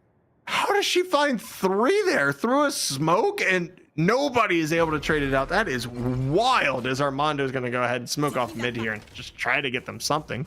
Going to use a little pop smoke there. Very similar to a pop flash, trying to catch somebody who might be lurking. You think it's all the way down. But Cizai is going to go ahead and find Ponguino, and it's going to be Armando in a 1v4. Do have, of course, the Cosmic Divide to use. Don't think it'll be committed here. Nobody's on that backside. They're kind of just waiting for the plant to go down, I assume, and see if they can get any value afterwards. But Armando's actually going to be lurking up, still trying to use most of that timer. But here's Ninja gonna find the dome of Armando, and it's going to be tied up at 3-3, and the economy starting to swing back into the favor of Keen. And the fact they were able to keep 4 alive, meaning only Kenny has to buy back down, and UNCG have a bit of a decision on their hands. They can try to do a hero buy and have some stingers around it, or just go for that more proper half buy, a couple stingers, bulldog, maybe a marshal to go along with it, put themselves in a good spot to have an answer and do a little damage here. Yeah, and I mean, I agree with doing a little damage, but at the end of the day, when your team, you just buy what you can, make sure you can buy next. We go next for sure, as Kenny able to find a wallbang headshot onto Hoshi there, who is just immediately like, haha, no, trade me guns. Yeah, I'll take the marshal. Almost going with the time olden CS rule, of course, of if somebody has an off, you give it to them at low HP. The wallbang spam, not going to really find much there, as Bush starting to try to entry. I do like seeing Bush starting to get aggressive on the initial for UNCG. Obviously, try to peek with your duelist as much as you can, but this is where Gemma got 3 last time, and they are going to smoke her down and be like, nope, it's not happening again. Fear. The Killjoy, right? So lethal from that position last round, and they're going for the same multi-member push out. And now there's the nades instead. Kenny also able to get their counterpart in Bush to start things off. KO Molly dropped, but off the backside, GS9 gets 2. Kenny gets 1 more. A pair for both of them, and Kenny with the 3K to round things out. Once again, 4 staying alive for Keen. The economy's just going to keep building. I have to wonder when the operator's going to come out. Kenny, toss the gun to somebody. Get yourself an op, man. I don't know if you play operating jet, but it's something that I would like to see just because it opens up so much dynamic space on Ascent. When they know that they have to challenge the operator, it makes it that much more difficult to go ahead and try to attack. Understand, still kind of sitting on a Blade Storm. Might not want to invest all of that money into it. Ninja now actually down to $400. Nobody's opting to buy them because I believe Kenny just will next round and keep the Blade Storm. But I mean, balance decon, balance schmeecon apparently, as this is going to be a full-on rush towards the A site. Kenny's going to need help. The attacker Killjoy, I'm sorry, the lockdown is used as well. That's going to be popped down. We're going to see the Sova Dart, maybe not the drone. The Cosmic Divide going to go down as well to cover backside, and this is going to be a full-on rush. No players detained, 5v5 retake situation. Great way to get onto site, but now it's how can they hold it versus this KU team. And Keen have done such a good job of systematically closing in their opponents. They know where they have to be playing from. As a series of early trades means that we're gonna have a 4v4, and Gemma with the lineup for Wine, I want to say. Try and get this one going is Ironic. Able to get rid of that duelist in Kenny. Quick response by Gemma, but Bush removing Cizai. We're still somehow even, and now KU have taken the lead. It's just Armando sitting all the way back here, and there's 2 members watching the spike. Gravity well used for a moment. Has to try and get the spray, and Ninja, the IGL, will snatch that round back for Keen as another gun round going over, and UNCG having to save once again. Yeah, they're stuck in the cycle of sin and deliverance. They're like the Israelites wandering in the desert for 40 days and 40 nights. And you save, then you buy, then you save, then you buy. And we finally get to see the operator add a Kenny. I'm excited to see what angle he's going to play off the rip. Somebody who loves Jet personally and loves ego peeking just about everything under the sun. I feel you, Kenny. I feel you. I'm really excited for it. And also, a lot of, I think, Keen's weaknesses so far in this half and the few rounds they have lost was for not contesting mid very much. And now, with that operator, they're going to have complete control, at least off of Catwalk, and immediately smoked out. Oh, just get the timing. Doesn't trust it quite yet, so... And he doesn't want to give away that position where they're sitting quite yet. Give away that the op has been picked up, so good patience out of all of Keen, conceding this space very well to Greensboro's tactical take. Ninja, I think, is sprayed down already on their rifle, and this is actually going to hand one back over with Ironic able to snatch up one, and Kenny finally revealing there's an operator on the map.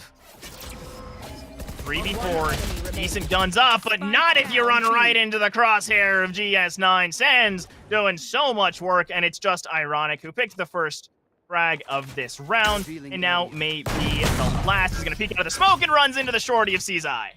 Oh, man. Is it BM to buy a shorty as a backup? I gotta ask sometimes, man. Like, I understand buying it for the operator in case, you know, you get in those close quarters fights, but you have a Vandal. Like, just use the Vandal. You're giving yourself inherent, just huge spread energy right there to be able to take care of that. Ninja's going to be Odining now, so as many people know, the walls in Valorant are made out of paper mache. It's going to be that much more difficult just to try to get on this B site, just because you're going to be trying to eat 100 bullets at a time. And having those light shields on Hoshi, who has been kind of the impact frag so far, they get caught out by something along these lines. It's going to be very difficult to see what happens in the futures to get marked right there. And I think that might be intentional as they really try to push up mid and gain that pressure once again. No one pushing B, recognizing there's the potential for this Odin, but also just that they're not quite ready to commit. But Kenny taking that aggressive angle, using the Odin fire to their advantage, and Bush and Ninja each getting a kill for themselves. As it does look like Ninja wants to drop the ultimate, but not sure if it's quite needed for the market retake yet. Gonna drop the Prowler instead for some initial information. Sees there's no one playing close, and we reset for a moment. And it's going to come down to Hoshi versus, just the kind of general thing that we've seen so far. You're going to have to clear out tree. They're not going to do it. They're going to go ahead and wrap around site. You see the nano swarms coming out. Hoshi has a great swing right there on Sands, able to take one out. Here's Hoshi taking care of Heaven as well as Gemma in the spot that she's kind of been known for so far. But at the end of the day, Nightfall is going to reveal at least to know it gets everybody on site. Here comes everything under the sun, but Hoshi able to find one. Kenny, are you kidding me? Able to take out Hoshi with that. There's one on generator. Kenny, not exactly sure where everything is. And now Penguino can hear again. The Nightfall finally dropping. Dash might be gone. The right click misses. Able to get away. Has an opportunity here. Oh, the classic from Kenny pulls it out. It's 7-3 right now in favor of Keen. And I don't want to get too excited. Just yet. This is a defensive sided map. It has been known to be that way for quite a while. But UNCG, with the way their economy is looking, potentially going into at least an 8-4 half is not where you wanted to start this off. And taking a timeout now, it's maybe a little late for how this half has already swung firmly into Keen's favor. But that last fight, I mean, come on, Kenny. Like, what was that madness? I was expecting the quick scope. Instead, pulls out the classic, realizes I can get 2 headshots, no problem. Snatches them back. And what a clutch up from the duelist from Keen. Yeah, there's literally nothing more to say about that. To trust yourself enough to know that they have a Vandal, you have an operator that you could potentially give them to open up those same mid sight lines that you've been dominating so far. You pull out a classic, you get the kill. For me personally, that just exudes confidence. And Kenny so far obviously had a banger map 1. Not on the top of the leaderboard here, but they're making impact for sure. We've seen a lot out of Gemma, and you look at the deaths between Gemma and Kenny as well. I think is the big difference right here as well. Jet's only died 5 times. Gemma's only died 4. So essentially you're going to have to run into one of them at some point if you're trying to close out a round. Right now, they just got the ice. Just pure, cold, calm, controlled play out of Keen. A complete 180 from just what felt to be a little confused squad on split. Now they are coming into their element. Oh man, the fact that gravity well didn't catch GS9 is a really big deal, that you can just sit posted here and whine. And with the rest of the team still sitting up on this primary main point, it's a scary spot. But Penguino already up cat, and this time Gemma's not sitting up tree. There's no extra space, but Ninja gonna do Odin things, spray down 2, and while sure, Armando comes around the backside, actually making this a bit interesting, as it looked like it would just be a one and done, but there's no immediate response. And now on to Gemma of that 5 HP working wonders, and Kenny barely able to find that one back as the quick rotate in this 2v2 straight over to B site. It's gonna be Keen who have to respond, and UNCG using that timeout well. Certainly are. They came up with a strat. They executed it basically to perfection. Maybe it wasn't as pretty as it would have liked, but that lurk up tree paid dividends after all of that early pressure, of course, on A main. So definitely love seeing that. Problem here is Penguino, 5 health. You're going to have to be able to do something huge here. Get spotted. Does take out the run it back. So at least we have that going down right now. We have Kenny over here trying to deal with the flashes, trying to deal with everything else. Bush is actually going to get a pick, and now it's going to be an isolated 1v2. Kenny is doing everything they can, but they have to clear out all the angles on site. You're going to have to big swing this right here. Gets 1. Can you find the second? You still have to defuse. You have to play the angle. You have to rush it down. Jet on Jet, and Bush is going to take the win. And just like that, it was looking like it was going to be calamity, and they had the chance to bring it back within 1 in this last round. So very close at that last second, and this will be a true gun round, or close to a true gun round for both teams.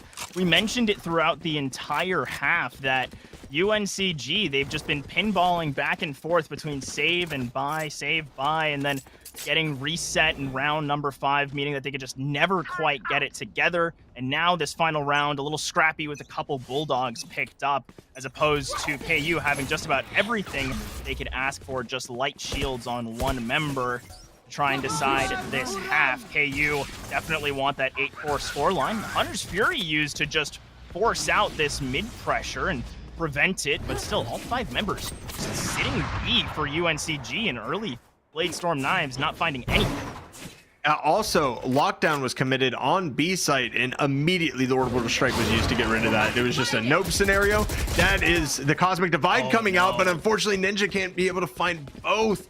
They're going to try to get on site here, and I think it's going to be a 4v5 retake here for the most part. There are no ults on the side of Keen. This might be a 7-5 half. It definitely has the makings of it. It just all depends, of course, on this Cosmic Divide falling and how this retake can go once this is done. The Nano Swarm's coming out, just trying to delay that pressure just a little bit more, trying to buy those sight lines. And look at this position for GS9 right now. Already on this side of the box, very dangerous. Might get peeked if they peek out. Yep, it's going to be double swung right off the rip, and that is a great crossfire. 3 are taken down immediately, and it's going to be all up to Cizai, who's not going to be able to get much there. Finds 1. It's a 7-5 half. Hoshi decides to shoot the operator, keep it, and it's gone. Yeah, I thought it might have been too little too late on the timeout, but it was really well timed. UNCG grab the last 2 rounds of the half, put themselves in a pretty good spot, and I think they're going to be pretty happy only being down by 1 pretty even, especially if they can get this pistol, puts them right back in it. And for Keen, that last round, it was unfortunate Ninja just getting caught so early on, and from there, everything else just fell from the early ultimate trade. And the worst part about that is you use the Prowler to catch an Astra in Astral form, and you still can't secure the kill on it because obviously they have somebody covering the back. So a little bit rough right there. It's looking like we're going to see some aggression here out of A main as well on both sides. As this KO flash is getting prepped, the flash drive is there. We're going to see the dash in. A lot of aggression, gets a 1-for-1 trade with it, and everybody is fighting out A main, but the stim beacon proves to make the difference. It's Brimmy with the stimmy, able to bring down 2, get those assists, and KU is going to be on site right now as Hoshi might get spotted by this alarm bot as well. And actually, alarm bot's going to be taken down, but they know Hoshi's position now. It's going to be that much more difficult. Has to reposition. The door is closed, and Ironic now coming out of heaven, seeing what they can find. Such a good idea going for the timing with the nade lineup with the flashes, but there's just too much strength out of the stimmy from the Brimmy, Gemma, and GS9. Gonna grab the last 2. 4 stay up, and KU, they commanding start to the half. It's a great one, but pistol rounds can be volatile, and we know that this map, it tends to be defender sided, so I'm just excited to see what can come from this. And what I really want to see is Ironic start to get value out of the Sova. 2 and 10, obviously, you're there to initiate. You're not there to frag out, right? You're supposed to get your intel. They've done a decent job of it, but the team play hasn't been there to capitalize on when that intel is found. And until that happens, I think it's going to be more and more difficult going ahead. I hope to see Ironic start to make some moves here, because we're seeing a lot of aggression down, and they're just running it down right now. There's a judge over here. I don't think anybody really cares about it. Kenny's just going to go ahead and run this out and hope they can catch somebody in the smoke with this judge.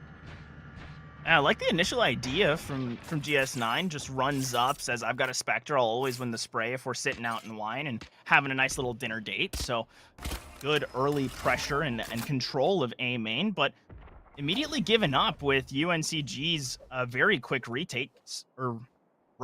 So Keen with a nice read on that one is the delay on the hit does give some information back over to Greensboro that this is likely going to be a B finish, and with the methodical push up B in mid certainly looking like it, as some tag damage dealt onto Ninja, the Prowler taken away, and that shot missing onto GS9. I mean, a lot of control over is another tag, but no kills picked up. Cizai gets the first onto B site, and now Kenny with this judge out long. Such a scary position, just being a little rat in the smoke, isn't ready as Bush whips the shot, but not number 2. Somehow gets it back with the no-scope Marshall. Love to see that one. Ninja around the corner. Hoshi's here, and the right-click classic. All of these unfavored duels finding their way to UNCG.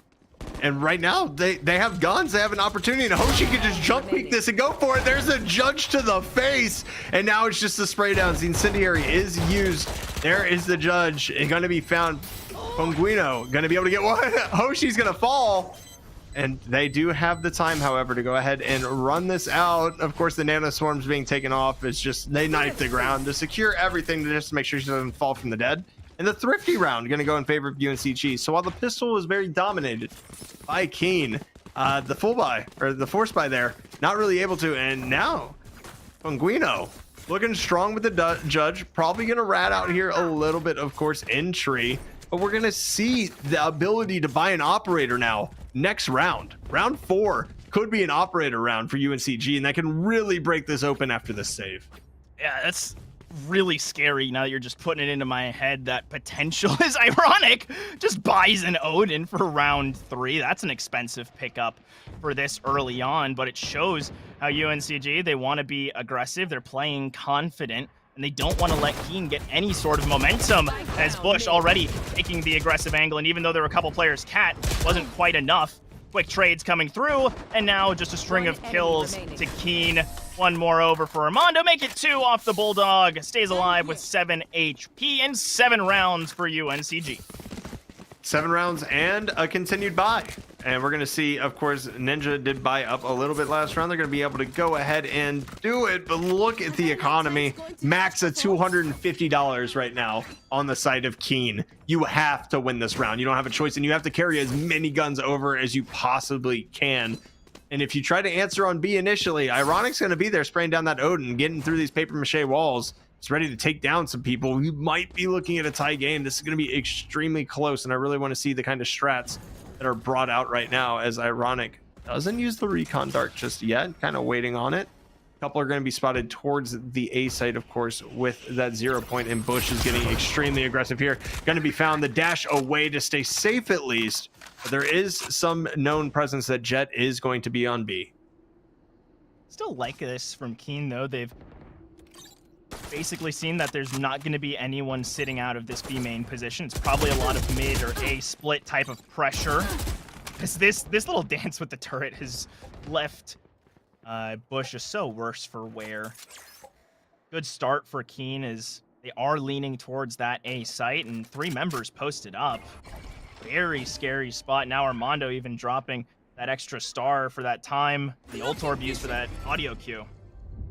And you rotate out of this, right? You have to rotate out of this. As oh no, they're gonna get gravity weld right there. Monguino gonna be able to find one, but that was just a run it down. Hoshi's gonna spray 2 down from heaven, however, and it's gonna bust this on its head. And as soon as that goes down, you have to figure that you can rotate. You know there was aggression out of B. You know you got the chip damage. The plant's gonna try to come down, but this is gonna be so hard. Gemma's able to get one. Wait, they're gonna swing this back. The turret goes up. It's destroyed. They know exactly where Bush is right now. The swing, the trade, and somehow, some way, Keen are literally able to grab victory out of the jaws of defeat.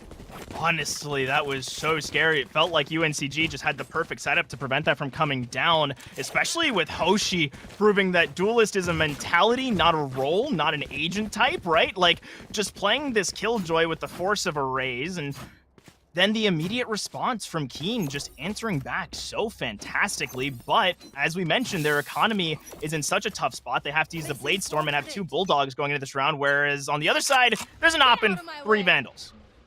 Standing ahead. Yeah, Ops are terrifying. They don't want to peek one of those. And obviously, Ironic not able to spot anybody out here initially. Of course, Vandal in hand, not going to be able to wallbang that. The Chuck Dart is going to go out. We're going to see a lot still kind of heading towards that B main and just kind of being patient, waiting for that aggression. We have seen aggression out of B main before. That Haunt is going to secure, at least knowing that nobody's going to be immediately on site to challenge these angles. As a couple of Astral Stars go out, a couple smokes get plopped down, and you're going to get the updraft peak, not going to be able to find anything. And we see 3 people, of course, around this B site, and it's looking like it's going to be a B hit, and they might just be walking into a disaster with all the utility that's there right now. Oh, and that's such a huge suppression. It caught 3, so they know how much presence is here, and of course they don't know that Ninja has the spike, but this is a very committal position. And actually, considering how long it's been, it's actually just a rotate back. So this is an opportunity. They're going to have to run through a Nano Swarm, and it's going to deter them for only a moment. But Hoshi still finding the opening frag onto the spike carrier of Ninja. And now there's the lockdown being used as well. It doesn't quite cover all of site, so there's an option if they can make their way in. But now Kenny all alone gonna have to really pull off some Jet highlights. But now we somehow got a 2v2, but the spike is still isolated. Only 10 seconds to go. Very, very tight. Hoshi gets the kill. Spray out. Where's the kill? And Gemma from the side with barely enough time gets number 10. Not only that, she gets the lockdown secured as well. So you can just go ahead. All right, guys, we're going A. I mean, that's it. They do have a KO, so there is a lineup where you can get enough of a pixel, of course, of the fragment to go ahead and take that down. I think that's a risk that you take. You see that this KO, however, is playing in tree, which is the exact location where this can kind of happen. I think this is going to be an easy ult plant, see what we can get here. You know they're on a save, so you don't really have to worry too much about the rattening part 2, as this is going to be obviously a lurk and an idea towards mid. They're only going to suppress 1 here as well.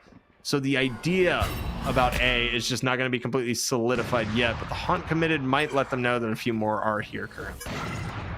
Considering how far back the Ninja is with the spike, very interesting, is kind of using a little bit of jumping tech, using that Jet passive to great effect to avoid all that damage.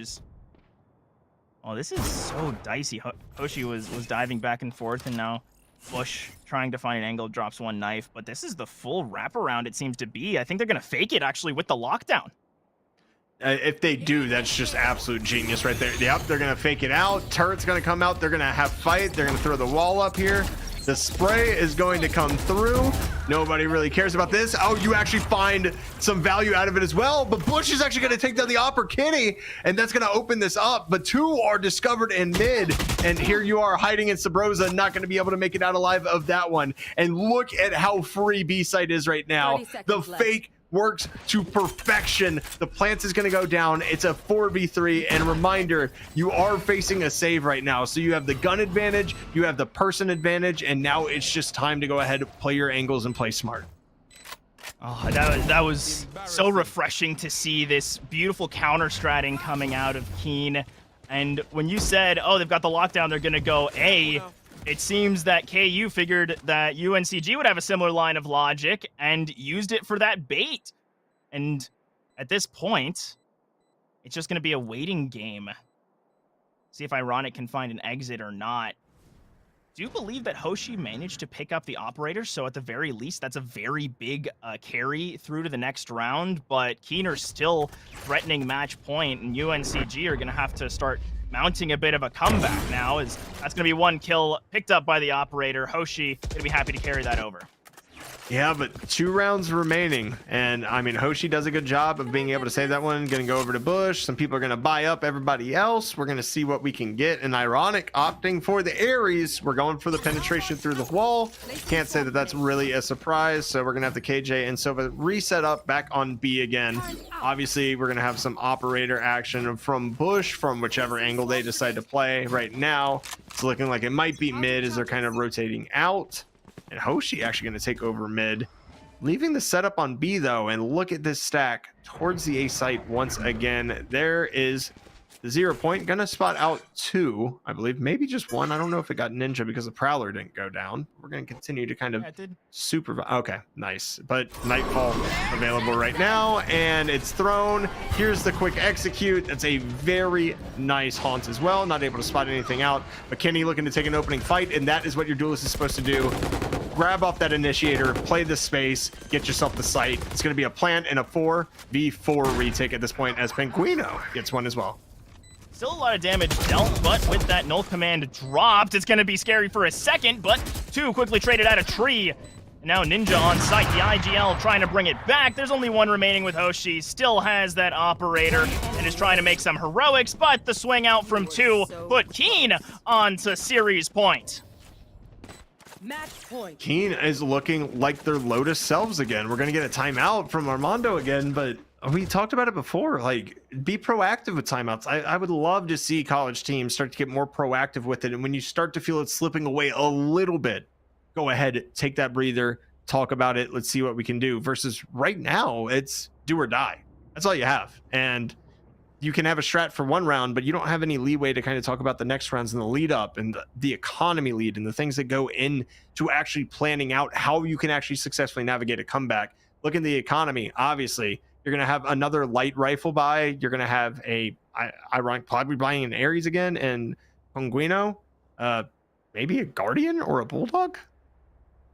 It's so tough that you're having to even ask these questions when you're going up against match point, right? Kenny has an op. Ninja has 7K. There's the run it back is the only ultimate that Keen has available, so it's not like they're just going to be able to walk onto a site, but also UNCG only having the Great Divide, that Cosmic Divide, it's just doesn't feel like there's enough tools available for UNCG, given how confident Keen have just been throughout this attacking half. I mean, just looking at the round score, it looked scary when UNCG were able to beat the Force up on round 2, but after that, it's been all Keen once they've had rifles in their hands.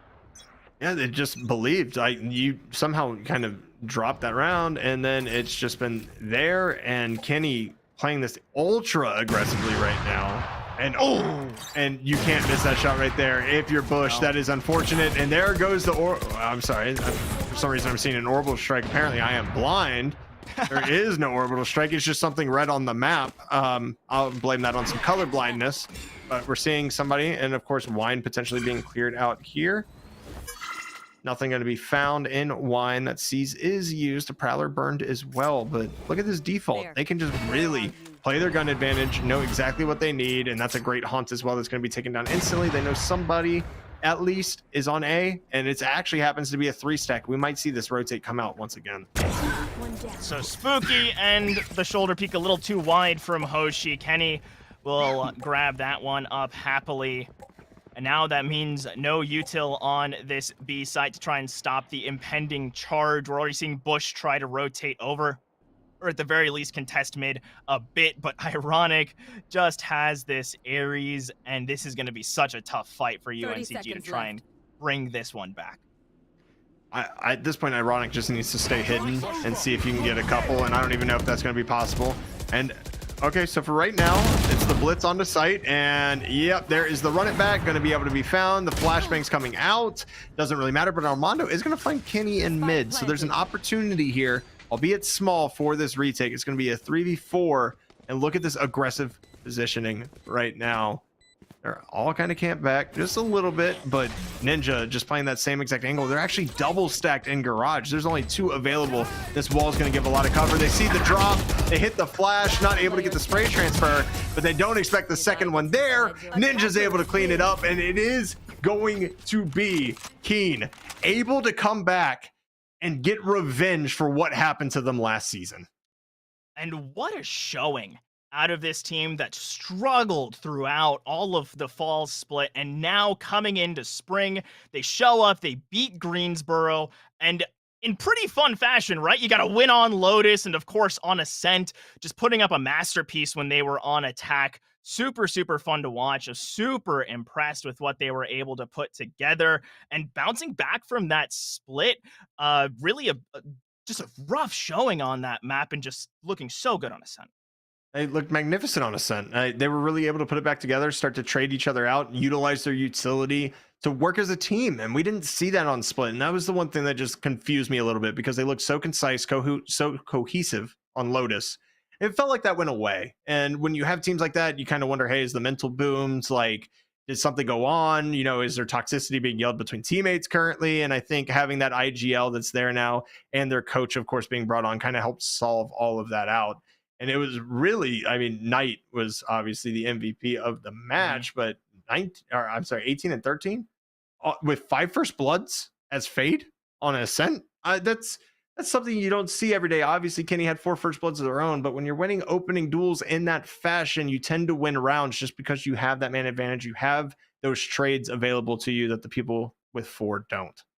Exactly. It's all about those impact frags and those impactful moments. And this time, Keen had more of them, as we're going to try and set up an interview to hear from the winner. So we're going to go to a very, very quick break, and we'll be right back.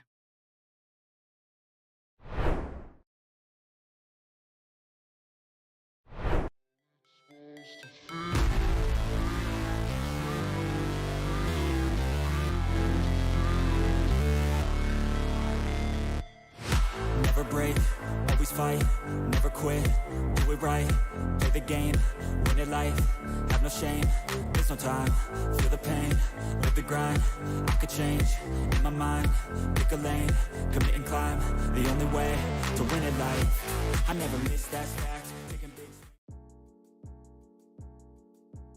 What is going on, everybody, and welcome back to ECAC Top Plays of the Week. I am Septilence, and let me tell you what, right away, if you thought last week's clips were great from weeks 1 and 2, your minds are going to be blown here in week number 3. Let's take a look at what these players brought to the table this week.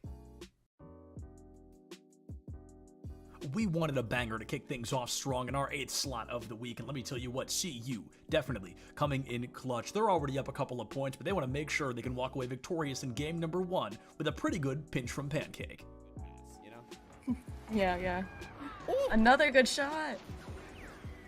Pancake with that shot. Oh, get your syrup and your chocolate chips out, because this pancake is looking tasty. With only 60 seconds on the clock, the University of Kentucky was feeling great. They'd already won a fight, Midtown was within their grasp as they only needed to secure one more fight win to full hold Bryant University. But Klaus knew, sometimes it's not just about winning. Sometimes it's about sending a message. Okay, they've got to move. There's the initial hack. Klaus down like the cat among the pigeons. And there's not a lot of coming back from that one. The fawn, it's... RPI found themselves with their backs against the wall on bind. They were 2 round losses away from losing the map and the series being tied up 1-1, going all the way to map number 3. They needed a hero. They needed somebody to guide them to the promised land, and it was Moses with a 3-piece that secured the deal and won them their 9th round. The team, Southern Arkansas, will make a free and clear take on the site unless Moses able to lock it down with a 3K. It's all up to the singular Briani, who's nowhere to be found. TP, that must have been, he just walked through by accident. CU did such a good job this week that we want to highlight them not once but twice. This time the attention pulling over to Lyric, who gives us a great aerial coast-to-coast play and seals the deal with what looks like a 0-degree goal to put CU just 1 point further in the lead. Oh, that was beautiful. Beautiful aerial goal. Could have said it better myself. Look at how Lyric creates space and the accuracy. Does it get any better than that? It really doesn't. For this next clip, we're jumping over to a Smash crew battle where things are looking good. All 3 players alive on both sides, and Bounce with 3 stocks against their opponent, Sam Kalta. Bounce finds an amazing snipe off stage to guarantee Sam's first stock be taken off the board, putting Bounce's team in the lead. Unlike Very high. Oh, but that nice neutral beat off beautiful stage. Snipe. You love to see that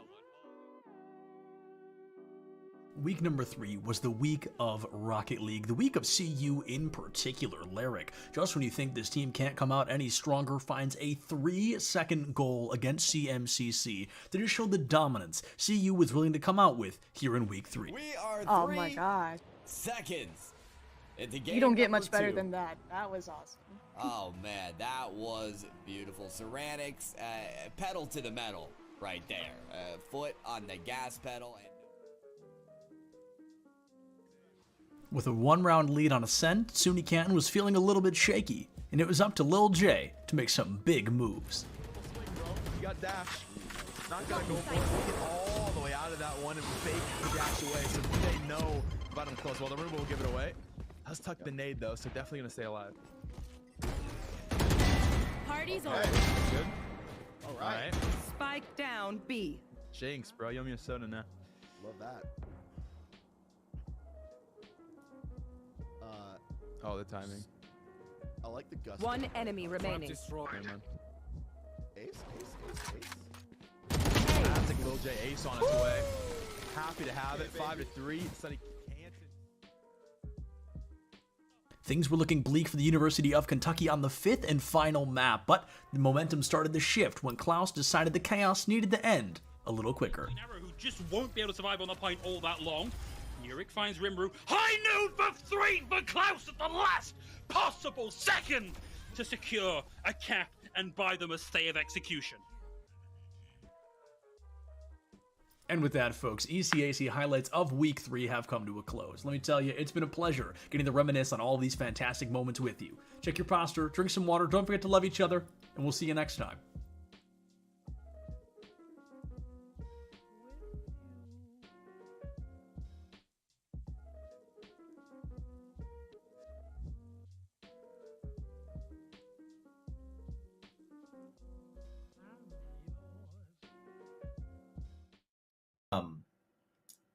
I really think that there's been a sorely missed opportunity for developers to take a step back from competition and take a step forward with community. And if they do that, I think we all win, because community, I would argue, is the one thing that no one's trying to solve. We're trying to solve recruitment.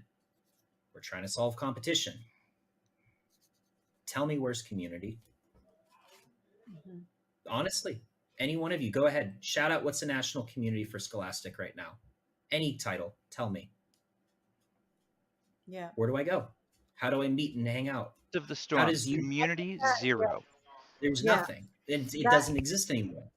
And it doesn't exist statewide. It doesn't exist school-wide. It doesn't exist region-wide. It doesn't exist nationally. It doesn't exist digitally on Twitch. It doesn't exist digitally on Discord. It doesn't exist through any form of skill-based development. It doesn't exist on any form of, skill-based learning or just pure socialization and fandom. Huge missed opportunity. You want to take their time and make it more efficient, in my opinion. Tell Riot Scholastic politely to stop what they're doing with competitive, and their integration with LCS should be, Twitch, symposiums and summits and conversations and learning and all sorts of wonderful things, and promoting camps and educational learning activities and RSSA sponsored curriculum. That will move the needle. I don't see any of that. So Chris, that was pretty much the last topic. You kind of wrapped it in a nice package called community. And I was kind of thinking more from an organizer and a broadcaster point of view around growing fandom.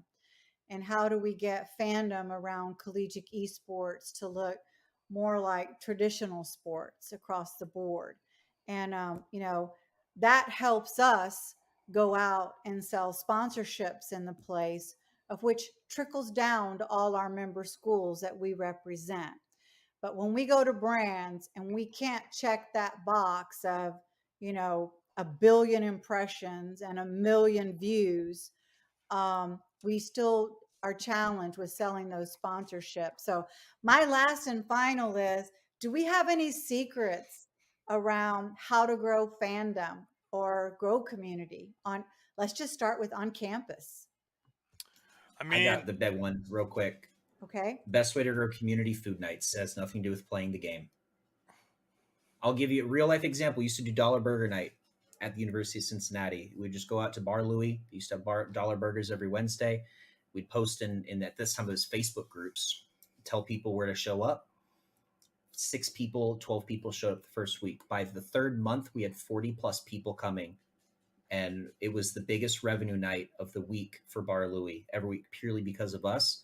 But we had friendships, we had relationships, we had roommates, we had all sorts of great, wonderful things come from that. And that translated to our LANs, our club meetings, and everything from that. It was nothing beats food nights. Just like pro sports, we need to focus on tribalism. And the way that you create tribalism is you have to prioritize in-person experience, in my opinion. I think that there's a lot of companies trying to become unicorn online platforms, but at the end of the day, I think we need pockets and hubs around the country that serve as regional and local hubs. Once you get a group of people together that share their love for the team that is on their campus, they start to develop a bond around that. You can do that online, but it won't be nearly as effective. Professional esports is having this tribalism problem because it's the majority of it's online. It's resulted in fans following players more so than the teams.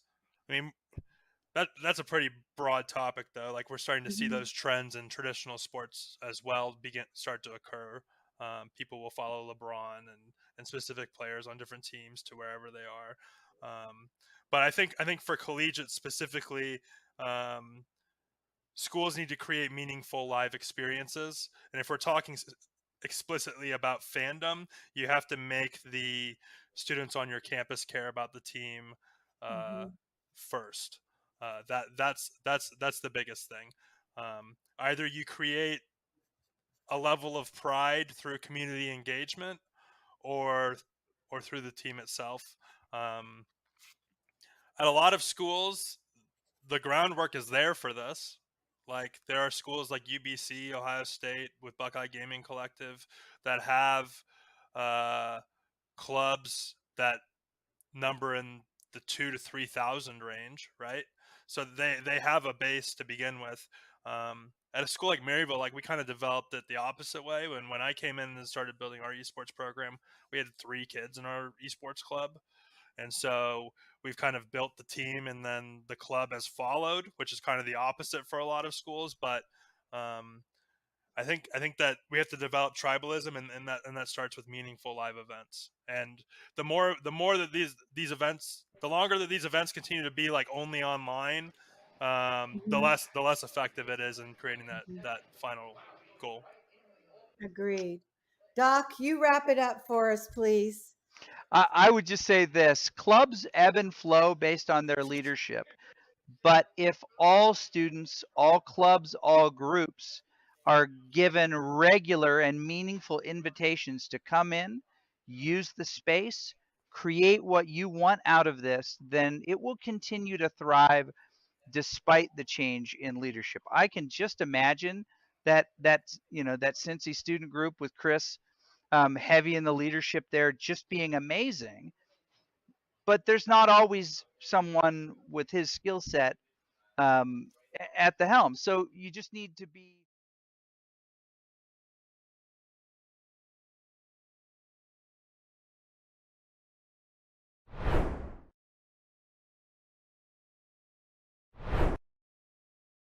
And welcome back for the final time, as I'm J Turbo, joined alongside Visionary One. And now we've got a third member. We got Cizai coming in, the Brimmy with the Stimmy. How are you feeling after that win? Oh my god, I'm generally feel very hyped. It feels great, you know. We against like a bit of a rough second map. We came back really hard on the third map, and it was just a nice rush of adrenaline. It was good. That rush of adrenaline, of course, is important because it kind of gives you that ability to overcome, right? And I think that's important, obviously. But I have to ask you, just because I saw it, it was the second pistol round in the Ascent map, right? Y'all are fighting out A main, like, it's literally a war zone over there. It's literally looking like a Call of Duty game. Everybody's got pistols out running around like crazy. You decide to drop the stim beacon on top of everybody. Was that the plan going in, was to make contact, stim beacon up, and just mow them down? Did you expect to meet that kind of resistance on A, or was there an overall thing that you kind of read on the team before that? I'm trying to recollect of what really happened there, but if anything, I just stim beacon in to go with my team, to kind of like get some trades in, you know, making sure like I'm doing my part of the team, and I just did a little more than that during that round. So, but it was really intense, yes. And you guys had just such an interesting path for this series, right? You go to Lotus to start things off, pretty unorthodox pick, and then Split was really rough. And bouncing back on Ascent, you mentioned that adrenaline, but what else does it take for your team to be able to bounce back after such a tough second map? It's definitely thanks to like everybody's input in the team, and especially the coaches. We kind of just reassess what we're doing, assess what the enemy is doing, analyze, and figure out how exactly they're playing, just so we can bounce it off better. We're still a developing team, so if we could just adapt to what they're doing and counter that, then that's all we could do, and effectively worked, obviously. It certainly did, and I have to go ahead and say congratulations, because you defeated a team that beat you 2-0 last year, right? So UNCG kind of took it to y'all's team last year, and able in 1 year with just the addition of some staff to get a 2-1 over the team that, I mean, honestly did some work, right? So I think that's extremely important to give you props on as well. You say you're developing, well, you're moving a little bit faster than I think anybody expected you to, and I'm proud of you for it. But other than that, obviously, I have to give you the time on the podium. You deserve it more than anyone as the victor tonight. Give your shout outs. Anybody at home, anybody watching, anybody, obviously, you're going to get shout out your team. So that's no big. Oh my god, thank you very much. Shout out to my team, obviously the coach, my family, my dad, and my girlfriend who's watching right now. Happy Valentine's Day to y'all, and honestly, just have a great night. Enjoy your rest of your week. Oh, it's so sweet to hear. Got the family support, the girlfriend buff, everything you could ask for. Cesai, thank you so much for coming out, giving us a little bit of your time, and for putting together just such a great win for your team. Thank you so much for your time as well. I appreciate it. And for all y'all at home, that's it. We went to all 3 maps, and we were here to bring alongside y'all. Visionary, this was an absolute blast. So much fun to be getting this action from the ECAC. Yeah, it's been a phenomenal night. Of course, I just want to reach out and say sorry to my girlfriend. Sorry that I went 3 maps, and sorry that I'm casting on Valentine's Day. That's on me. I kind of forgot what day the 14th was, and I'm going to take full responsibility for that. But for everybody else, of course, I hope y'all have a wonderful day. It's been a pleasure casting with you, J Turbo, getting to hang out with you for these 3 maps. It was definitely a banger. Obviously, tomorrow we're going to be bringing Rocket League in, I believe, as well as Overwatch. So you're going to want to stay tuned, of course, to more Esports U. ECAC has been massive in supporting this growth of colleges just like KU, who you saw win today. So be sure to stick around. We appreciate each and every one of you for hanging out with us, and we hope you have a wonderful night.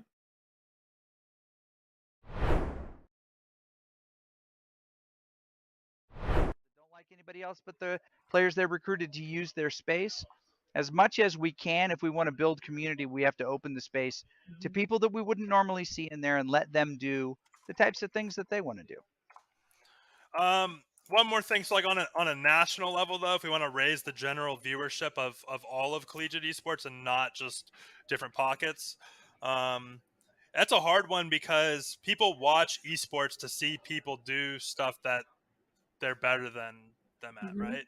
So naturally at the collegiate level, we're going to be at a lower level than pro. So it's hard to get people to watch for that reason. But what we can sell are narratives and storylines, matchup histories. And as we start to build a longer history of collegiate esports, I actually truly believe that some of the CLOL storylines are more rich than what exists in Academy and 100%. and the LCS, but no one's really covering it. No one's really drilling down into it. No one's creating narrative content. So I think that's the key to getting people to care about it. Like if there's a storyline, people attach themselves to it. Yeah. Yeah. I'll add one more thing before we end. The largest organizations on any university campus. This is a very blanket statement. Could be wrong for you. It's right for many. Campus ministry and Greek life are always the largest groups on campus. Why? It's because of the concept of family. Let me explain. With a club or a program, many people identify, oh, I am a gamer, but I am also A, B, C. And usually it's I am A, B, C, and I'm also a gamer. Not everyone is a gamer first and foremost. And you're only going to capture that population if you're promoting purely competitive and purely esports. And so I said food nights and social activities. I'm really stealing from campus ministry and Greek life because what you want to do to build community at your school is to make it so that the thing that you're doing is the number one thing in the students' lives. Now that's a very selfish thing to say, but it's a true statement. For you to grow the largest community, your community needs to feel that the thing that they're a part of is the most important part of their social campus experience. That's why Greek life is so successful. That's why campus ministry is so successful. And when you treat esports as a program of just competition, practice, and development, that's an outlet. That's not a way of life. Not for at scale. Not when 55% of the campus body at a Division I school identifies as a gamer in some way, shape, or form. You're not going to touch that 55%. You're going to touch 5%, maybe. You're probably going to touch 0.05% or 0.5% at a Division I school.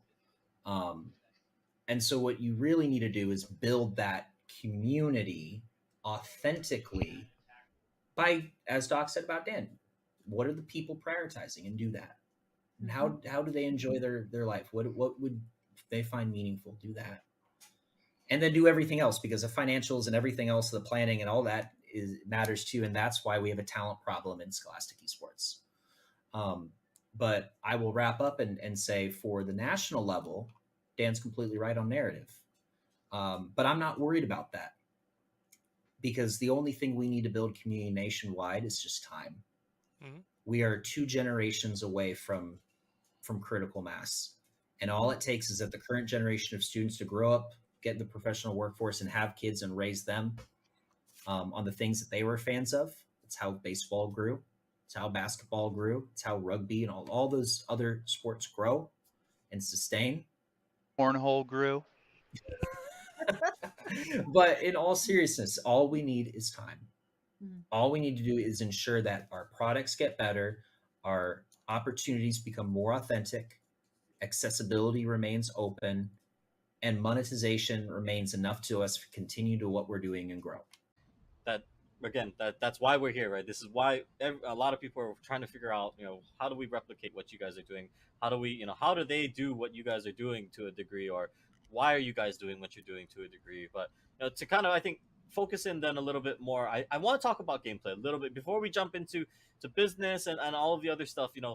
Jensen, this one's for you, right? I want to talk a little bit about this, because to someone like me who's traditionally a League of Legends fan and all that, I know that you've been a coach that's been all over the world. You've worked with a lot of different professional teams and different regions. My question, I